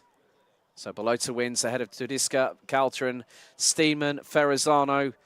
Close, but was 5th at the end of it all and nearly had the opportunity to be on P3. Lantinga, Maton, Kroon, Pirovano and Renmans ran out the top 10 ahead of Laurit Saxe, Angelo Meli, Clément Massot, Connor Grant and Patrice Kowalski, who was the top rookie, ending up 15th. Kyuho Lee in the 242 from the Eichmanns Grand Prix Racing team takes 16th ahead of Julian Kamen. There are also, there's going to be a post-race penalty for Kyuho Lee for causing a collision during the race and will be demoted down to, looks to be 16th. We've also got the likes of Julian Kamen, Mirko Wouters, Delano Valens, Alexis Constant ends up 20th out of Bohemans, Raffaele Santocorno, CJ Bennett, Lars Venink, Marcus Gloom, Hugo Martiniello, Arthur Vossor, Sasha Van Pan Bosch 28th, Sem van der Heijden and Eden Spanswick rounding out the top 30, with Milan Markzak and Max Hessel rounding out the 32 that finished all 16 laps of racing. Lev Lomko we lost on lap 9. Matthias van der Kerkhofer will need to fight back at Austricourt on having retired on lap 3, with Clément Outran and Lucas Horsika out on the opening lap.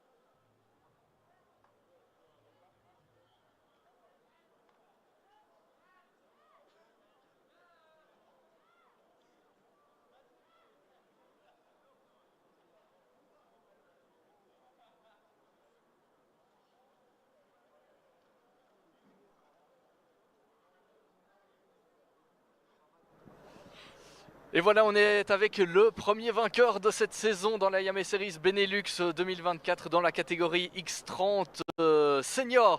Congratulations, Sam, for your Saturday. That was the best way to begin the season. Yeah, it's the perfect start of the season. Got pole for the final and also won the final, so we got maximum points for this weekend. The setup was perfect, so I want to thank Dream Racing and my mechanic and my parents. How do you feel after this victory? It feels really good. Can't wait for more. Yeah, that was the perfect race for you. You start from the first position and the start was perfect, and after that you have just to manage to win. Yeah, I had to get a good start to get a good gap and maybe win on the easiest way possible, and that luckily happens. So yeah, after that I saw I got a big gap. Then I just was still pushing, trying not to get surprised at the end of the race, but luckily it didn't happen and we got a win. Yeah, let's see the next round. I think you are motivated to win again. I'm really motivated, but we need to train there because we haven't been there as a team. So we need to focus on that race and also on the Euro Series. So we'll see how it goes. Thank you. Congratulations again. Merci Sam Balota, le premier vainqueur donc de cette saison dans la catégorie X30 Senior. Thank you.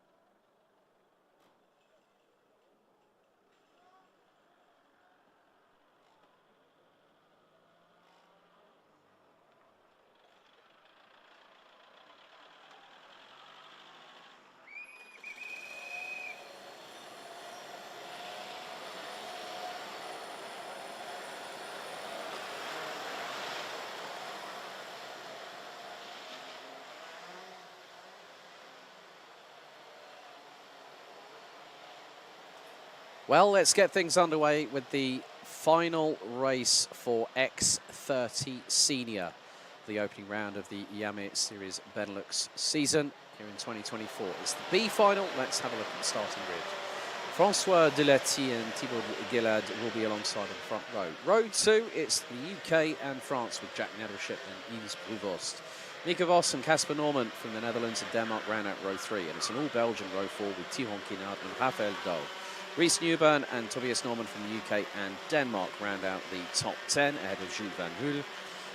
Gaetan de Brabandera, Roxanne Lettinger. We have Keanu Wellens in 14th. Simon Lacroix and Victor Louis, who may have been a little bit further up the order had they not had dramas during the heat stages. They round out row 8. Liana Couture and Job Muller round out row 9. Completing the top 20 is Rima Blanc and Roberto Baz. Max Storm, Kevin Bakker, Christopher Bingham, Charlie Gloom, Jens Buesart, Hiro van Duivenvoorde. Round out the top 26. Sean Hogan I haven't seen across the start-finish line yet. Due to start 27th ahead of Rafael Linders with Philip Svensson and Thomas van Vliet rounding out the top 30. Tayo Fliegen from Thailand and Oliver Fe round out the top 16 rows with Annabelle Bryan, Davin Singer, Hön de Roy and Jack Buckley rounding out the 36-strong grid. So, folks, just a quick reminder, we go an hour forward overnight as we head on to Easter Sunday, and you'll be able to catch all the live streaming action from around about 1 tomorrow afternoon, when we'll get underway with the first set of qualifying heats for Mini Rookie X30 Master and Senior Cup, along with the introduction for 2024 for Iame Series Benelux of the KA 100 classes, 148 and 158 here at Karting des Fagnes in Mariembourg. So looks like 3 drivers might not have made it out onto the starting grid, so there could be a little space where François Delati was due to start, but we will wait to see as the drivers make their way towards the final right-hander.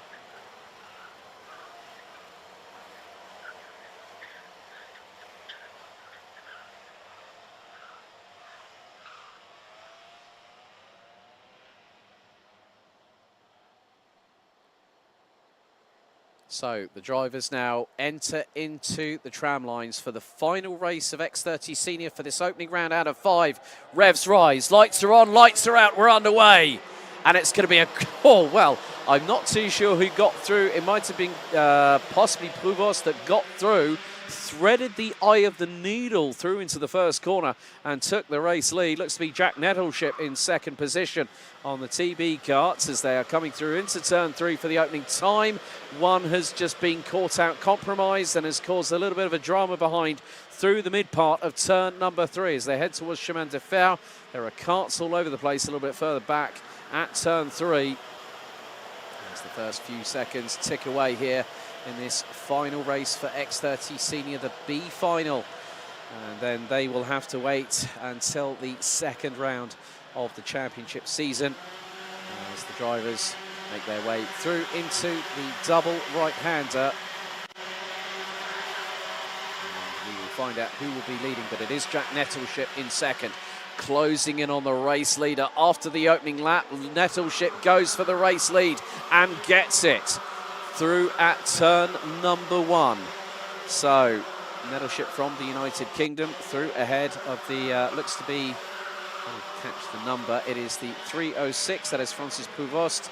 And then we've got Casper Norman from Denmark in the 341, rounding out the top 3 positions. A few drivers have dropped a little bit further down the order. Hiro van Duivenvoorde and Thomas van Vliet, as there is the move from Norman. Norman up the inside of Prouvost to now take second position. So Jack Nettleship leads the way as we have 12.5 minutes of this race still to go. Battle a little bit further back for 4th, 5th and 6th. Looks like Mika Vos is currently in 4th position in the 284 and has got Thibaut Gillard just up the inside and gets through. He uses a little bit of curbing to rotate the kart through that very fast turn 1 and manages to cover off Mika Vos rather nicely. Rafael Dow is just in the mix there as well. Up the inside goes him. Up the inside of the 284 of Mika Vos. I think also maybe Tyrone Kinaert has also made it through. But Jack Nettleship, after the opening couple of tours of this circuit here at Mariembourg, is leading, and he's starting to stride away into the distance. Is the 275 from the United Kingdom. So 11 minutes and a quarter still to go, plus an additional lap. There's the 2:16 trying to close on in. But at the minute, that's not quite happening. Victor Louis, who could have been in the A final earlier on this afternoon, but with 11 minutes still to go, it's 3 wide into turn 1. Up the inside goes Victor Louis. A sign of the pace that we have seen at flashes during the course of the weekend, but still able to make it through, make it 3 wide. Up the inside, nice and neatly done by Victor Louis from Belgium. He was already up 4 places by the end of the first couple of laps, as we have still 10.5 minutes on the timer still to go. Victor Louis now up into 8th place. Maybe has just managed to get past the 2:31 of Gaetan de Brabandera and has got through. So Victor Louis will not be satisfied until maybe getting to the sharp end of the field by the end of 10 minutes and 15 seconds, plus an additional lap of racing here in the final race for X30 Senior this weekend.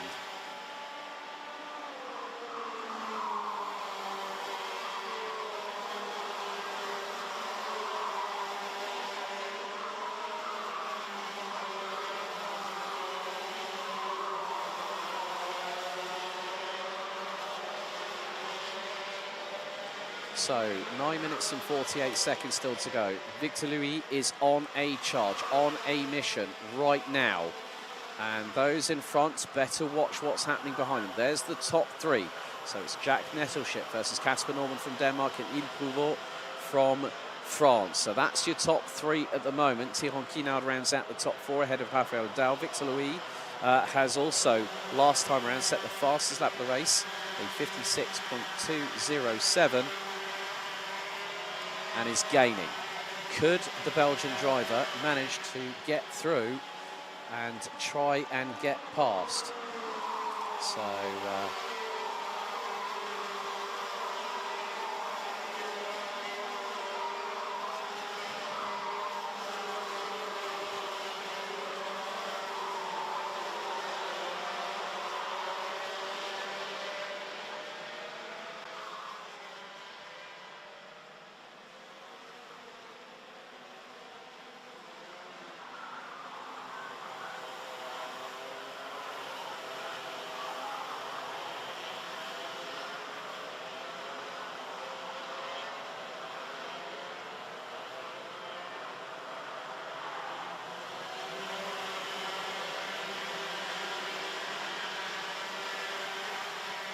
So 8 minutes and 20 seconds plus an additional lap still to go. And there is still time on Victor Louis' side. And Victor Louis is not giving up at all by any stretch of the imagination. There are the top 3, Nettleship, Norman and Prouveau rounding out the top 3. Victor Louis is 4th and he's catching. Victor Louis is on an absolute mission to make up for what has happened over the past day and a half. Victor Louis has got the bit firmly between the teeth and also the fire lit very much in the belly to go after those in front. He's already got through it. He's already going to try and put a move on Ile Prouveau for the 3rd position. But then Nettleship has been defending, but Norman up the inside through on the 2nd from last corner. And there goes Casper Norman from Denmark through on Jack Nettleship to take the lead. But look at what toe we're going to see from Victor Louis. Right behind in the wheel tracks of Ile Prouveau. Prouveau goes out and it's going to be 3 wide again, and that's 2 for the price of 1. Victor Louis, c'est magnifique encore pour le pilote belge qui fait une attaque. C'est 4e jusqu'à 2e position. So there we go. Jack Nettleship up from 4th 3 wide, up the inside, again showcasing his prowess around this circuit. And now there's only Casper Norman to get past. He's going to launch it up the inside, through at Chemin de Fer, and that is now the race lead, courtesy of Victor Louis, who started, I'm going to say this, and I'm going to say it again, 16th on the grid. Now with 6.5 minutes to go, now leads.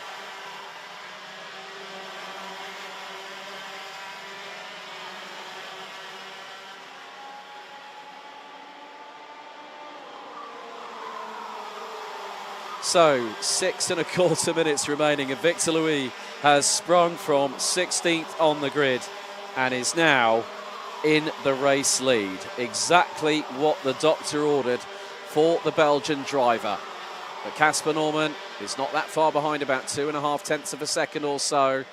Prouveau has been passed for third. Looks like Thierry Quinard, well, no, it might be, well, let's just see. Jack Nettleship is outside of the podium places. At one point was leading, and now finds himself outside of the top 5. And up the inside, there's a change. That's the race lead. Victor Louis loses out to Casper Norman and has got up the inside. That was, I think that was Thierry Quinard that got through in the 2:66. So Victor Louis was leading, now is P3. So over the line they come to complete another lap. It's Casper Norman that leads the way. Second is Thierry Quinard, Victor Louis, Il Prouveau, and then it is Gaetan de Brabandera as there's a move up the inside. Prouveau up the inside through on Louis, and Louis could lose another position by the inside of turn number 4. Louis holds on round the outside and keeps it there and stays ahead of de Brabandera, who's got Raphael Dowd just behind. And it's actually, drama's there. That is the 275 Jack Nettleship. Nettleship was a little bit further up the order, but now he's dropped a few more places. But it is Casper Norman from Denmark who is leading. Coming up to the last 4 minutes and 35 seconds of day 2 here for Iame Series Benelux. And day 3 will conclude the Easter bank holiday weekend. Up the inside, through at turn 1. And that's an exchange of position. So Victor Louis back up into P3. Thierry Quinard now leads up the inside, through on Casper Norman, starts defending through turn number 3 with 4 minutes and 11 seconds still remaining on the timer. Into the 90 left here at turn 4. Quinard defends against Norman. And Louis is closing in. Down into Chemin de Fer, up the inside, Louis goes through at turn 6 and retakes second position. It's a game of cat and mouse right now because Thierry Quinard has a slender advantage ahead of Victor Louis. So it is a Belgian 1-2 at the moment. It's a Belgian 1-2 at the moment. Denmark in third, France in fourth, as we count the seconds down to 0. A great, enticing, exciting way to end day 2 here, as up the inside through on Casper Norman. That's Il Prouveau from France, retakes third place, but Victor Louis has the crosshairs quite clearly pointed, and up the inside through at turn 3. It's side by side for the race lead, and Louis is through. Great opportunistic move from Victor Louis, and through out of turn 4 he's got a 4-kart length lead down into Chemin de Fer at turn 6, and again he's sideways whilst under braking. So Victor Louis retakes the race lead. I'm sure that the team at RSD Karting will have loved that one. It was poetry in motion to see the move down at Chemin de Fer on the previous lap, and then to retake the race lead out of turn number 3, side by side with Thierry Quinard. But it's going to be very much the case of how big is the lead that Victor Louis has now opened up. Another lap in the books. Lead now nearly 4.5 tenths of a second. As Quinard now battling away with Prouveau and also Norman. So Casper Norman from Denmark, hopefully trying to go for a podium, was leading at one point until everything was turned upside down and on its head.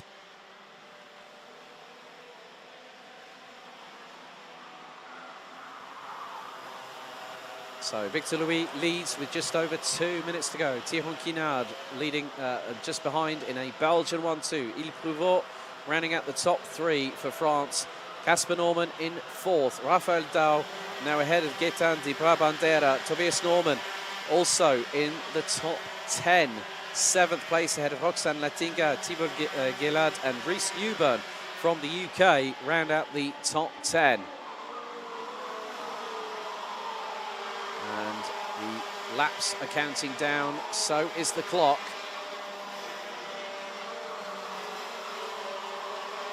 And Victor Louis still trying to keep a little bit of a distance between himself and Thierry Quinard. There's going to be a yellow flag, I think, at Marshall Post 11.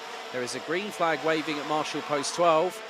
Jack Nettleship might be out. Christopher Bingham looks to be out as well. In the 275 and the 303, the two Brits. Their B final has come to an abrupt end, it looks like.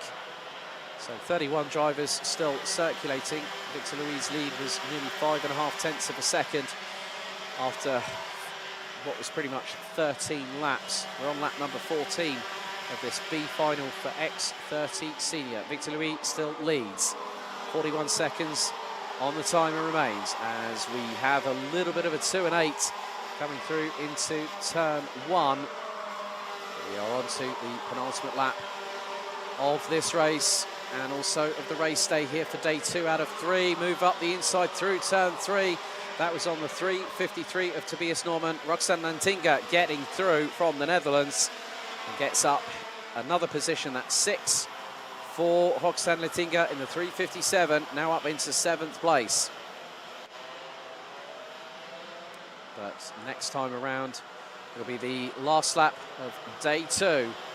As Victor Louis still continues to have both hands firmly grasped on the race lead as the timer has expired. One more lap to go. Victor Louis will go across the line. Last lap underway as Victor Louis slides his way into turn number 1 of this 1,380 metre circuit. So we've also lost Philip Svensson from Norway in the dying stages of the race on lap 12. But Victor Louis leads the way and goes into turn 4 for the final time. Thierry Quinard in second. Il Prouveau rounds out the top 3. Casper Norman at 1 point leading, but now having to possibly more than likely settle for 4th place.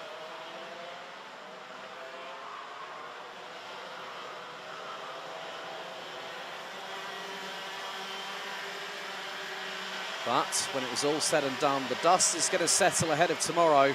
But it's going to be Victor Louis from RSD Karting. Le Belge qui gagne ici dans le final B de X30 Senior. Victor Louis qui gagne ici en Belgique. So Victor Louis wins the B final by just over 7.5 tenths of a second.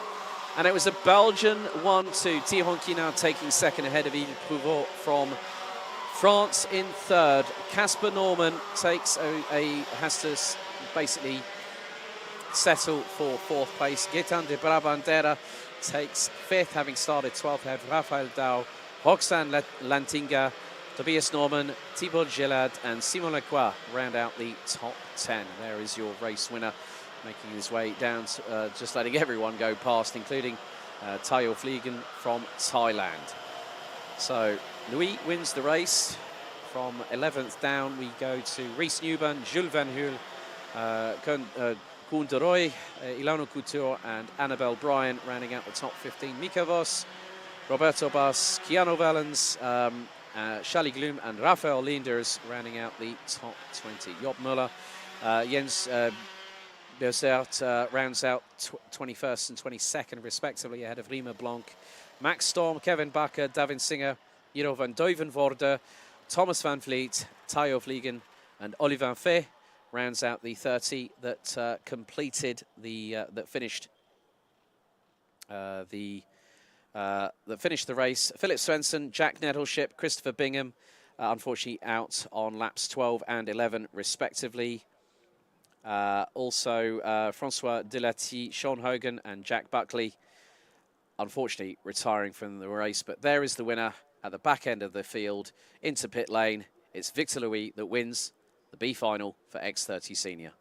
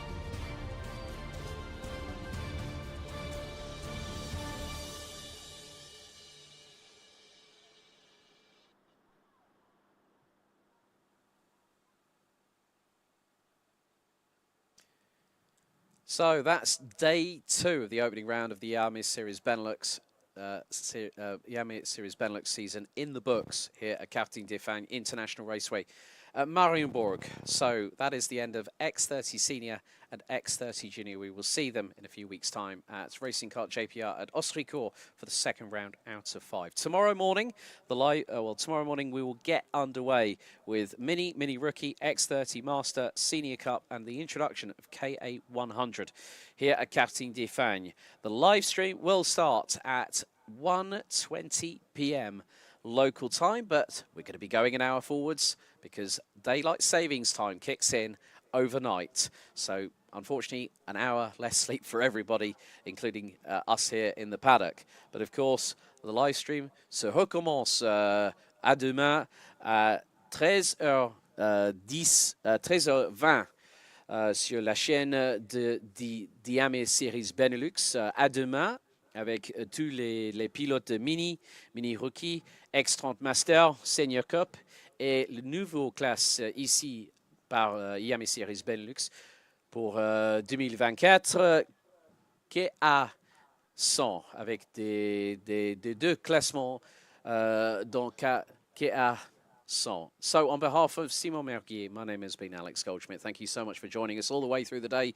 We will see you on the live stream live here on the Iame Series Benelux channel at 1:20 p.m. Central European Summertime. Until then, we'll celebrate our winners for X30 Junior and Senior, and we will see you tomorrow afternoon. Good night.